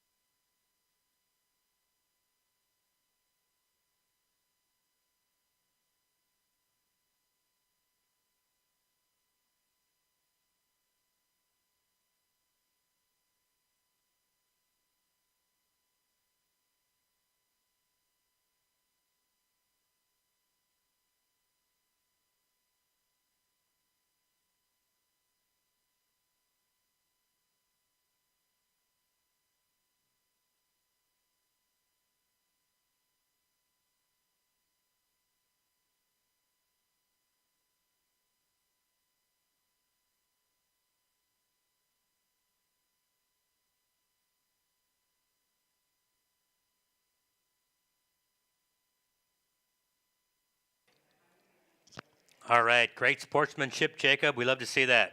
Nicely done. It's a final. We're going to post the final for you guys.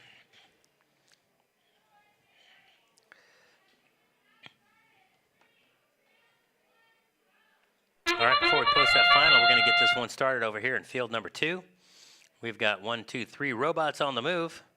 That's exciting.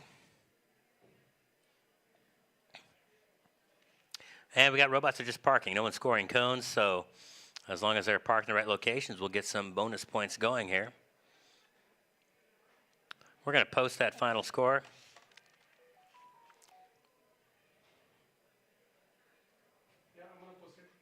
Here we go.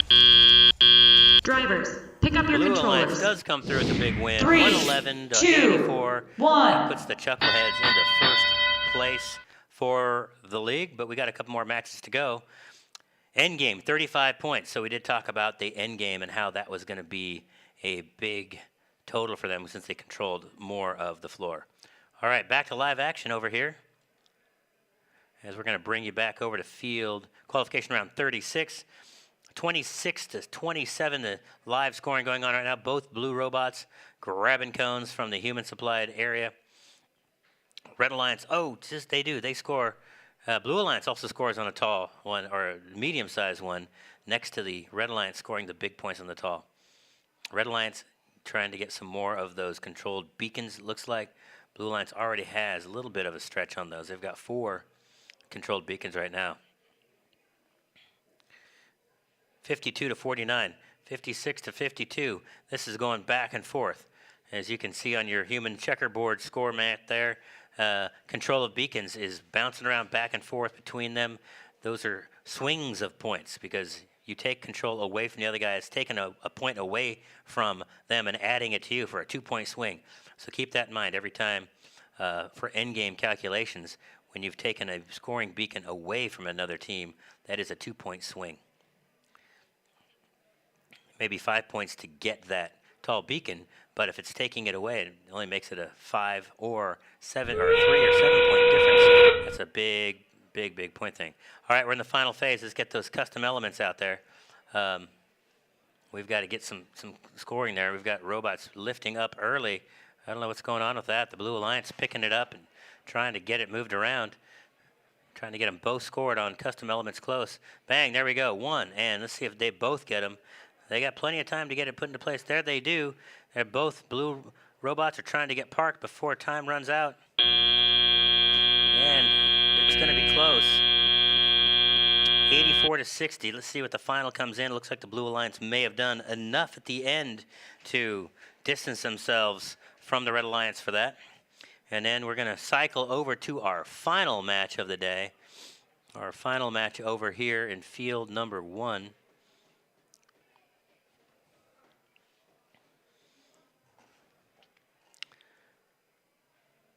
And this is going to be Callisburg RoboCats and Epic Adventure and the Red Alliance up against the Vikings and our own Marcus Detectives in the Blue Alliance.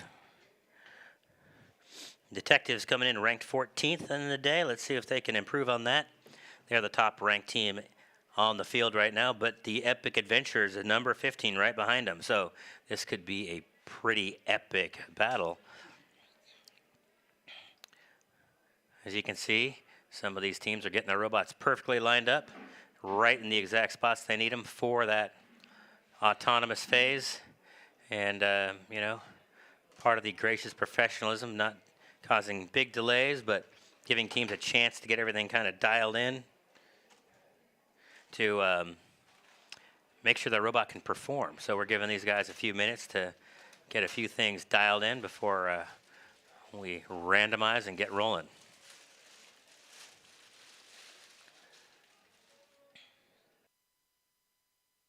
Meanwhile, if you direct your attention over to field number 2, we've got some clarifications being shared from our head referee to the teams.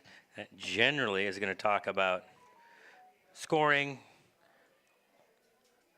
and or penalties. So, again, this is really key that we get these great discussions every step of the way so that these teams know what to do next time.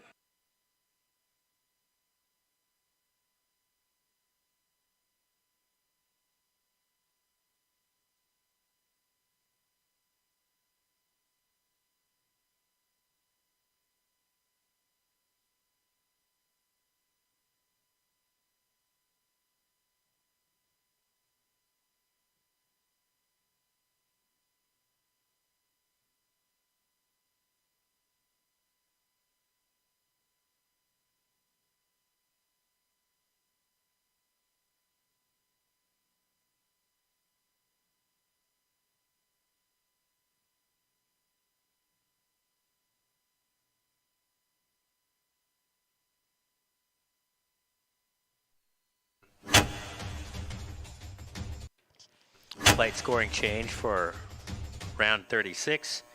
Blue Alliance did win that, 102 to 80. It's a slight change.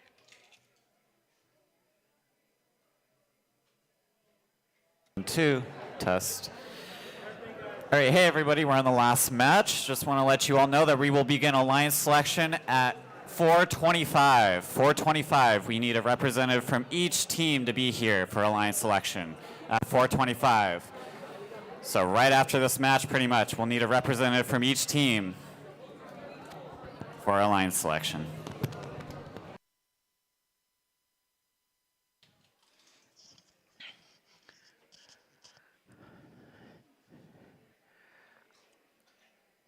All right, last match, getting ready to get started here before finals. So as Cameron just said, if you don't have a team member here, make sure you got one here after this match for alliance selections. That's going to be critical. This is our first league meet where we do have finals.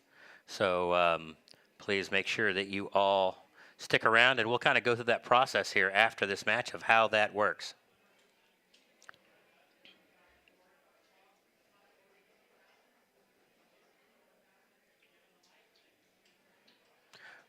For those at home, all the matches you may have watched before would end after this, and we would say thank you, see you next time. But since this is a tournament, the top 4 teams will be allowed to pick partners for finals. Here we go. We're ready to go.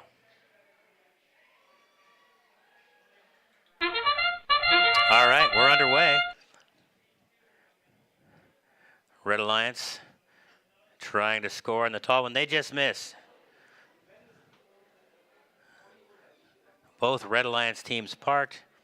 The detectives have a robot ready to go. Let's see. Red Alliance trying to score multiple cones. They missed on the first try. Oh, they are off. They just dropped another one. Let's see if they... Nope, now they're parking. So the autonomous phase is done. Looks like we've got 2 red bots in the right location and Drivers, 1 blue. pick up your Give controllers. the red team a 3, slight advantage going 2, into 1. the next phase. And they're off and running. Let's see. Whoa. Detectives dropped it or lost it before they got it moving. That's okay. They're off and running to grab another one. Callisburg and Epic Adventure on the Red Alliance got a little bit of a lead right now. Going to see if they can take advantage of that. Kaizenite is having... Sorry, the Vikings. Vikings robot is not going anywhere. They are seem to be down for the commission. Oh, Red Alliance just knocked over their stack. That is unfortunate for the Red Alliance. That's going to give the detectives an opportunity to keep the Blue Alliance in it. Epic Adventure picking up some action there, moving on, as is the Callisburg Robocats. Robocats, that diamond-shaped side, looking pretty strong as they are scoring on the tall tokens. The Marcus Detectives bot looks like it might be malfunctioning out there, so Red Alliance take advantage of the opportunity. Let's see if they can do something. Gonna try to get the Detectives bot restarted. Vikings bot never got off the ground. You know, that happens from time to time, unfortunately, as we see this happening, but great opportunity for the Red Alliance to run the field, get some big points, and see if they can't complete a circuit unopposed or just stack some points and get into the hundreds.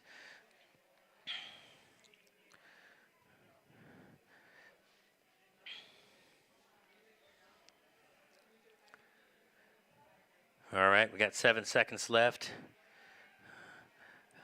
I think we can say the Red Alliance is going to take this one, unless they committed 64 points in penalties, but I think we're going to be okay. All right, folks, so now the final qualification match is complete. In just a few minutes, representatives from every team will be here as the top teams will be selecting their partners. These partners can be anyone. So we've been talking strategy all day. So as these teams assess the best partner, it's going to be who meshes best with them. So we're going to look for is, hey, how can we score the most points together? So the top team will have a captain who gets to choose their partner. That could be the number 2 team. It could be the number 30 team. It's really up to them. And then they'll go down until all the captains have chosen, and then we'll have a finals bracket. The other thing the league did this morning is we had full judging, and that's where these teams were presenting to judges and making aware the judges all the things they've done with community outreach, marketing to sponsors, all the things that make First Inspires truly inspiring. And those awards will be awarded out to those teams. That's not about performing best on the match. That's just about performing best in life. Let's give you the final from our last match. And as we thought, the Red Alliance does win with a score of 80-70. Wow, 50 penalty points. That was super close. 50 penalty points. They came as they knocked over a stack of the blue cones. So the Red Alliance knocked over those cones, committing 50 penalty points right there. So that is a danger if you are on the field knocking over those cones.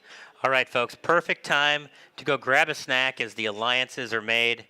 Go get a snack, get a drink, get some more pizza, grab a snack. The finals are going to be upon us, and then we'll have the awards. So the day's not done, so you need a little fuel to finish it up. Head on back to that snack bar. Go ahead, clean us out. We're not afraid. Please don't want to actually sell.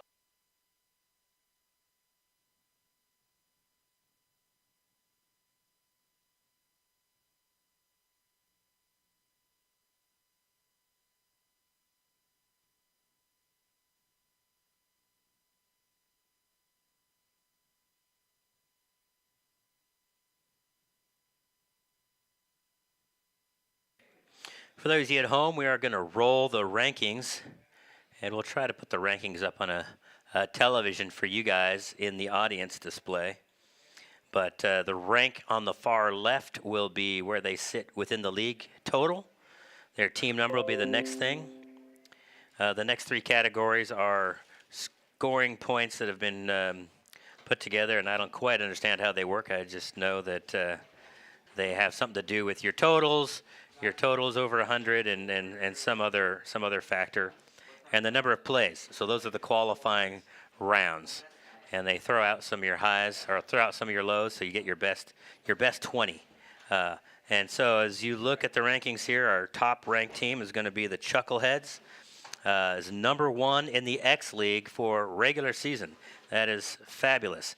That means that they're going to be being able to pick their own team partner. Next is Tier 1. They came in ranked second, and they held second. Third ranked is Iterative Intentions, the team 12791. Fantastic work. Raider Prime is going to be fourth.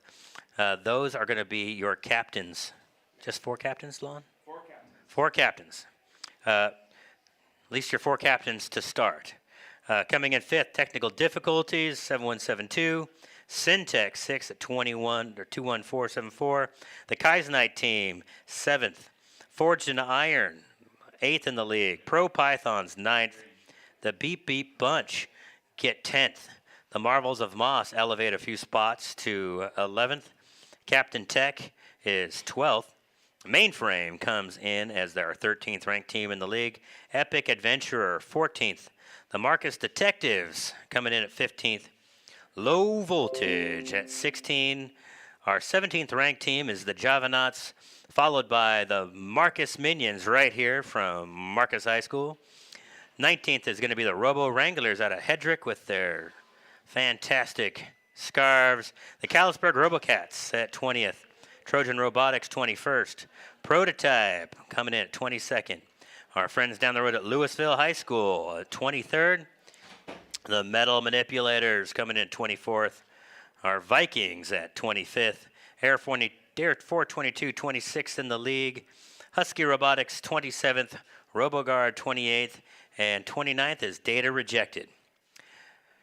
The format for the next phase will be the top 4 teams will be captains, and they'll get to choose their partner as far as I understand how finals goes. They can choose any team they wish to be their partner for finals. So they could choose the second-ranked team. They could choose third, fourth, fifth, all the way down. And then we will have 4 picks. So the second team could not become a captain, meaning the 5th place team becomes one, and it can fall down just like that. I just got a sign from the back. We still have pizza left back in the snack bar area, so grab a slice because we are coming up for finals. So, we still got some time here, folks. We're not packing it up yet.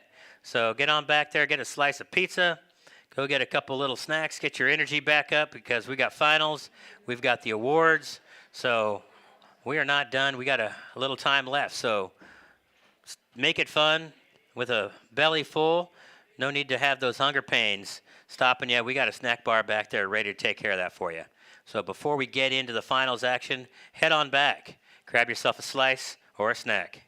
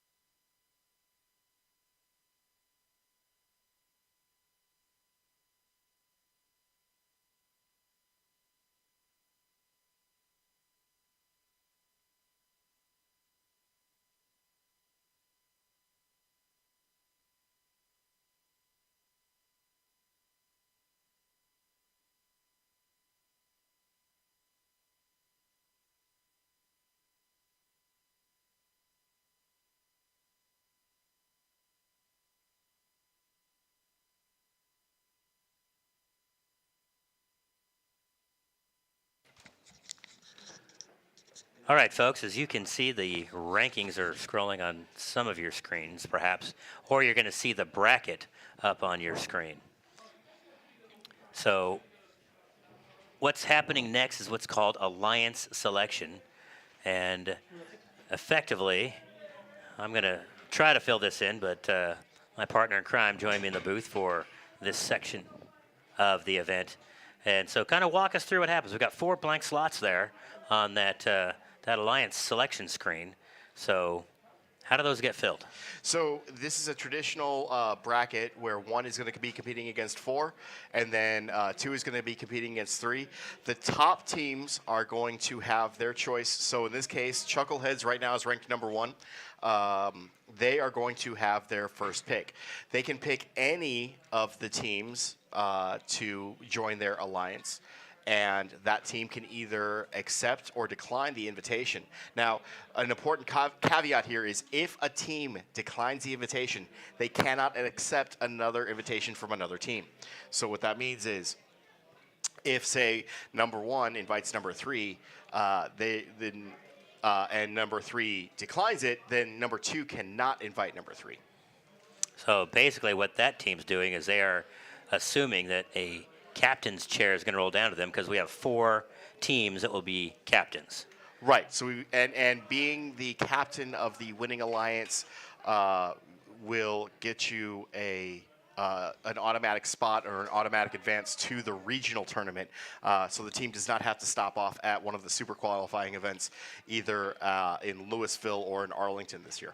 So you could see a scenario where Tier 1 or Iterative Intentions or even Raider Prime could decline an invitation from the Chuckleheads because they want to be a captain's and it would not be the first time you've seen that. Now, a lot of times they do that. You have the 1 and 2 team together. I think that's the most common scenario. But I have seen teams decline just because they want to be that team captain. They want that automatic advancement, and that they're happy to risk it. So if the Chuckleheads, with their first pick, say we would like to partner up with Tier 1, and Tier 1 says no, do the Chuckleheads lose their pick and rotate back, or do they still just keep going until somebody accepts? No, they keep going until they've got their until they've got a partner, and then Tier 1 would have their pick as well, and it would go all the way down the line. Now, the thing is, if number 1 and number 2 get together, or any of the top 4 spots decide to partner up, then it slides down. So in this case, the 5th ranked team, Technical Difficulties, would slide into one of the captain spots, and so on and so forth until you've got 4 alliances with their first partner. Then we go cycle through one more time, and each team or each alliance gets to pick 1 more partner. So each team or each is going to be a team of 3. Oh, we're going to cut off for a minute.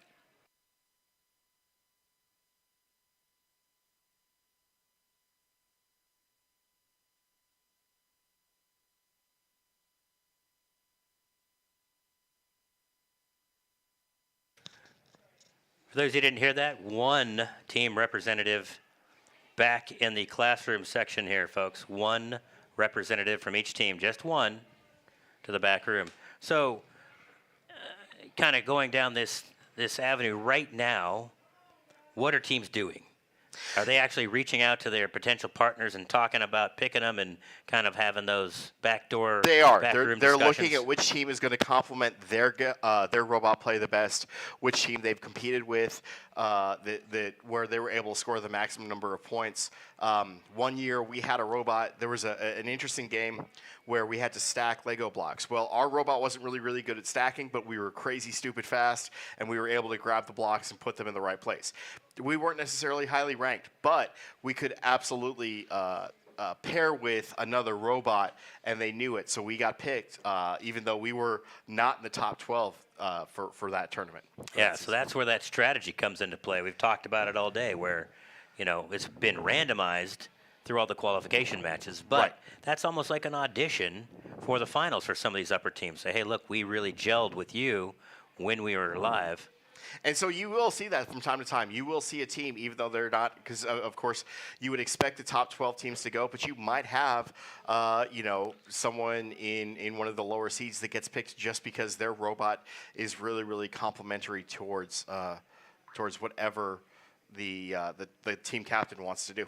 Sure, and also you've got some dynamics that are happening live. We had technical difficulties. They have one arm down. They've removed, it appears, one arm from their robot. They're not See, and I wasn't able to see that match. I was helping my team, but that is interesting. It'll be interesting to see how that comes into play when we're actually doing alliance selection. That's always a top team.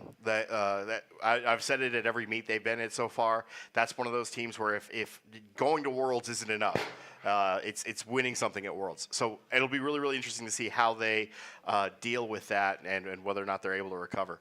Yeah, so is that scenario playing into selection?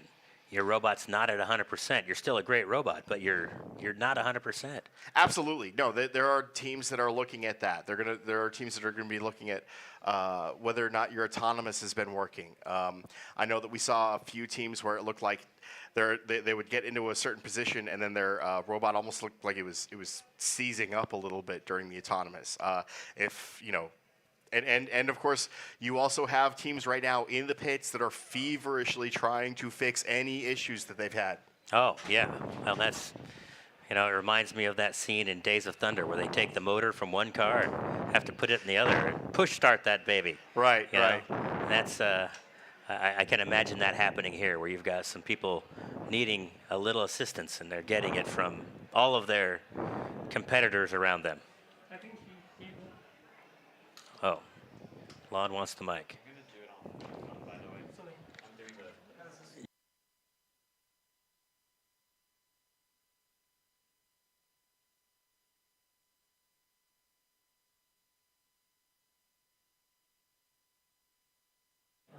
All right, testing 1, 2, 3. Testing 1, 2, 3. Testing 1, 2, 3. All right, friends. We're about to do alliance selection. As all of our teams walk out, we were going to give them all an applause, okay? Please welcome all of our teams who played today.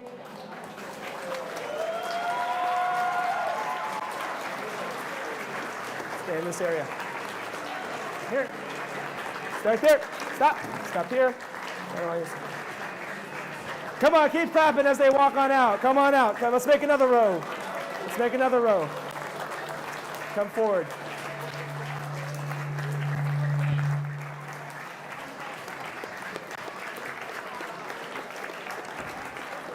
All 29 teams who were able to make it today, give it up. Give it up.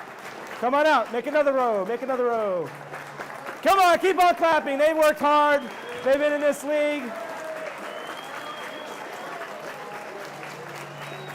All right.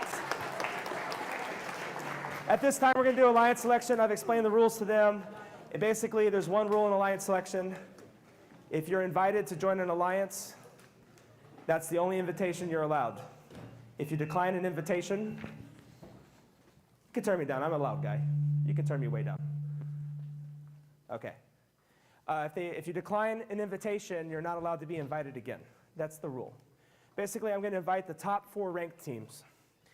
And each of them, starting with team number 1, are going to invite whoever they want to join their alliance. Seed 1 is going to go up against Seed 4. Seed 2 is going to go up against Seed 3. And these top 4 get to pick who joins their alliance. They can even invite each other, and then we might have new alliance captains. So, with that being said, let's... What? Does that ever happen? Oh, it happens all the time.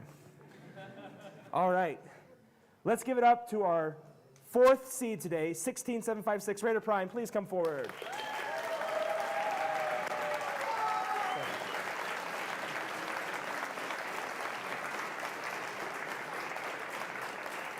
All right, and now let's give it up to team 12791, Iterative Intentions, for being number 3.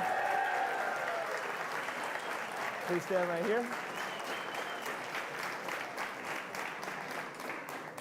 And in second place, everyone welcome team 19567, Tier 1.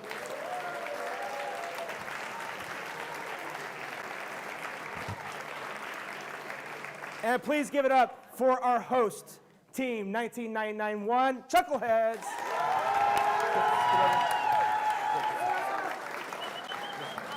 right here. All right, at this time, I'm going to ask him who he's going to invite. He can invite anybody on here. He could even invite 29th place if he decided to, and that's okay. I do want to say, I want to just say, only 12 teams are going to make it into the finals, or the semifinals is what I meant to say. Only 12 teams are going to make it in. The other teams, all 17 of the others who do not go into semifinals, I still have good news for you. If you turn in a portfolio today or a control award document, you're still eligible for any award, even first place awards, and even for Inspire first place. So it's not all about robot games. You can still stay, enjoy the matches if you're not selected today. So without further ado, I'm going to ask Team 1991, Chuckleheads, Team Chuckleheads, who would you like to be your first pick for Captain Seed number 1? Team 19991 Chuckleheads would like to graciously invite Team 12791 Iterative Intentions to join us. All right, so come forward, Iterative Intentions. He has the option to decline and build his own alliance, or he has the option of joining his alliance. Team 12791 Iterative Intentions graciously accepts. All right, welcome. Please stand with him.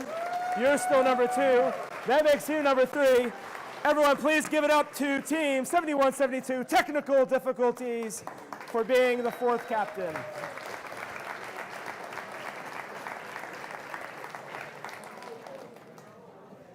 Okay. Tier 1, Team 19567. Which team would you like to invite to be your first pick for seed number 2? Team 19567, Tier 1, graciously invites Team 7172 Technical Difficulties. All right, Technical Difficulties.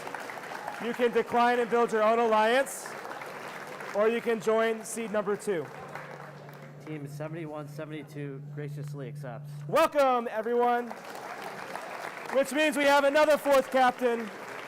Everyone welcome, a rookie team, 21474 Syntech. Come forward, you are the new captain number 4.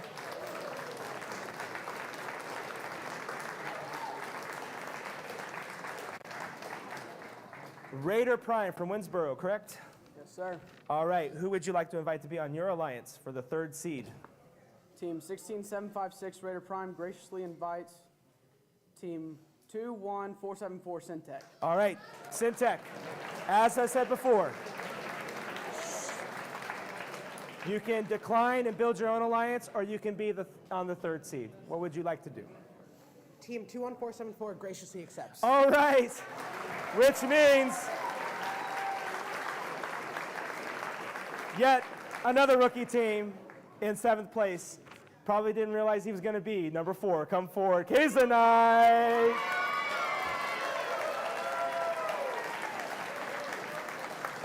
All right, that's it. You are now the 4th captain. Did you know you're going to be here today? I don't know. Okay. All right. So, Team Kazanite, who would you like to be your first pick for alliance number 4? Team 21138 Kaizenite would like to graciously invite Team 21932 Forged in Iron. Forged in Iron, come forward.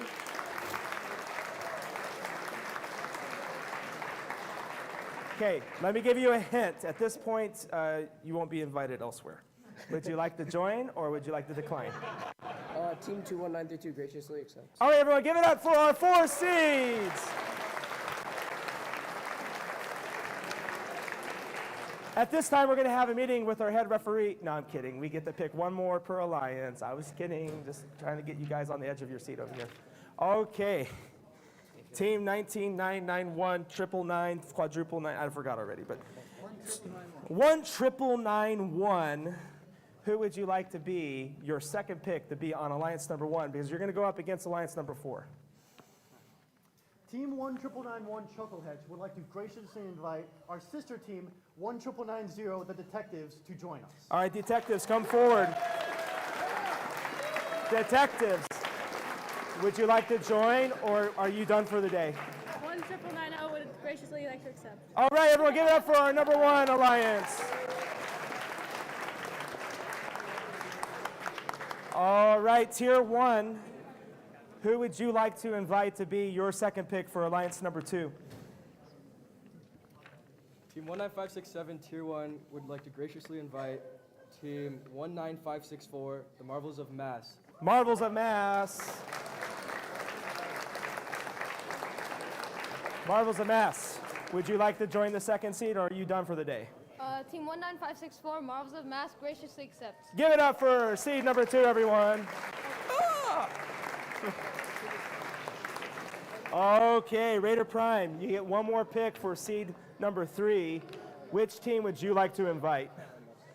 Team 16756 Raider Prime would like to graciously invite Team 15877 Callisburg Robocat. Callisburg, come forward. Would you like to accept, or are you going home? Team 15877 graciously accepts. All right, which means, give it up for number 3.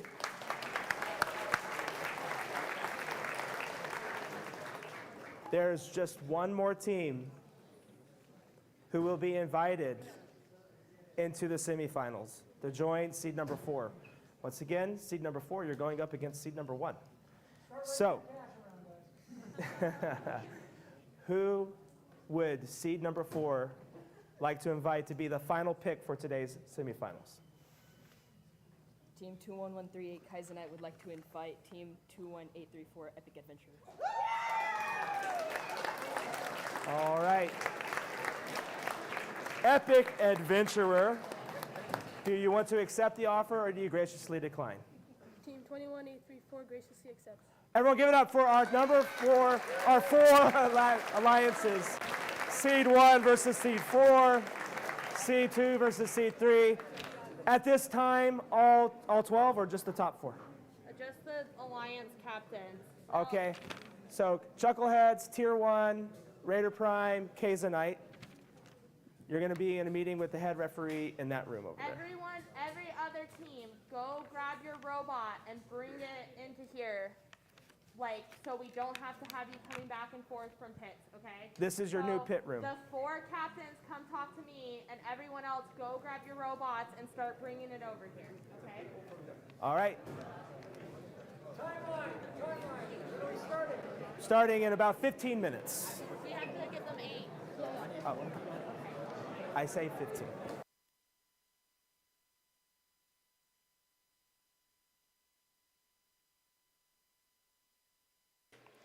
Wow, that was exciting. Alliance selections.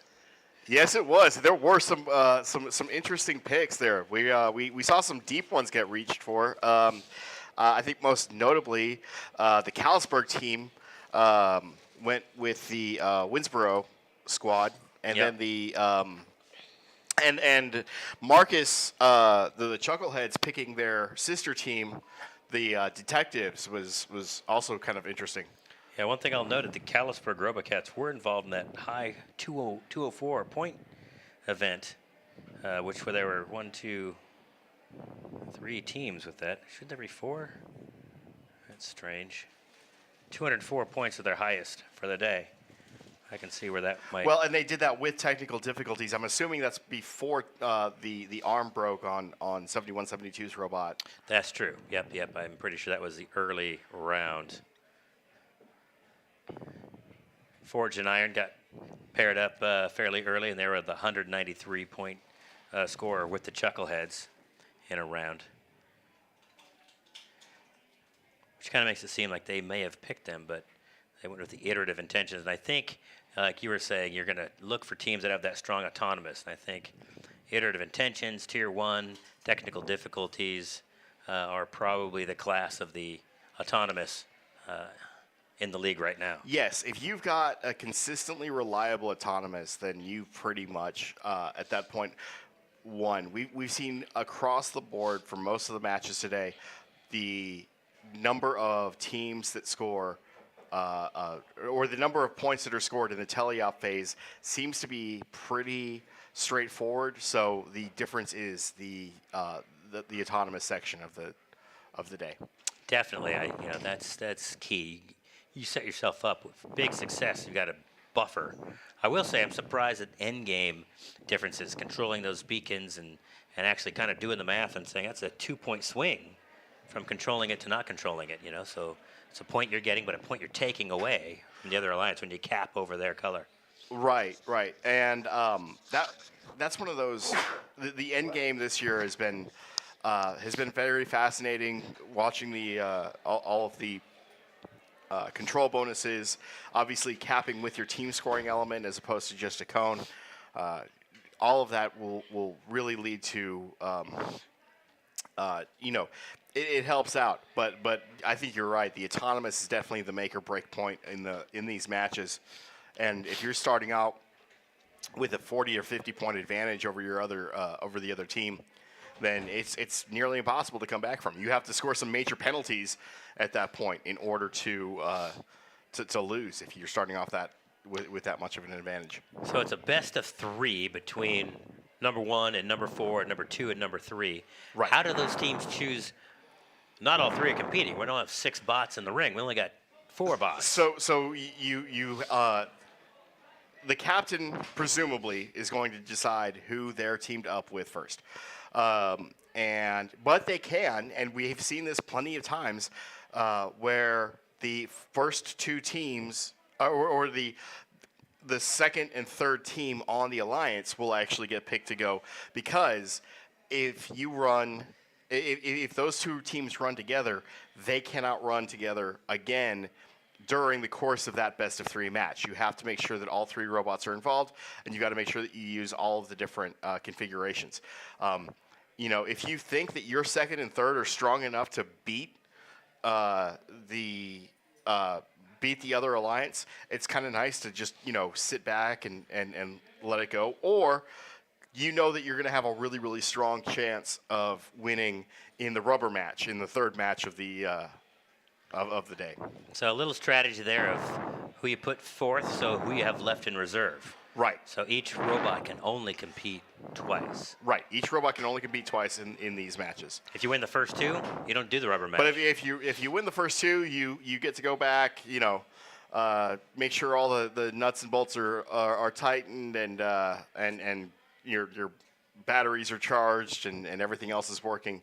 But no, if you win the first 2, then you're golden. I was recently reffing one of the matches at a place in Irving, and it went super quick just because the fall off between first just to second and then second to third was huge. So we really only had the 6 playoff matches. It went by crazy fast. Yeah, well, it'll be exciting to watch this. This is, for those of you who've been watching the X League this season, this is the first tournament that we've hosted here within the X League, since this is our X League tournament.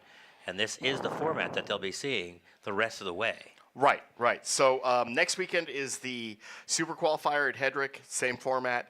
The weekend after that is the Super Qualifier in Arlington that I do not think any of these teams will be going to, except possibly Hedrick because they're hosting next weekend. Then the weekend after that is regionals. Yeah, same format. Now, regionals isn't as big this year. In past years, we've had a regional tournament with as many as 64 teams, and the way that they do that is 2 different divisions. Each division is run basically like its own tournament, except for with regards to the judged awards. But we have a so they did the 64. They did the 32 team tournaments. I think one year it was like Sapphire and Emerald, and then after they got down to the last 2 teams, whoever won their division, those 2 alliances faced off against each other in another best of 3. That was a lot of fun, but it was a crazy long day, and I believe we were in Aledo that year. It was almost 9 o'clock by the time I got home. I was. Last year was my pretty first year being involved, and we had several league meets that had the full judging and the whole thing. It was just how it went. So speaking of judged awards, we haven't done that this season either. So we've got a lot of hardware in front of us. We got 4 trophies, here and a bunch of other trophies. What kind of awards and what are these judged awards for? Okay, so the big bad one is the one that everybody wants to win is Inspire. And to win Inspire, what you have to do is you have to be a candidate for several other awards. If you're the one that's been nominated, like, hey, you know what, this team has a good this, they've got a good that, they've got a good this, they've got a good that's the big one. Underneath there, you have the Think Award, which all of these teams turned in a 15-page engineering portfolio that describes how their process went. Okay, the judges do not want to see, hey, you know what? We woke up one day and some elves made us the best robot in the history of robots. They want to see that you absolutely failed more often than you succeeded. That your first couple of attempts at solving this year's game problem were you know, you made mistakes and then you learned from those mistakes. There are 2 community awards. There's Motivate and Connect. Connect is how well you work with mentors in the STEM field in your area, and then Motivate is what you do for outreach. And outreach can be just about anything. Obviously, because this is a STEM competition, the more you involve STEM in your outreach, the better. But you know, adopting an angel from an angel tree is one that's very, very common. Sure. You know, I know that one of the teams worked very, very closely with some refugees from the war in Ukraine. I know my team actually helped build a prosthetic for a couple of Chihuahua puppies that were born without their front legs. Wow. You know, so you'll see all kinds of different outreach. We've seen kids that are teaching sign language because they have team members who are hearing impaired, and they will go into the community and help with that. Yeah. So that's the Motivate Award, and then you have design awards. There are a couple of different design awards that they want to see how innovative your robot is, or maybe the entire robot for one of the awards, and then maybe just one component of the robot. Sure. For Yeah. I've seen definitely some unique awards in the past where somebody had a very unusual. Last year we had the freight frenzy. You know, maybe an unusual way to load that freight. Right. And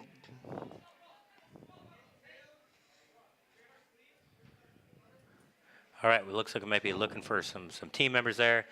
Take a little break from talking about our awards. We're running a special on whole pizzas back there, $5. We got a few whole pizzas left at the snack bar. So $5 for a whole pie if we still got them. I'm sure the snack bar will yell at me if we don't. So head on back. We got deals on the pizza as time goes on. It's not necessarily piping hot anymore, but cold pizza is still delicious. Just ask your college-age kids. Or your teenagers, for that matter. I heard that. A water. I can get a water. If you can bring a water, that'd be excellent.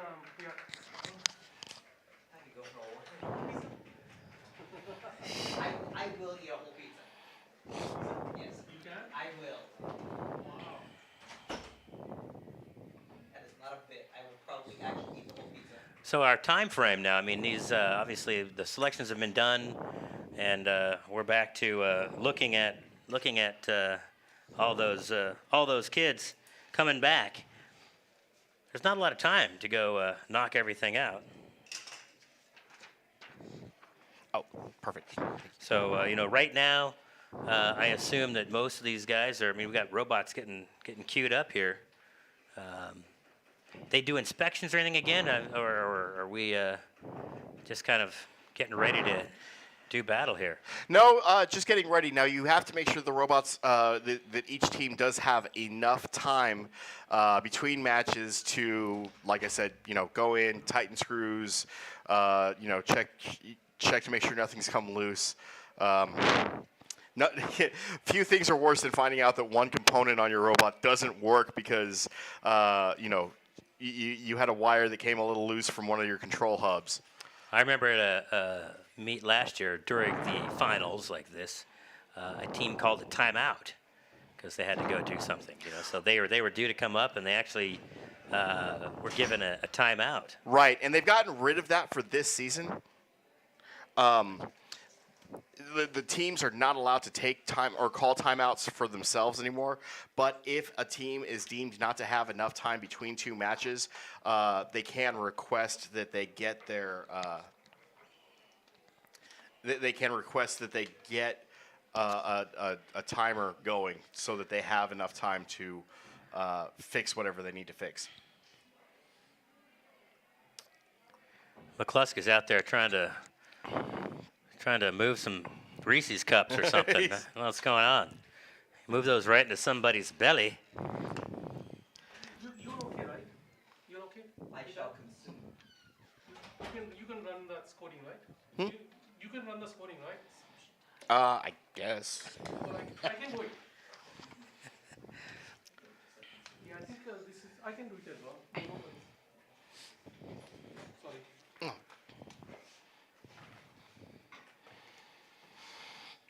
All right, so for match number one, it looks like we were going to have the Chuckleheads and Iterative Intentions. So we're going to have the first two picks go, and then they are going to be going against Kaizenite and Forged Iron. So again, you've got the first two picks for both matches going. So they want to come out swinging. They want to come out going. They want to come out full bore and try to see if they can't. Maybe even intimidate the other alliance a little bit. Yeah, I can see where you don't want to put yourself into that pickle, right away and have that.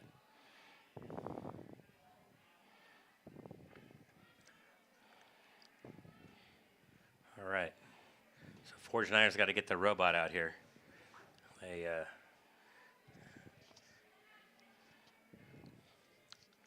All right. The other thing, too, these kids got to stay mentally sharp because now they're kind of in a bit of a rush. Maybe they weren't sure they were going to get in here. You get done with the tournament. Now you got to kind of re-engage. And that is one of the disadvantages that we have here today in this tournament because unlike the meets where the pits were directly behind the bleachers right there in the room, so you never had to walk more than about 15 feet, it's a good 200 or 300 yard walk back to the pit area in the library on the main campus. And as a result, you can't really, you might almost be best off bringing your cart and your tools in here so that you can do all those, the small fixes. Right.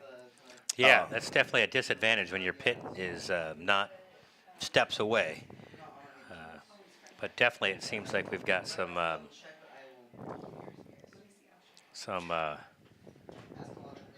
panic a little bit, I mean, you're a little rushed, it feels like.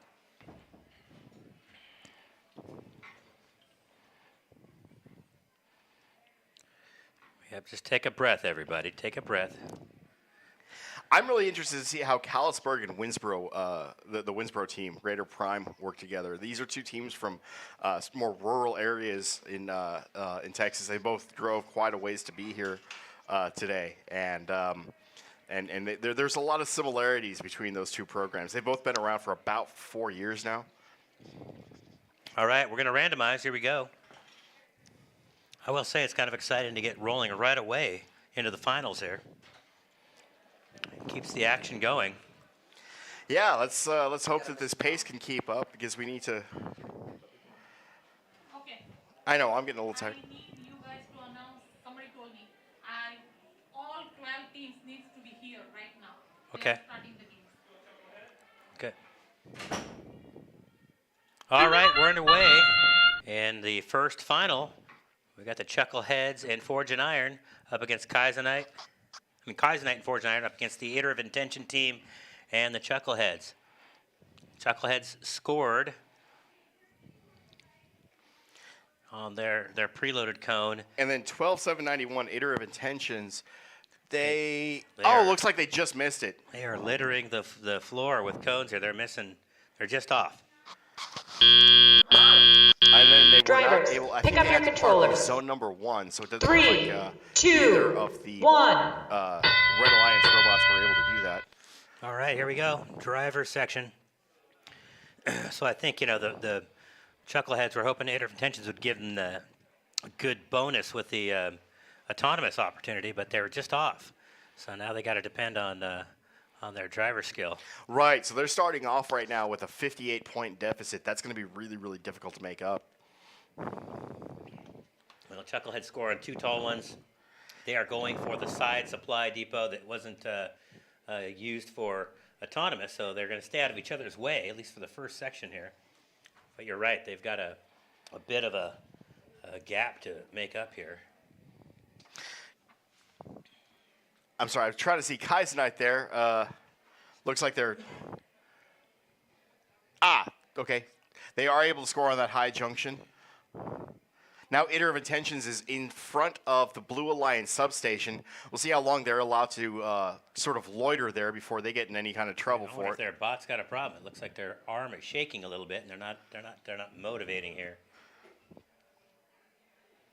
Well, and that's one of the things.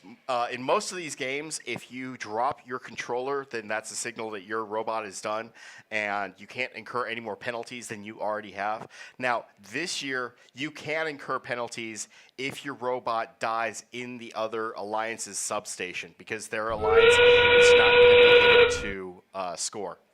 Yeah. And of course, FTC games generally don't have a whole lot of defense. We don't want to see the robots slamming into each other. This is not BattleBots, as some teams are so fond of reminding everybody that asks. Certainly, when I'm telling my my friends, you know, that I help out a robotics team, they Whoa, man, we almost had a tumble. Ooh. Almost kicked it over right there. Was that Kaizenite? Gets in the corner after capping the high junction right in front of the Red Alliance's substation. Yeah, Chucklehead's got a cap on the High Alliance towards the back of the arena and got into a parking spot. But I think with Iter of Intentions falling apart now, is that a part on the ground there? Can you see? Or is that a hunk of? I wonder if that's what caused. Oh no, the piece next to the high junction in front of the substation, Yeah. that is their team scoring element for one of the Blue Alliance teams. I think, that- I couldn't tell which. I know Kaizenite scored the one that's got the kind of hourglass shape, so that must have been the other Flower Mound teams. Got it. Well, that's unfortunate for the Iter of Intentions bot there. You know, that's not the time when you want your bot to fail you. No. This is when you need to pull out all the stops and actually have your best.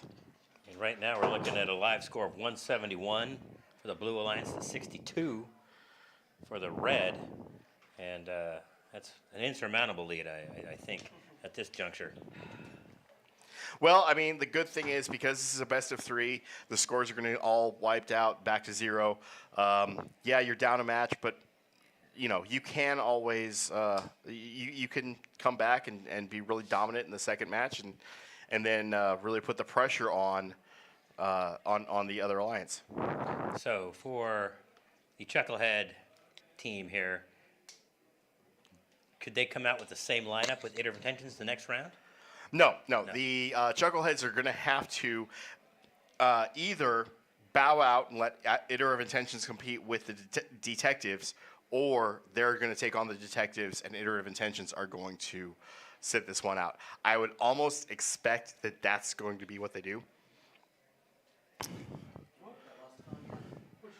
Finalized scores. Yeah. 1 second. What? No. Hey, we just had a phone brought into us. If you have what looks to be I'm guessing a Samsung with a little fox on the back. A corgi on the back. We have your phone in the booth. So if you're missing your phone, come on up to the booth. We'll get it for you. If you have a brand new iPhone in a red case. All right, we've got a quick little We score found the correction case. there, guys. It's not quite final, but we'll bring it up to you in a minute.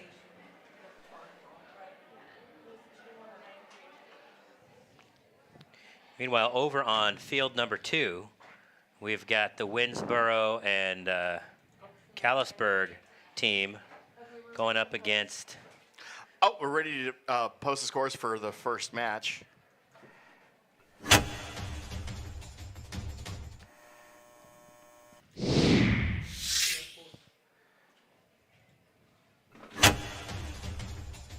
All right, here we go. Blue Alliance comes through with a big win, 203 to 56. So 200 point out of the gate. That's a strong first match. I think that's the second highest score for the day.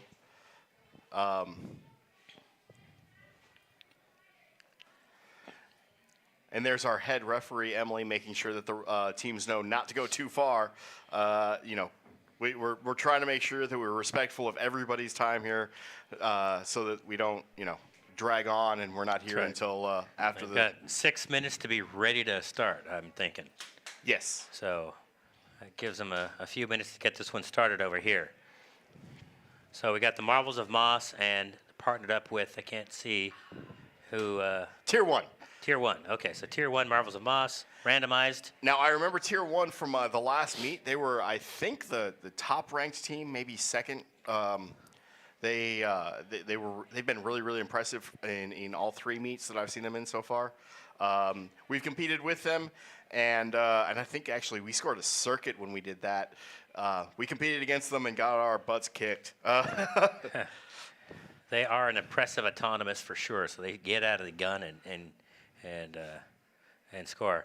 It was pretty merciless when we were going against them. In fact, I think our partner robot crashed, and we were kind of on our own against Tier 1, and I think they were with another really high-level team. It was like watching the Harlem Globetrotters. Yeah, that can be a little tough. I think I watched that one. I think I mentioned you guys were going solo. Well, at meet number 3, we ended up with, I think, 3 of our 5 matches going that way. All right, here we go. Let's watch the Tier 1 autonomous. Callisburg makes it in, wins. Raider Prime scores on a high junction. All right, here's Tier 1. Going for multiples here. Picking them up. I can't quite tell if they're getting them scored. No, they missed that one. I think they've missed both so far. They're just off. And they missed again. So it's just kind of like Eater of Intentions in the first match. Just off. And able to park, but didn't get any of the cones scored. Pick up your controllers. Right, so there's a lot of different ways that you 3, can program this. 2, There's time of flight 1. sensor, where the robot just kind of counts how far it's gone. You've got cameras that can look at the pole and try to gauge where it needs to be based on that. But all of these technologies, none of them are foolproof, obviously. Yeah. Well, as it stands now, the Blue Alliance got a 41-point advantage kind of as we kick into the driver's selection. Callisburg robot's pretty interesting because their arm flips over from one side to the other, so it gives them a little... Right. Now, they started out, they had, at the first 2 meets, they had an interesting design, but it just didn't have a whole lot of control. This one, you can tell, it's a lot more precise in its movement. Yeah. The other thing, too, it's very smooth. The driver has spent time because it's not jerky. They're slowing down rapidly, but not jerking to a stop as they approach, which is good to see. The other thing I've noticed a lot is you've got a lot of robots trying to jockey around each other in some cases, and that is seems to be akin to the robots are just much more nimble now, and they're able to actually negotiate around the floor, but all the robots can do it. Right. So you'll notice quite a few robots have actually put have gone with a smaller chassis so that they can get through. There's only 2 feet separating the poles on the field right now. Marvels of Moss was having a little bit of trouble driving. I think their gunner and their driver needed to be a little bit better on the same, a little bit more on the same page. Because if the arms when they go up raises the center of gravity, and when that center of gravity goes up, your stability when you're driving is very much sacrificed. Yeah, well, we're getting the custom capping elements done. I see Tier 1 got theirs in place. Marvels of Moss trying to score theirs. Oh, the Blue Alliance actually kind of launched a cone and it whacked into the Marvels of Moss bot. Now, if both robots look like they're actively trying to score, that's not going to be a penalty. But if the referees determine that it was sort of a defensive move, then that can be 1 or 2 minor penalties. All right, live scoring 124 to 82 right now. let's see what happens with any potential penalties and what happens. Okay, so we're setting up. We'll bring you the finals. Looks like the head official is talking to Tier 1 or Marvels of Moss about some penalties. So we may see some assessments there. Over on field number 1, the Chuckleheads have opted to reserve their next personal round for the end. So they let the detectives come out here with iterative intentions. So I guess the thought is that iterative intentions has got their autonomous dial back in. I would guess so. Now we also have over here in the the Blue Alliance, we've got Kaizenite again, and this time they are going to be with who's that? 21-834. Epic Adventure. Epic Adventure. Okay. Epic Adventure is a team out of the I believe it's the Islamic School in Plano. Yep.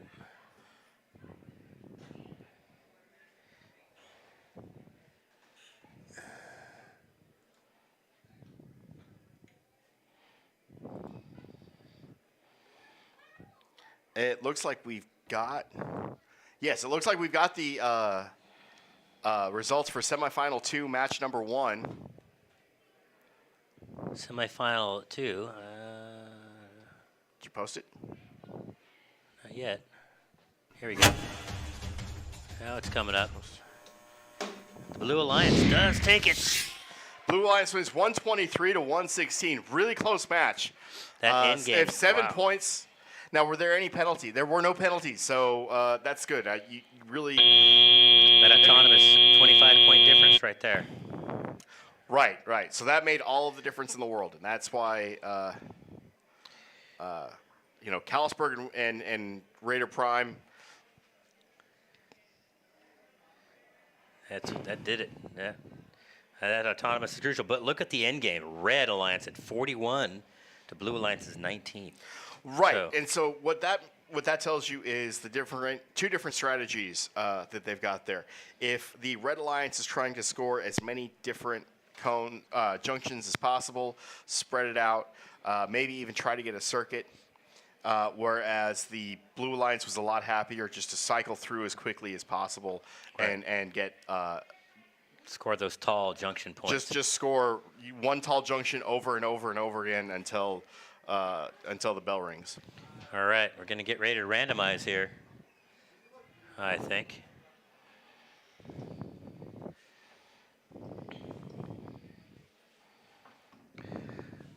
So this is Red Alliance's must-win right here. Yes, for the Red Alliance, this is win or go home. And Blue Alliance, since Kaizenite's the captain, if they don't win this one, they're out for the rubber match. Were they the captain? What's that? Who's the captain of the 13? Of the Red or the Blue Alliance? Kaizenite's the captain, right? Yes, Kaizenite was the captain of So they won't be able to compete in the third. If they're. Oh man, there was a collision between the robots there during autonomous. That may have thrown both of those ones off. They hit each other pretty good. Iterative intentions, though. It didn't seem to mess up iterative intentions at all. They've scored 2. Them. Now, and any contact between the robots on that center line is legal. That's considered neutral ground. So as long as they stay within those 2 tile, that one column of 2 tiles. Drivers, pick up your controllers. So that'll give 3, 2, an advantage. 1. It should anyway. Once we're going 43 looks like 43 to 11. That's 32-point swing is. All right, we're into driver. It seems that every robot is kind of taking off. Kaizenite scoring on a low junction. Their human players. Detectives are trying to score on a tall one over there. Looks like they missed. Iterative Intentions is now going to post up and just try to do max scoring there. So Epic Adventure seems to be having a little bit of an issue getting their cone out.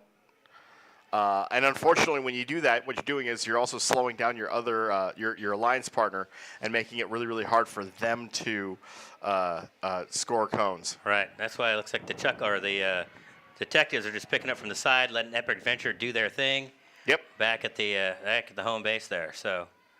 Well, and you can see that the referees are really watching Epic Adventure very closely to make sure that the human player doesn't reach in while they were near the substation. Now, they've gotten out of that area. We'll see. It looks like they're trying to just go push-bot mode. I don't know if their arm broke or if... That was a pretty hardy collision at the beginning, so I can imagine that there may be a little bit of damage going on. So, yeah, you can see Iterative Intentions just stacking them up on that pole. They definitely had set the record for big stack during. Oh no! Kaizenite tips over.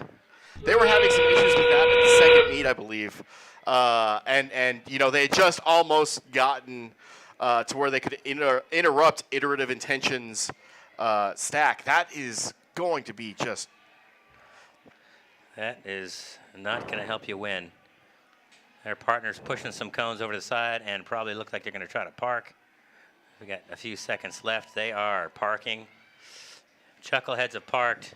Iterative Intentions just stack that thing. 1, 2, 3, 4, 5, 6, 7, 8, 9, 10, 11, 12, 13, 14. Looks like 15 and a team scoring element. Right. So now, well, Kaizen doesn't have to worry. They were involved in the first two, so they won't be competing in the third.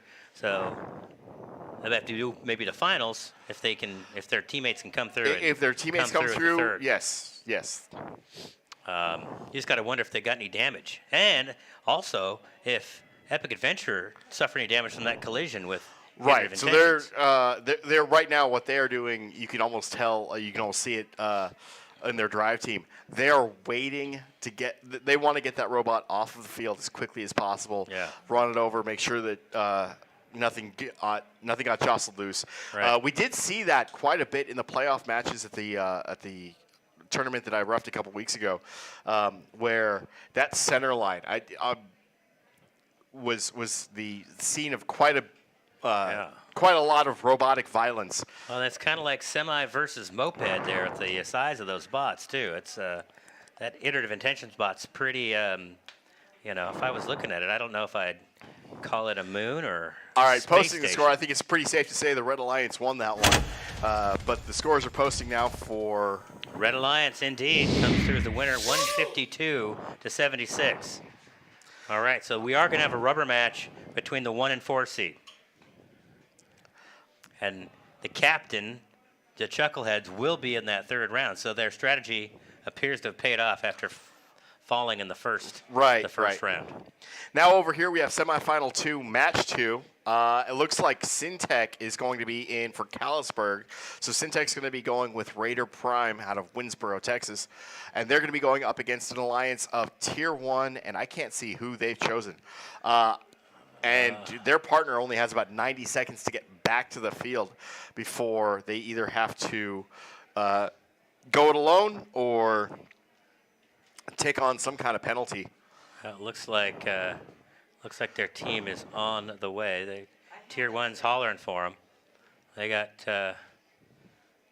10 seconds, really. Looks like they're getting their gear set up. They've got their controllers placed. There's the bell. There's the bell. And who's on that team? I see all 4 players wearing Tier 1 T-shirts, so I'm not quite sure. That's a. Oh, I see. They've set their bot up on the right side of the field, but they're controlling from the other side, hoping their partner will swap with them. So how does this work? It can't be that their other team is not here. And we're waving a red flag. Is it going to be penalties, or can it be a forfeit, or can it be a timeout where they're like, hey, in a few moments. Well, they're not going to grant a timeout because the other team. Oh, it is. It's technical difficulties. Technical difficulties. Yes, there they are. I forgot about them. How do we do that? So yeah, they must have been working on their arm, and You can see the driver over there. She's reconnecting some wires and.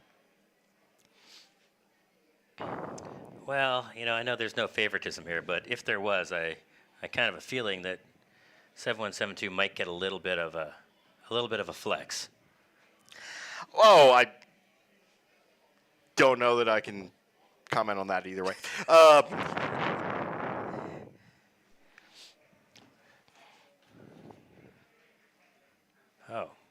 It is kind of interesting to see that the teams are on the Red Alliance for semifinal 2 are not setting up behind their robot. They're switching spots. That probably has something to do with how their autonomouses are working, and where the bots are more comfortable from drawing the cones from, if it's the depot or the substation. Well, here on field number 1, Iterative Intentions and the Chuckleheads are getting dialed in. They are kind of re-looking at their autonomous. They just ran a little test. They've got 4 minutes, and well, they're probably going to get more time than that because this match is going to eat into the halt time. But both of the squads are going to let their bots. Hey, Chucklehead, your battery is hanging loose, guys. You got a loose battery there. Are we allowed to say that from in here? I don't think that that the teams are going to complain at this point. Then again, I don't know that they're paying attention enough to where they would be able to where they would. I think they are. They did fixed it. Yeah. Hey, Kai's Knight, you guys are okay. Relax. You got 4 minutes, and the other match is a little delayed, so I think you'll be all right. Now you got Emily talking to the members of the Red Alliance. I'm not. 7172 picked their robot up. I think we have some confusion on where maybe they can start. Well, They're I taking know that their it robot looked. out of here. They are rolling out. It might be a no-go for them. So Tier 1 might have to be. Okay, we're randomizing, and Tier 1 is going to be on their own. Now, there have been games in the past where just having a robot on the field in a certain area would get you a parking bonus of some sort. This game is not that one. So yeah, their Tier 1's going to be fighting an uphill battle here. Well, the other thing is 7172 going to be able to come back if they have to? I mean, would they have to be around for the next match? They weren't for the first one. Well, you know what? I don't know if that rule is still on the books where you can't, where you have to use all 3 configurations. I know that because it looks like Kaizenite on field number 1 is still is setting up. Here we go. We're underway. Let's see what Tier 1 can do. Syntech scores on a medium junction and Raider Prime, tall junction. Oh, no, and Tier 1 flexed one out of there. Syntech trying to keep up. There we go. All right, Tier 1. Syntech looks like they're trying to score a circuit in autonomous. That's insane. Tier 1. Now they're autonomous. They have a cone on the ground. I think they're going to be off because the cone on the ground interrupted their pick pickup. up your controllers. So they only got 1 scored. 3, They 2, are looking at an uphill 1. battle, 25 to 50, 25, 33 to 79 before we start driver control. 33 to 85. It's just racking up. Here we go. We're underway. Let's see. You never know. We've had a couple robots fall over. Maybe that happens again. Blue Alliance is going to be Raider looking. Prime managed to score on a high junction. Syntech also scored on a low junction. They are, looks like they're going to be a blue wave out there. I think they're going to try to score massive beacons. There's Raider Prime scoring a tall beacon right there. Now it's just about how they work together so that they each aren't interrupting each other's And I flow saw here. the referees waving a flag. I'm not sure. It looked like Red was getting a warning for something. Maybe the human player was reaching in while Tier 1 was still in there. I'm not sure if that was what the penalty was, but they were. Tier 1 looks like their arm is up and it's stuck up. No, it's coming back down. It appears they are just parking. Okay. I think they are. They've pretty much just given up. I think they've conceded this round here.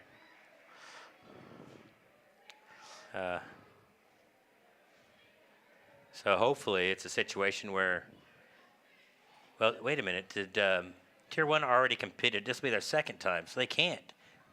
Technical difficulties Well, has to but play. remember the Blue Alliance won match number 1 Oh, on that's that one, true. so they're going to move on to the finals. Got it. Yeah. So this is. And they have almost a 100-point lead at this point. I think they're going to be.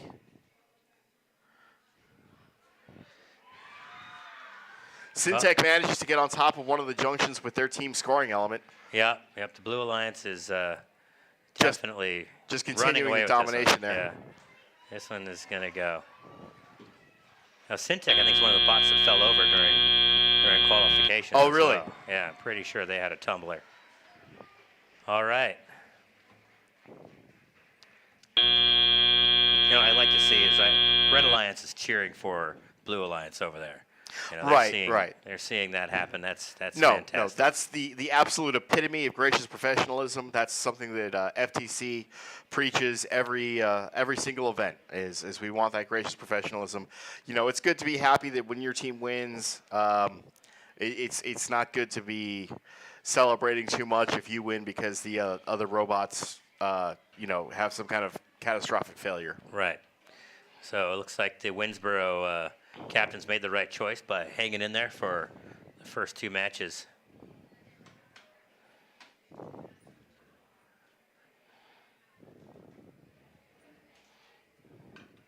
Yeah, now they get to go back and strategize for who they're going to be for what they're going to do in their first match.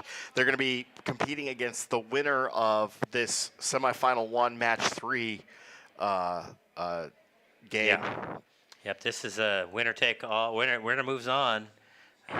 All the marbles. Now, you know, we've called a couple ties in the league play. So if we have a tie in one of these, we just end up with another Hold on. match. Ready to post? Can you post? Oh, Blue Alliance is not posting. Blue Alliance does win over there. Final score 169-37. That's 2 out of 3 right there. So they are moving on, and they're going to go get prepped to see who to compete against whoever is over here in round number 1 or field number 1. Pardon me. You made that mistake plenty of time while we were doing polls. You said poll 2 a lot. Hey, next time you got a final, just yell at us. I did, and then you. Oh. I didn't even see it. You can poke him. Yeah. Poke the bear. Good idea. Wow. All right, over on field number 1, this is a big match. Winner moves on to the final round to compete for tournament champion, I guess would be the yes the term we're going for here. So it's exciting when you've got this thing going on. It feels like okay, the teams are all ready. Here we go. Let's randomize. Randomization is a 3, so we're going into zone 3. That is, you have to go forward 1 or 2, and then. Testing. Hey, can I just get like a silence in the room for a second? Y'all all saw that match. This is never a way that I want to play a semifinals. I don't think it's a way anyone wants to play a semifinals. And I just want to shout out to Tier 1 and their whole alliance for being so gracious about how they handled that. Thank you.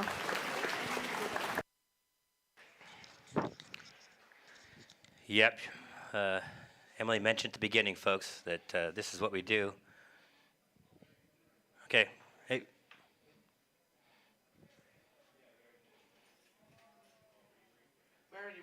We already randomized. Do it again? Oh, okay. We got a 5 for the randomization. We got a 5 now. So zone 2, that's the easy one. Just need to go forward 1 or 2 tiles. Anywhere between 2 and 6 feet, and you're good. Now, both of these teams had, both the teams on the Red Alliance, I know, had autonomouses where they were trying to score cones. I know Kaizenite was having some issues with that a while ago, and I don't remember whether or not Forged in Iron was.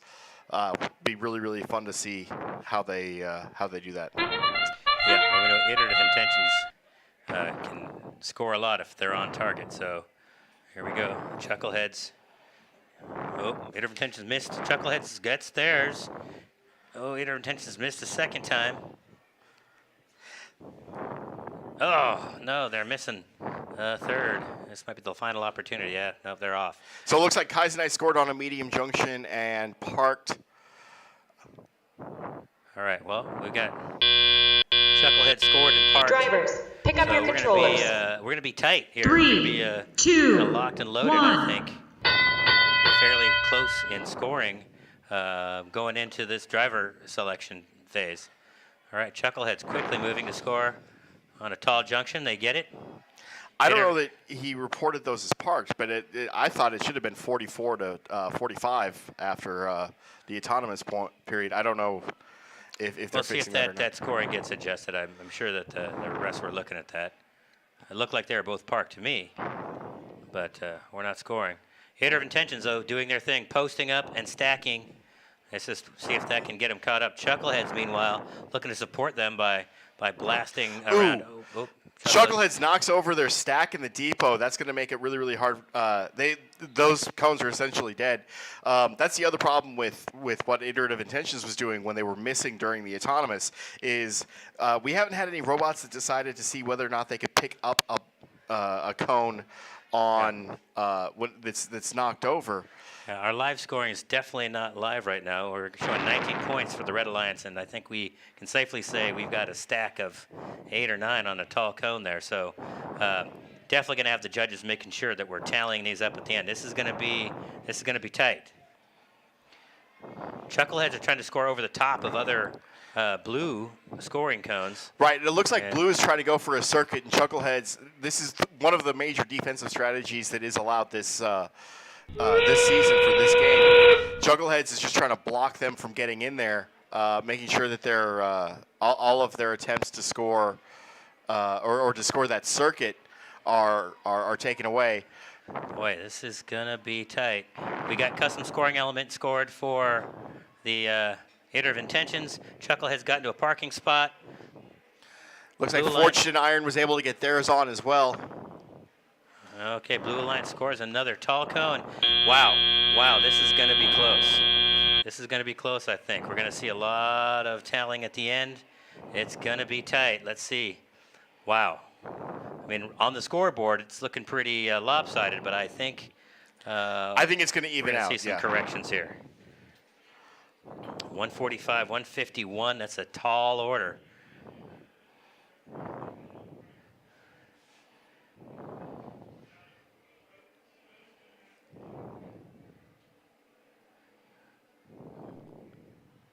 We got end game possibilities are going to come into play. I don't know what that signal is. I'm not sure what Emily was telling the referee there on.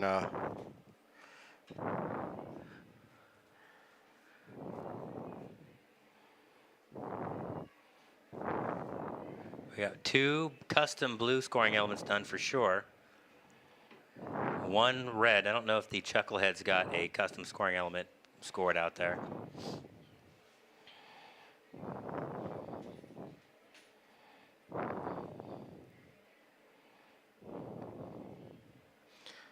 Chucklehead's talking to the head referee. I don't know what they're getting a clarification on exactly. Boy, that's a pretty.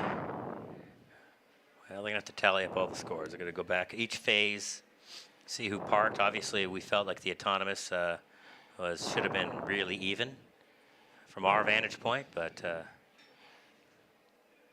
have to go back and look.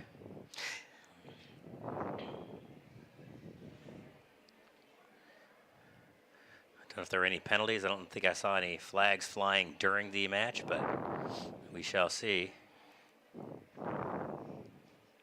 No, overall the match play was pretty even, and I was glad to see that so far. I think we've only had 1 minor penalty in all of these playoff matches so far, and I think that was when the human player over here reached in. You can see the Iter of Intention team and the Chuckleheads are looks like they're doing the math in their head as they look here. You know, obviously the Blue Alliance is. Well, if they do get those parking points, that's going to be 40. Obviously, that's still not going to be enough for the Blue Alliance. Okay, we're ready for. Ready to post it. Blue Alliance wins 186 to 169. Wow. I think that has to be the highest combined score we've had so far today. That's incredible. 44 to 45 and autonomous, just like you said it would be. Driver control went to the Red Alliance, 104 to 76. The end game, 46-point difference, 66 to 20. So right there, the Blue Alliance decided that they were going to try to spread it out as much as possible. You can see if you still have a shot of the field.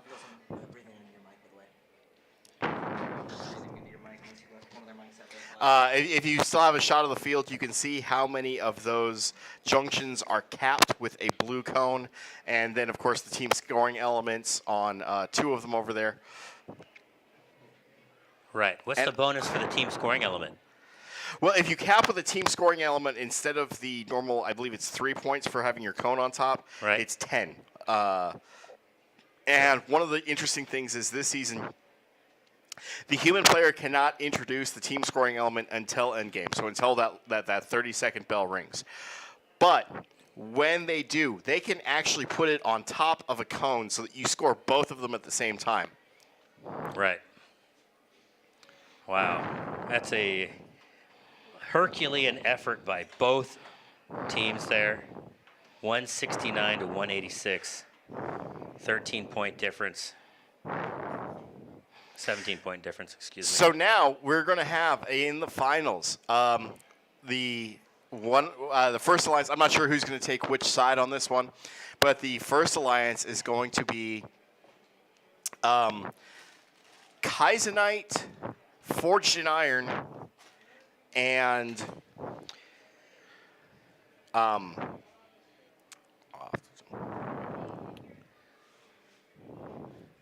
oh, is it? No, it's not Epic.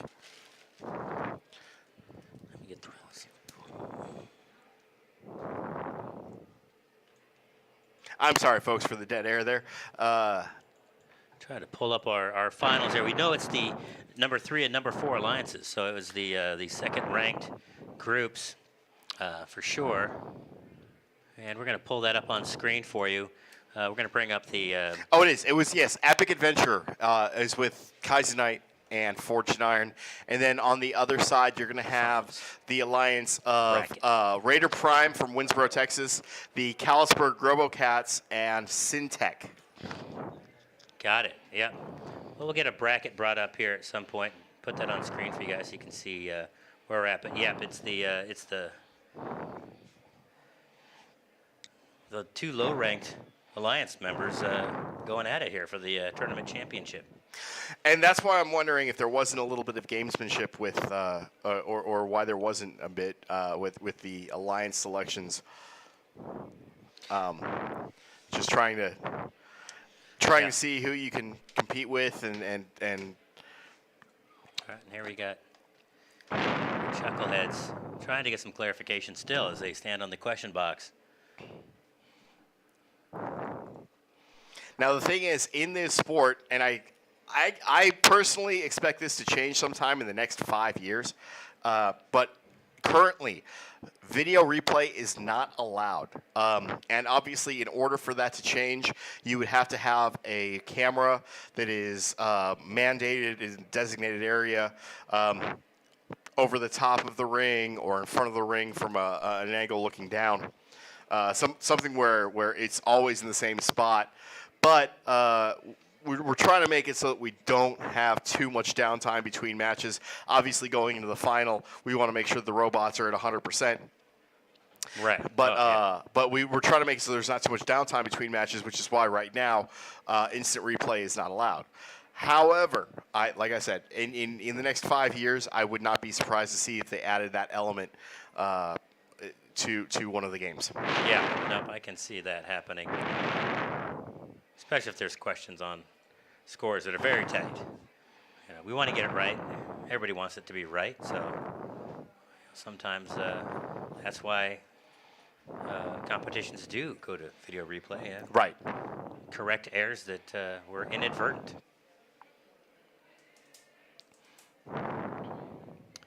Yeah. Now they're setting up over here to compete on field number 2. It appears to be the case, but we got referees sitting over by field 1.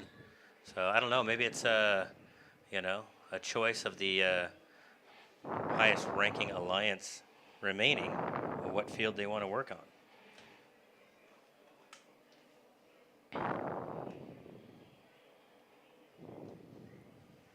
Nope, they're gonna do over here on field 1.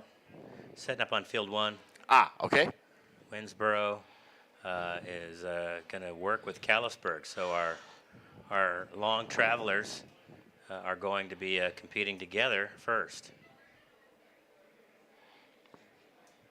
And I'm not 100% sure, but I think it was Callisburg a couple years ago when I was judging one of the remote events that we did.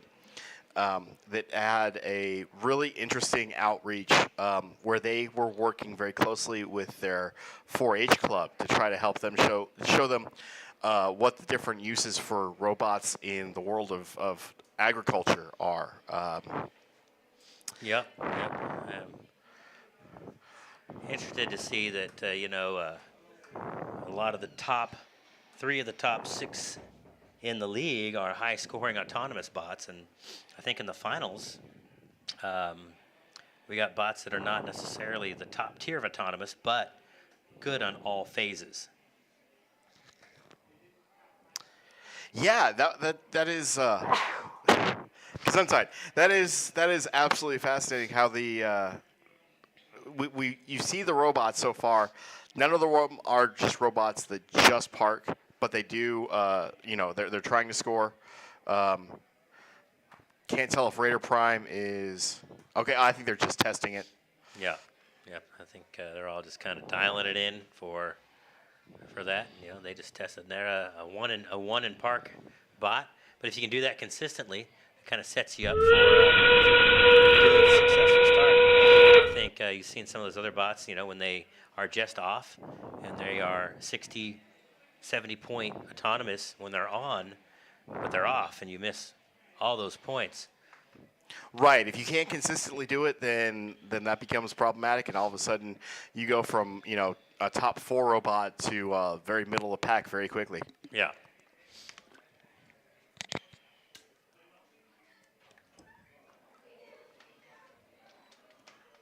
All right. Everybody's putting their custom sleeves out there.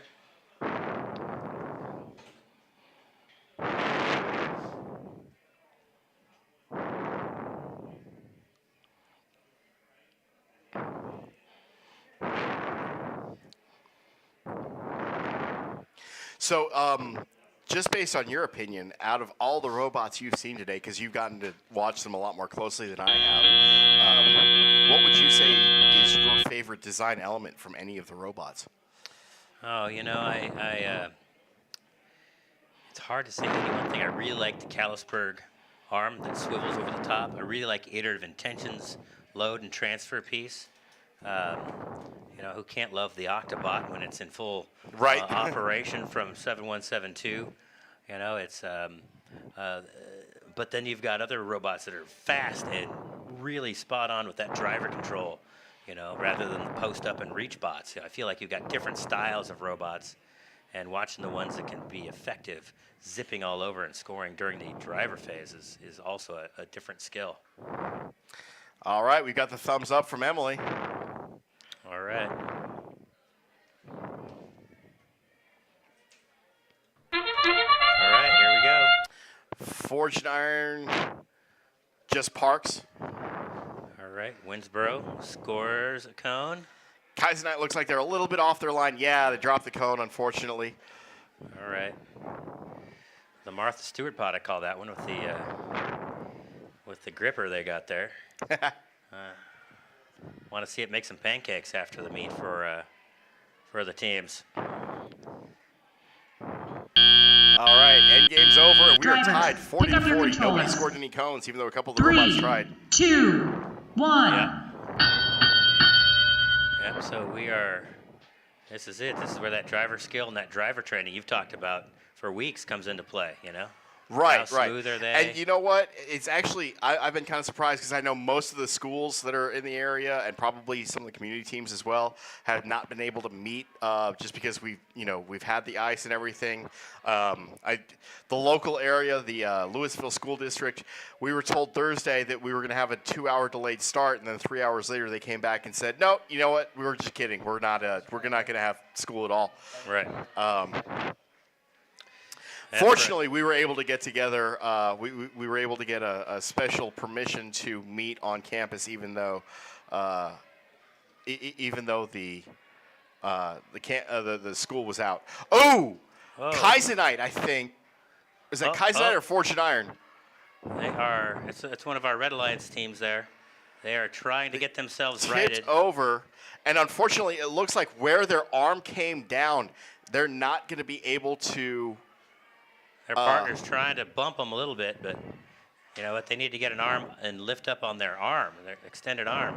I don't think it's going to happen. Well, it actually looks like it's slightly broken. I'm not sure. Maybe it started to tip over, and that's what caused the robot to go out. Yeah. Yeah, Forged Iron is just still 96 to 108. It's still close. See if the Red Lions can cap a few. See if they can't help out here. If Kaizenite can score a few more junctions, they can make sure that losing their teammate is not a liability. Meanwhile, over here, Calsburg and Raider Prime are.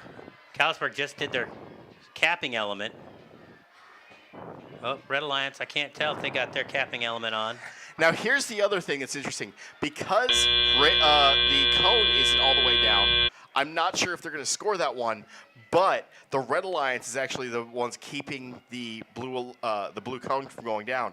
That might actually, instead of counting as a 5-point score for the scoring the junction, they might actually count that as a penalty instead. I don't know how they're going to rule on that. That's one of those that, thankfully, when I was reffing, I didn't have to take into consideration.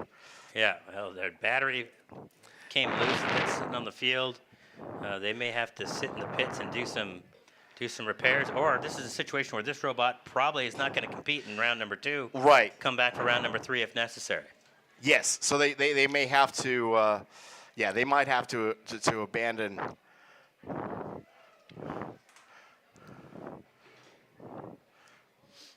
The Blue Alliance teams have their hands up. I'm not sure what they're signaling for right now. I think they got questions. They're probably asking exactly what you're talking about with that cone bent and hung up. And is that down bot interfering in their locomotion, perhaps? And, you know, it looks like the Red Alliance has more beacons or more scoring elements than others than the blue. So endgame may actually still fall advantage Red Alliance. And right now, live scoring, Red Alliance is 122 to 105. So we're going to see that. That's a critical point right there, if that's a penalty and or scoring or both. So right now, the entire town of Winsboro is praying for 2 penalties. Yeah. Hope they're watching live at home. All right, you guys, we've got just a couple matches left. The snack bar is closing in just a few minutes. So as the anticipation for the next 2 matches comes up, we definitely want to make sure you've got your last snacks in before you get on the road. So definitely get out there and get your snacks in before they close down. All right, so they've let the Kaizenite team come in or the Forge and Iron team come in and get their bot.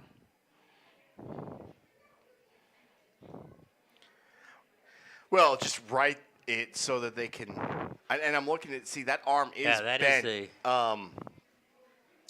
hopefully that's the Forge and Iron bot. Right. Yeah, yeah. Hopefully that's just a matter of tightening some screws or something, but Because if it's an actual component that broke off, then that robot is done for the day. Yeah. Or they can just resort to being a push bot. But when I don't think we've had any of the playoff matches so far, with the exception of the one where only one robot was on one alliance, that haven't been in triple digits. So. Well, they'll be to bring in their third partner to do the final 2 matches. Oh, here we go. Post it. All right, we're gonna post it. Red Alliance wins 127 to 108. Wow. Outstanding effort by Kaizenite to carry the load with Forge and Iron dropping it. We have a phone. All right, Snack Bar is closing in 10 minutes. 10 minutes more for the snack bar. We also have a missing phone in the booth here. If you're missing your phone, it's got a little sticker of a corgi on the back. And an animated background with a wolf with the glowing eyes. Come on to the booth. It's over here.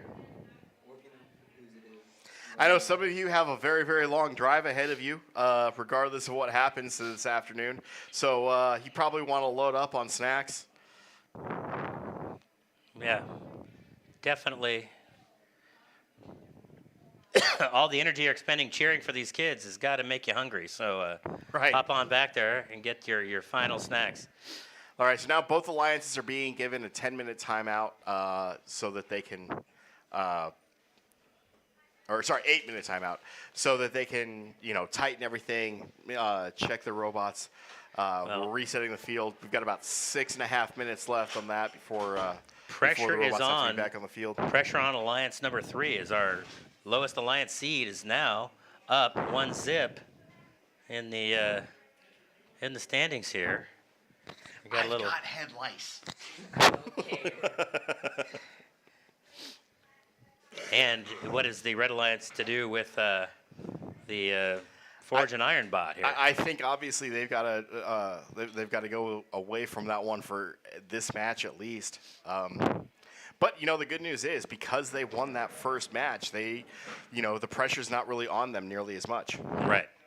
So they could put it away, match number 2, and not have to worry about bringing Forge and Iron back in. But I think you're right. If they have to make it a push bot, that is an option for them. If they do go to the third match, they got to come back. Right. Now, they haven't actually – that rule is one that I remember from years and years ago. They might not be doing that anymore.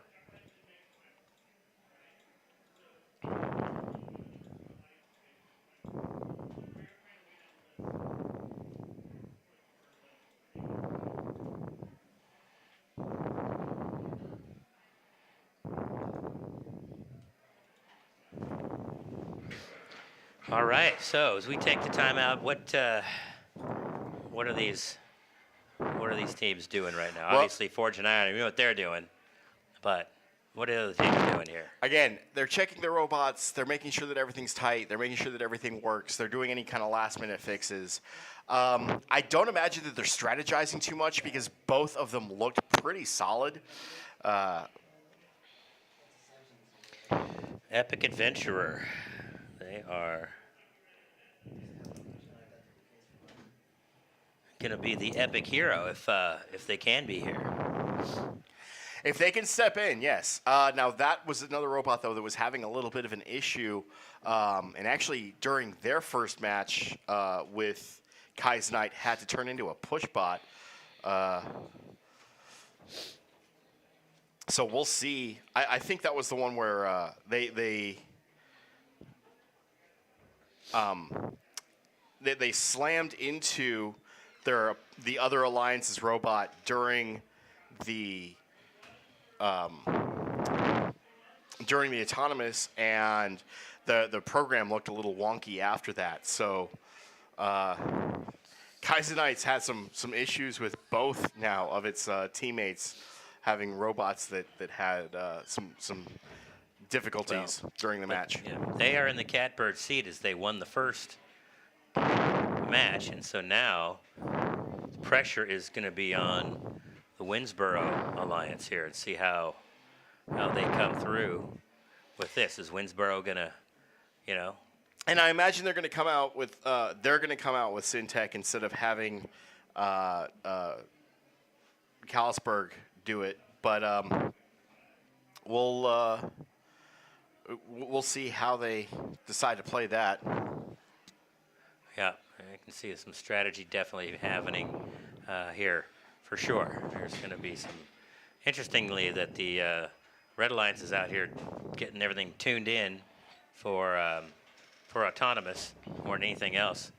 You know, start off with a good solid run here, and the Blue Alliance is back in the pits, either discussing strategy or making a few little tweaks to the bot. Right, and this could very well be the last match of this afternoon. So if the Red Alliance can pull this off, we'll move on to awards. If the Blue Alliance manages to force a rubber match, we've got that last one, and then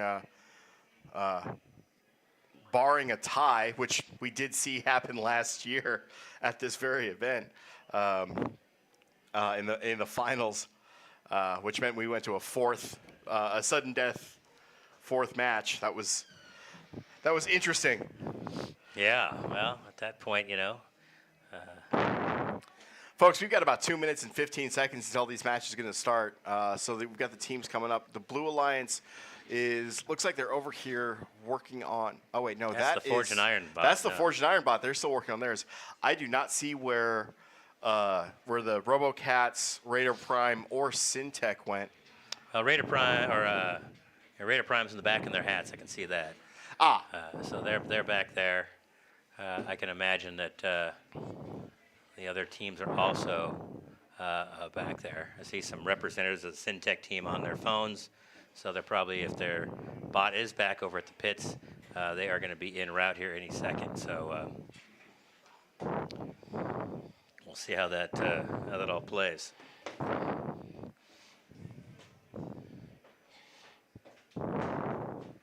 Yeah, 1 minute and 20 seconds to get the Blue Alliance position. So maybe they're just trying to build a little drama, suspense here as we prepare for a do or die situation for the Blue Alliance. You think it's a little gamesmanship on their part? Absolutely. I think the Forge and Iron team, though, is getting ready if they need to be around for that third thing. They got all hands on deck over here, and I think you're going to see them working on whatever they need to work on to get this thing done. It looks like the Syntech team is over here. Oh, that's the Marvels of Moss team off to the right. Same colors as Syntech, so hard to keep track of everybody. Let's go, Winsboro, Alliance Winsboro. We got to get reported over here. There's the Syntech bot coming in. So who's it going to be matched up with Syntech here on the Blue Alliance?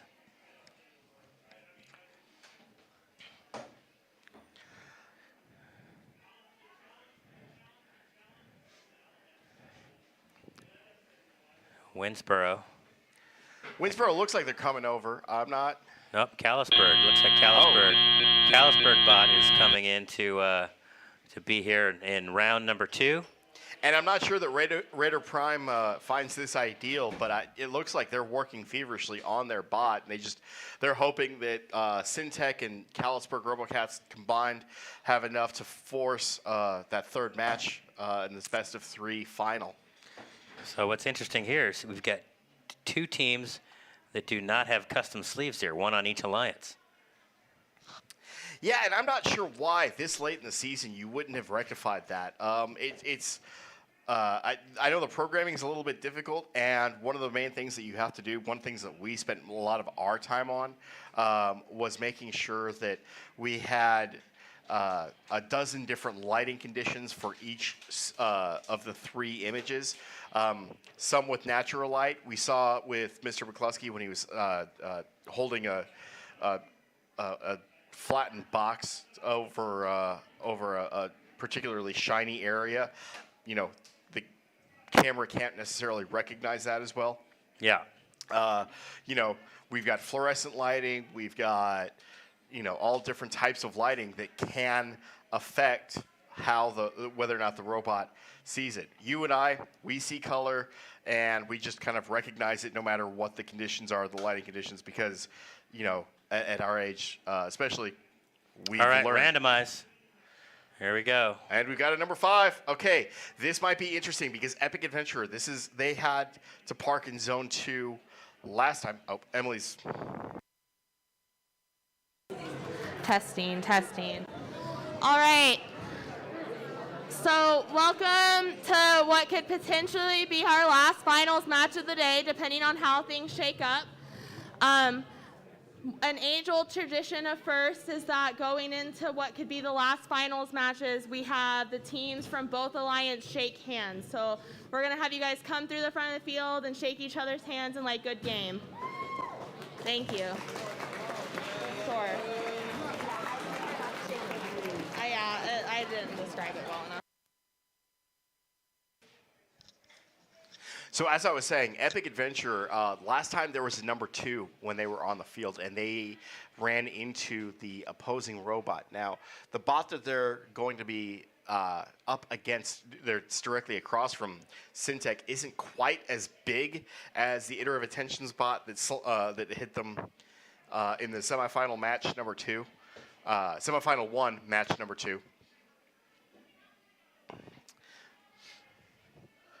So hopefully this won't be quite as bad for them as that was. Right. There may be no collision at all.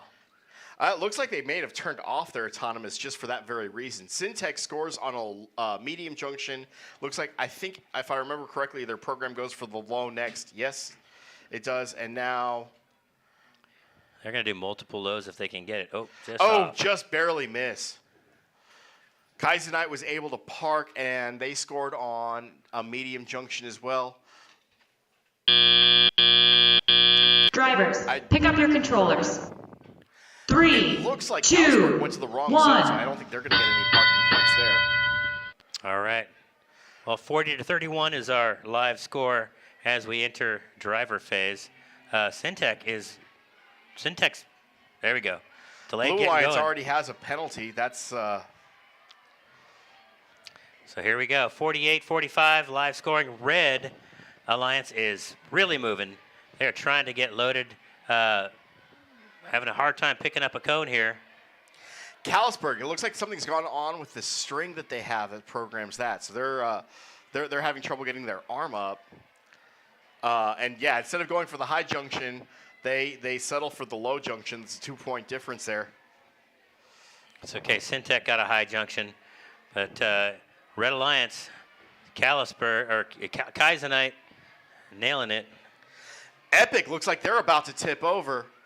That arm is extending a bit.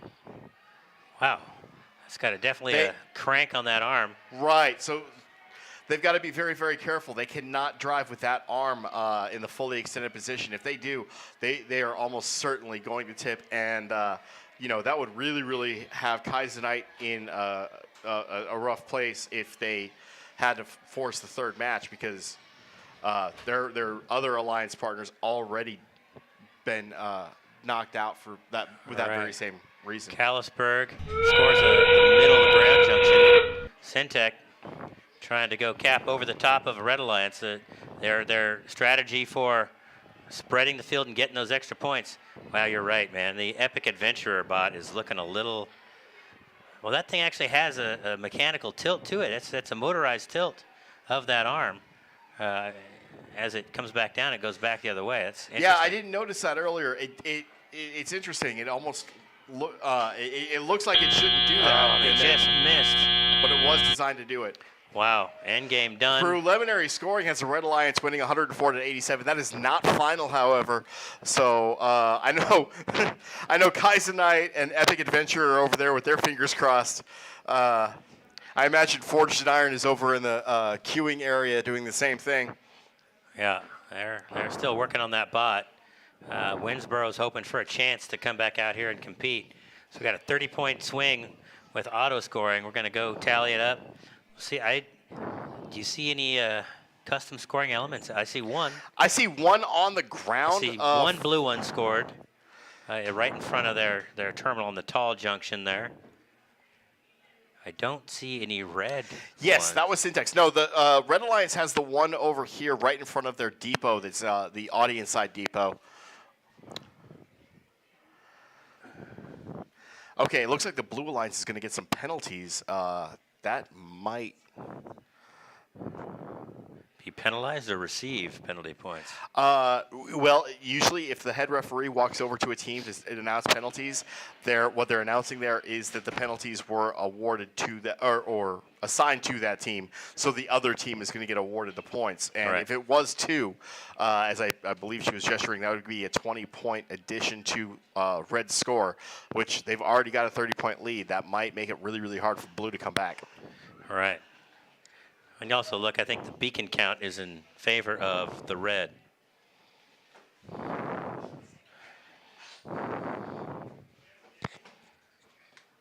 Uh-oh, we're pulling up the manual. That means we're definitely going to get clarification here.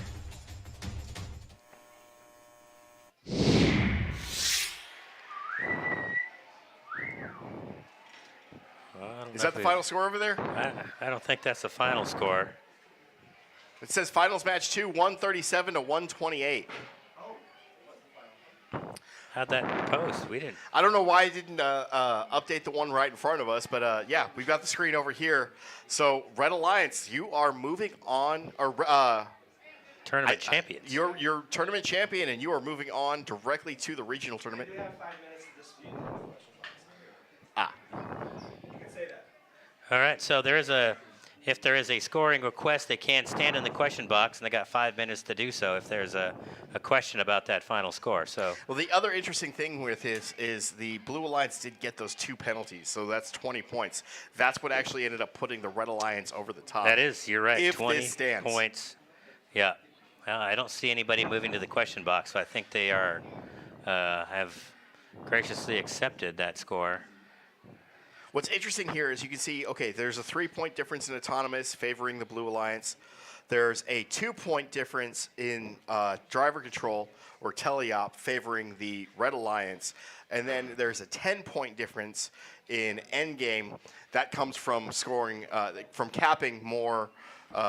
Capping, parking, things like that. Well, and even parking is only 1 point, so. Wow.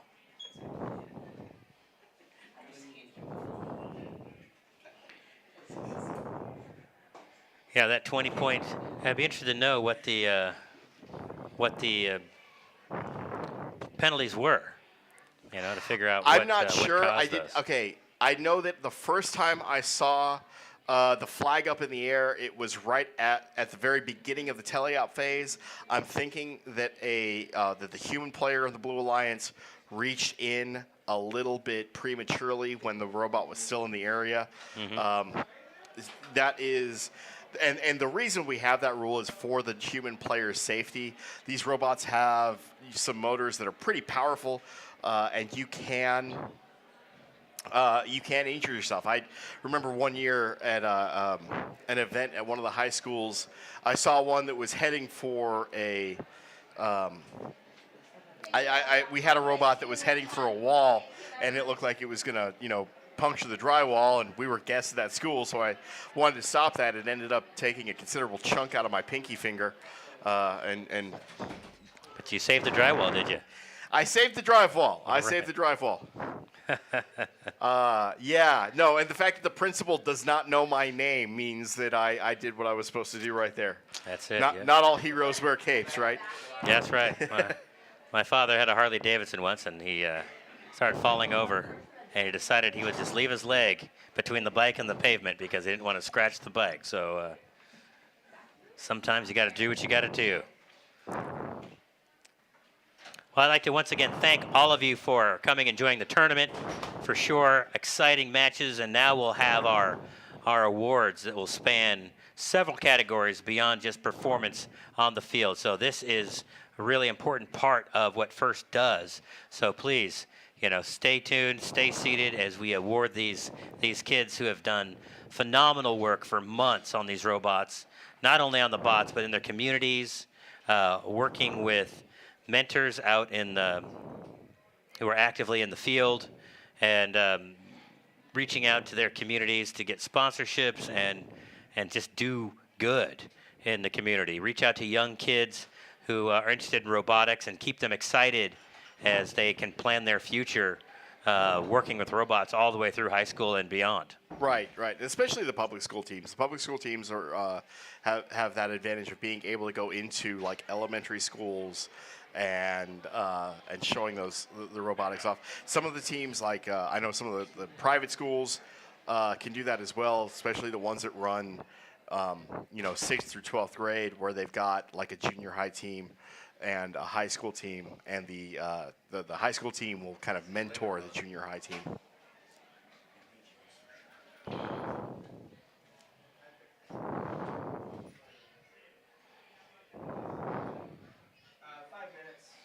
Well, we had some really tight matches there, even that last one decided by penalties.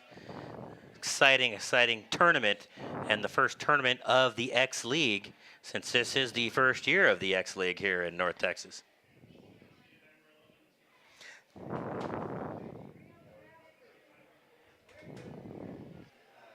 Ladies and gentlemen, we've got about 5 minutes before we're going to start the awards presentation. So find a comfortable place. I think the concession stand is shut down. Yes, concessions are shut down. So find a comfortable place to sit.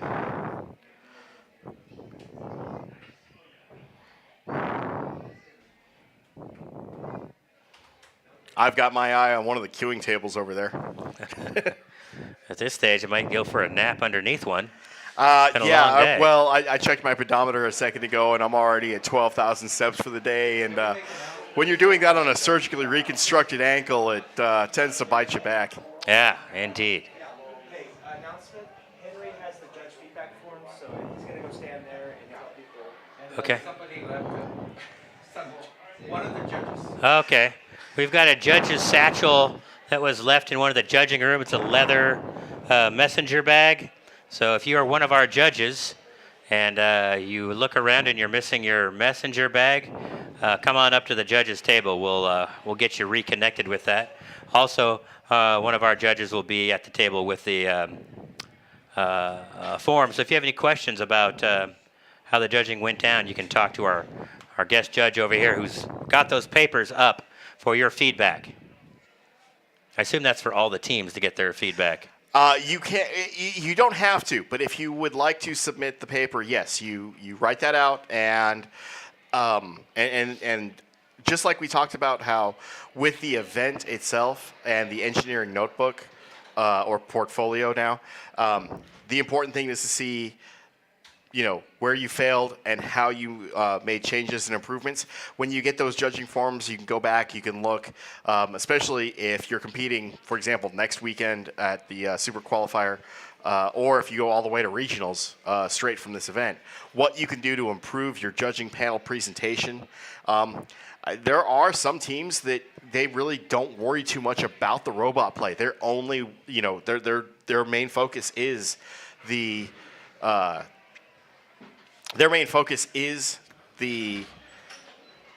judging panel and getting those awards.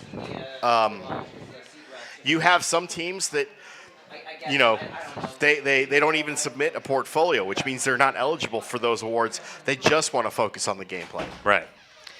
So you just mentioned going to regionals next week. How many of these teams from here will be advancing to that? There should be, I believe, 15 teams that are going to be advancing from this event to that one. And if you're curious about how they decide the order of that, the order is actually in, I believe it's Section 4 of Game Manual Part 1. So you can look it up online. I don't have the entire list memorized, but the first 4 are going to go directly to regionals. Those teams do not have to worry about the Super Qualifier, and so they won't compete again until the 25th of February, and that's going to be back here at the Roboplex. But I think this year they're going to be in the gym for the regional match. The next 15 teams or so are going to end up qualifying for the Super Qualifier.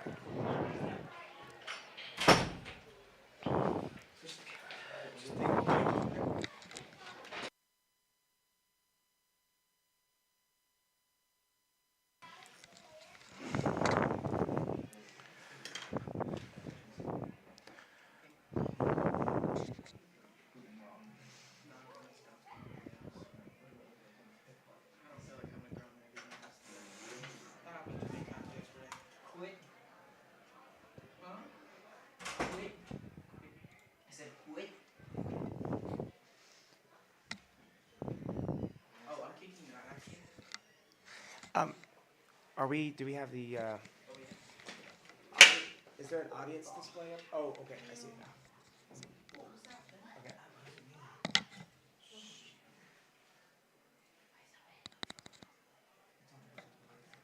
It needs to be an audience display. What you have is good. No, click the gear. Make it an audience display.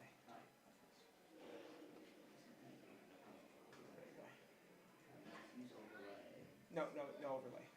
No overlay? Well, okay, you can keep the overlay. It's fine. Keep the overlay. Hit save. And we have the crowd show club.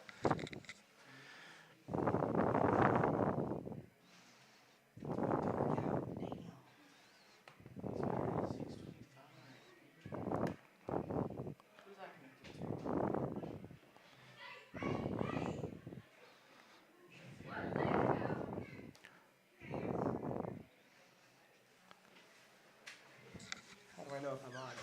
If you're live? Which one is this?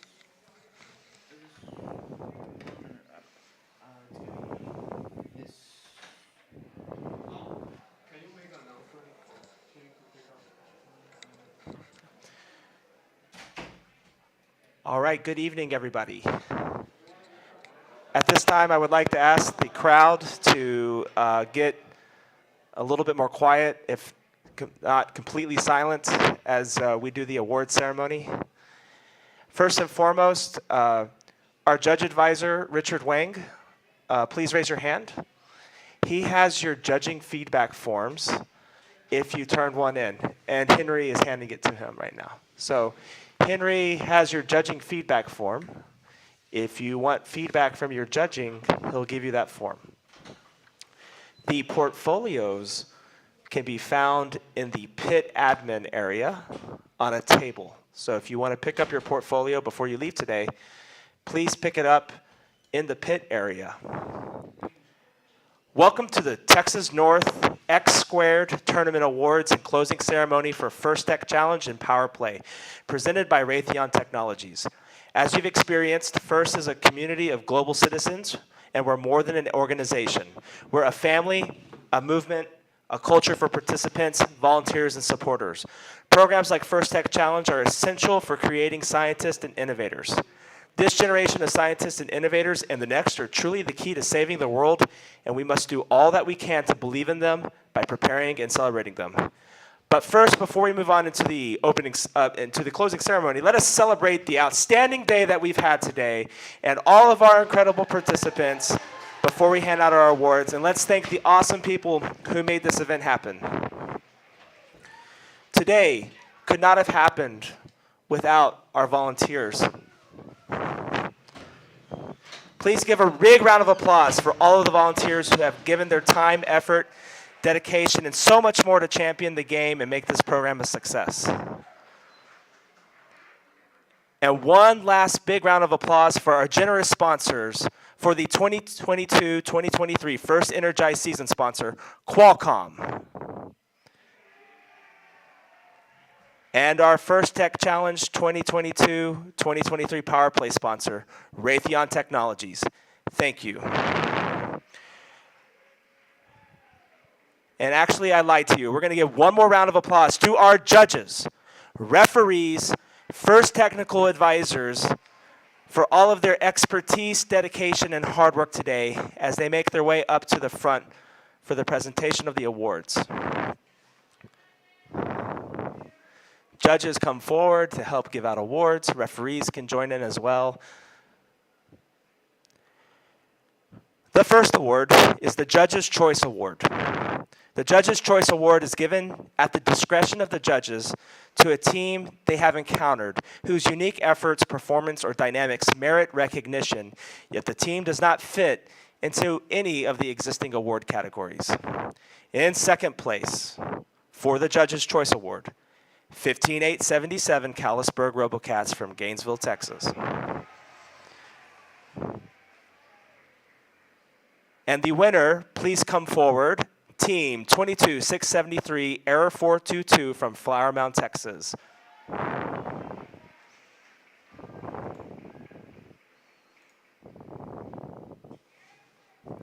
Error 422, please come forward to get your first placed Judged Award trophy.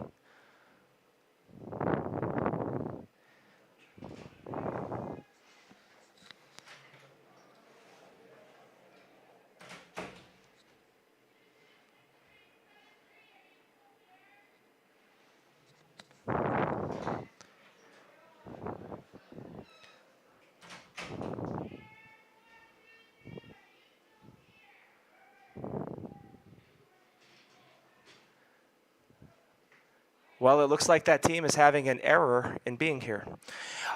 The Design Award. The Design Award expands on this year's challenge, inspiring teams to incorporate industrial design into their robots. These elements can be shown in the simplicity of the design as it applies to the tasks, the look, and the feel of the robot, and how the design allows us to think of robots in new ways. The design aspect must serve a function, but should also differentiate the robot in a unique fashion. We are only going to recognize the winners up front. But if you are third or second place, please stand when we say your names. In third place for the Design Award, 21834 Epic Adventurer from Plano, Texas. In second place for the Design Award, 21474 Syntech from Frisco, Texas. And we would like to recognize the winner of the Design Award. Please come forward, team 21813 Prototype from Flower Mound, Texas.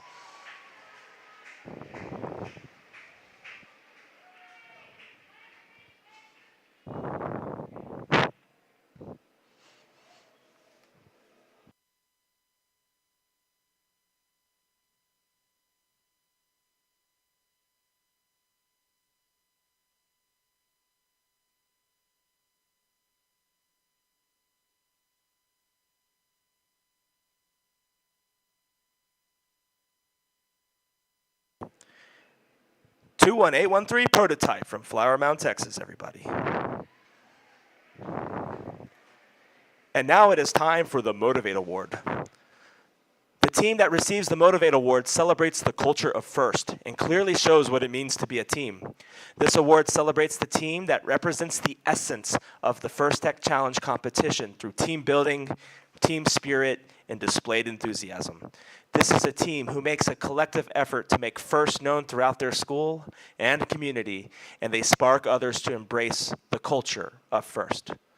In third place for the Motivate Award, 11563 Robo Wranglers from Louisville, Texas. In second place for the Motivate Award, 21138 Kazanite from Plano, Texas. And the winner of the Motivate Award, please come forward, 21834 Epic Adventurer from Plano, Texas.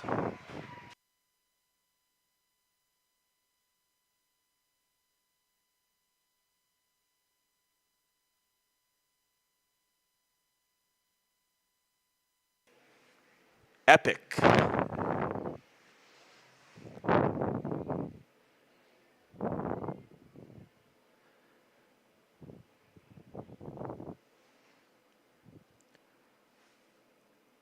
And now it's time for the Control Award, sponsored by ARM Incorporated. This award required a specific submission to the judges on a Control Award document. The Control Award, sponsored by ARM Incorporated, celebrates the team that demonstrates innovative thinking in the control system to solve game challenges such as autonomous operation, enhancing mechanical systems with intelligent control, or using the sensors to achieve better results on the field. In third place for the Control Award, sponsored by ARM Incorporated, Team 19991 Chuckleheads from Flower Mound, Texas. In second place for the Control Award, sponsored by ARM Incorporated, 12791 Iterative Intentions from Flower Mound, Texas. And we would like to recognize the winner of the Control Award, sponsored by ARM. Up at the front, team 21474 Syntech from Frisco, Texas.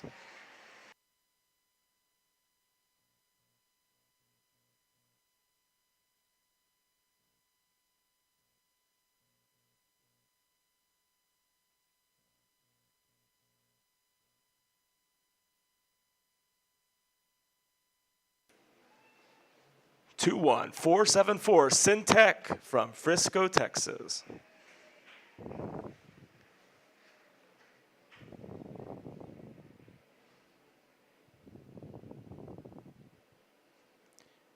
And now it's time for the Innovate Award, sponsored by Raytheon Technologies. The Innovate Award, sponsored by Raytheon Technologies, celebrates a team that has the ingenuity and the inventiveness to make their designs come to life. This award is given to the team that the judges feel had the most innovative and creative robot design solution to the first Tech Challenge game. Elements of this award include elegant design, robustness, and out-of-the-box thinking. This award may address the design of the whole robot, or some sub-assembly thereof. The creative component needs to work consistently, but a robot does not have to work all of the time during matches to be considered for this award. The team's engineering portfolio showed the design of the components in the team's robot, and it clearly explained how the team arrived upon their solution. In third place for the Innovate Award, sponsored by Raytheon, 21327 Java Knots from Irving, Texas. In second place for the Innovate Award, sponsored by Raytheon, 21138 Kazanite from Plano, Texas. And at this time, we would love to recognize the winner of the Innovate Award, sponsored by Raytheon Technologies, Team 7172 Technical Difficulties from Plano, Texas.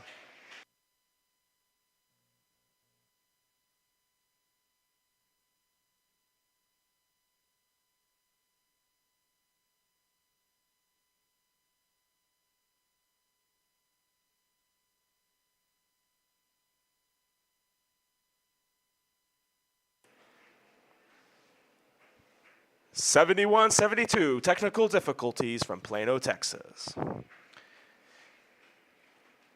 And now it's time for the Connect Award. The Connect Award is presented to the team that the judges feel most connected with their science, technology, engineering, and math community. A true FIRST team is more than just the sum of its parts, and recognizes that engaging their local STEM community plays an essential part in their success. The recipient of this award is recognized for helping the community understand FIRST, the First Tech Challenge, and the team itself. In addition, this team aggressively seeks and recruits engineers and explores the opportunities available in the world of engineering, science, and technology. In third place for the Connect Award, 21327 Java Knots from Irving, Texas.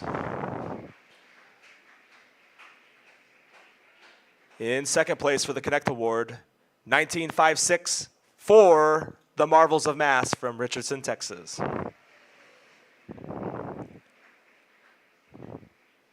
And at this time, we would like to recognize the winner of the Connect Award, 12791 Iterative Intentions from Flower Mound, Texas.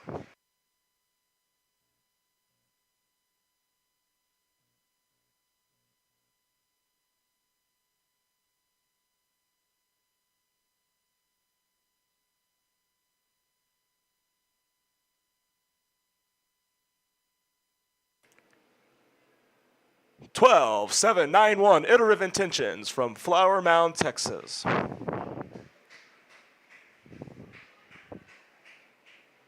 And at this time, we will present one of the more important awards today, the Think Award. The Think Award is given to the team that the judges feel best reflects the journey of the engineering design process. The engineering portfolio is the key reference for judges to help them identify the most deserving team. This team's engineering portfolio focused on the design and build stage of the team's robot, and it exemplified their journey as a team and as engineers. In third place for the Think Award, 11563 Robo Wranglers from Louisville, Texas. In second place for the Think Award, 19567 Tier 1 from Plano, Texas.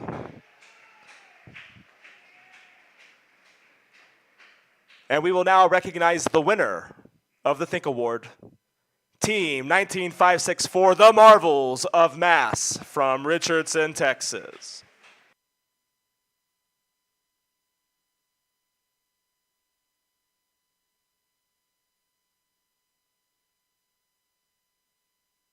Does anyone see them?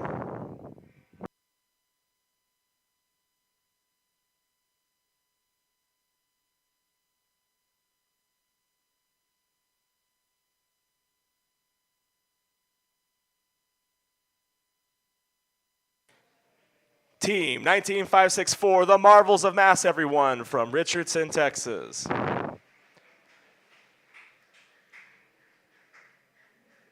We will be recognizing all of the finalist alliance.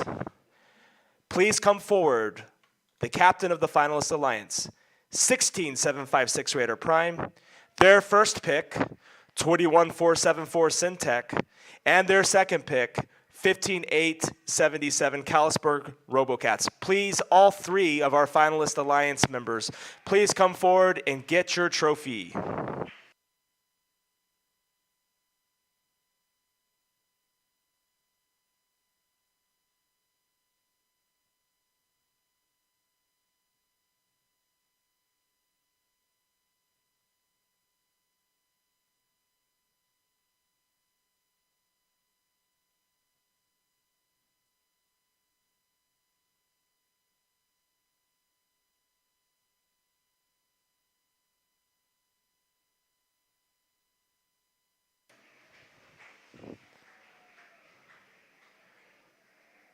Raider Prime, Syntech, and Kalispberg Robocats.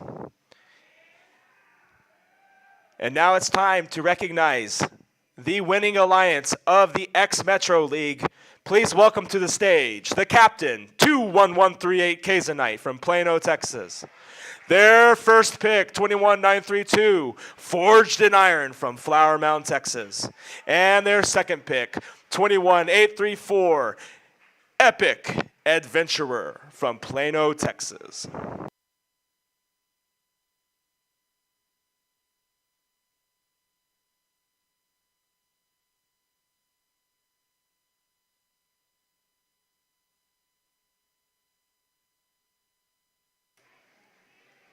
One more time, let's give it up for the fourth seed, 21138 Kazanite, 21932 Forged in Iron, and their second pick, 21834 Epic Adventure.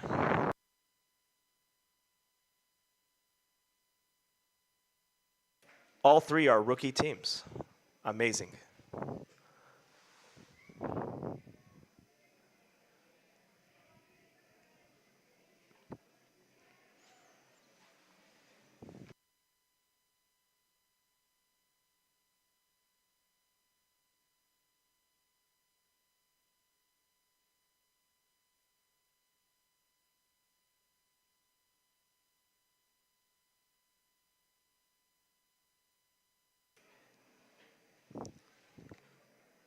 And the crowd will get quiet as we announce the most prestigious award in First Tech Challenge.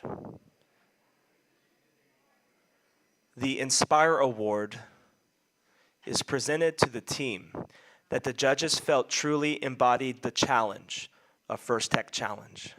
The team that receives this Inspire Award is a strong ambassador for FIRST programs, and they work to promote FIRST and make it loud in their community.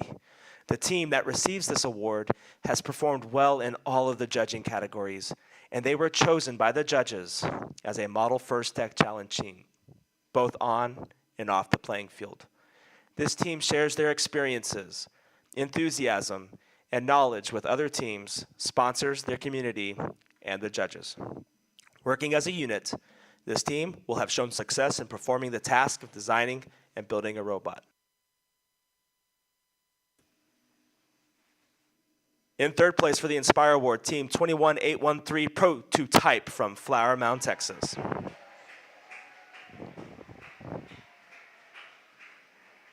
In second place for the Inspire Award, 7172 Technical Difficulties from Plano, Texas.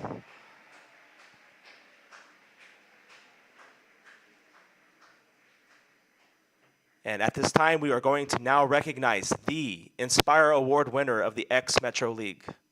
Team 19567, Tier 1 from Plano, Texas.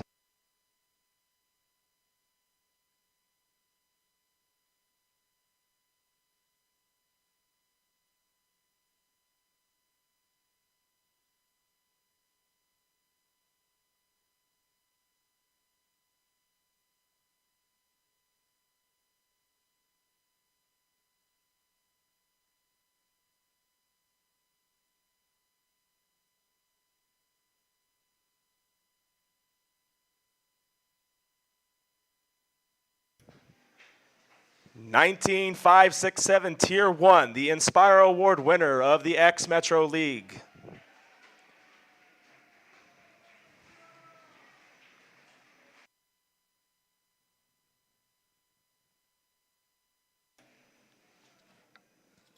At this time, we would like to announce which teams are advancing to the next level.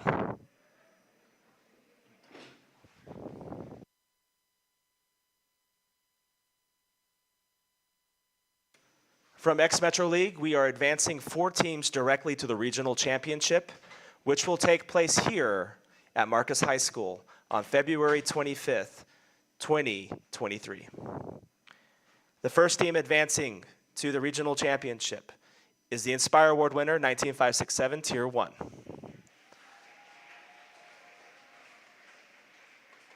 The second team advancing to the regional championship because they are the winning alliance captain, 21138 Kazanite.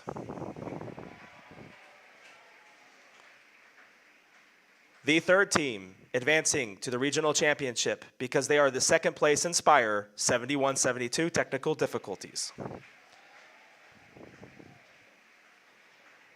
And the final team advancing directly to the regional championship because they are the first team selected by the winning alliance, Team 21932 Forged in Iron.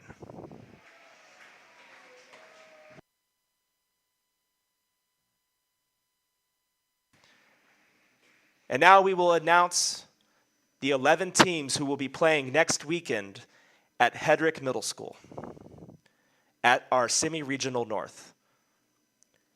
Because they are the Inspire Award third place, 21813 Pro 2 type.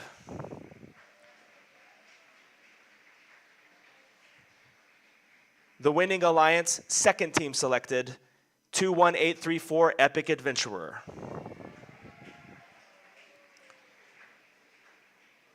The Think Award winner, 19564 The Marvels of Mass. The finalist alliance captain, 16756 Raider Prime.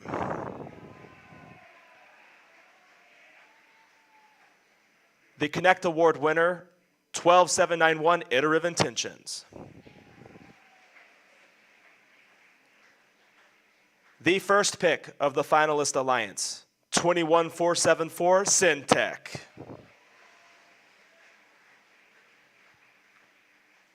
The final alliance, second team selected, 15877 Kalispberg Robocats.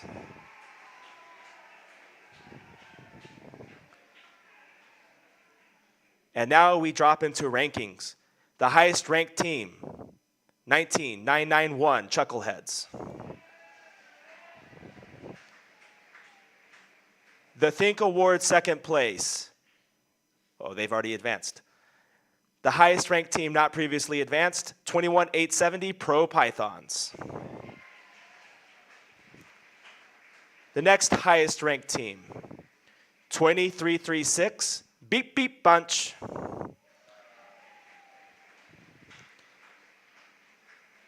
And the final team advancing to the semi-regional north next weekend at Hedrick Middle School here in Louisville ISD. 22038 Captain Tech.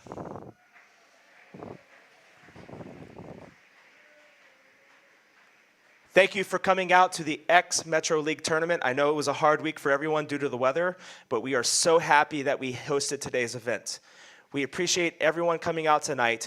Your portfolios are in the pits. Judging feedback forms are with Mr. Henry Jen or Mr. Richard Wang. And we look forward to seeing the rest of the teams next season. Good night and be safe.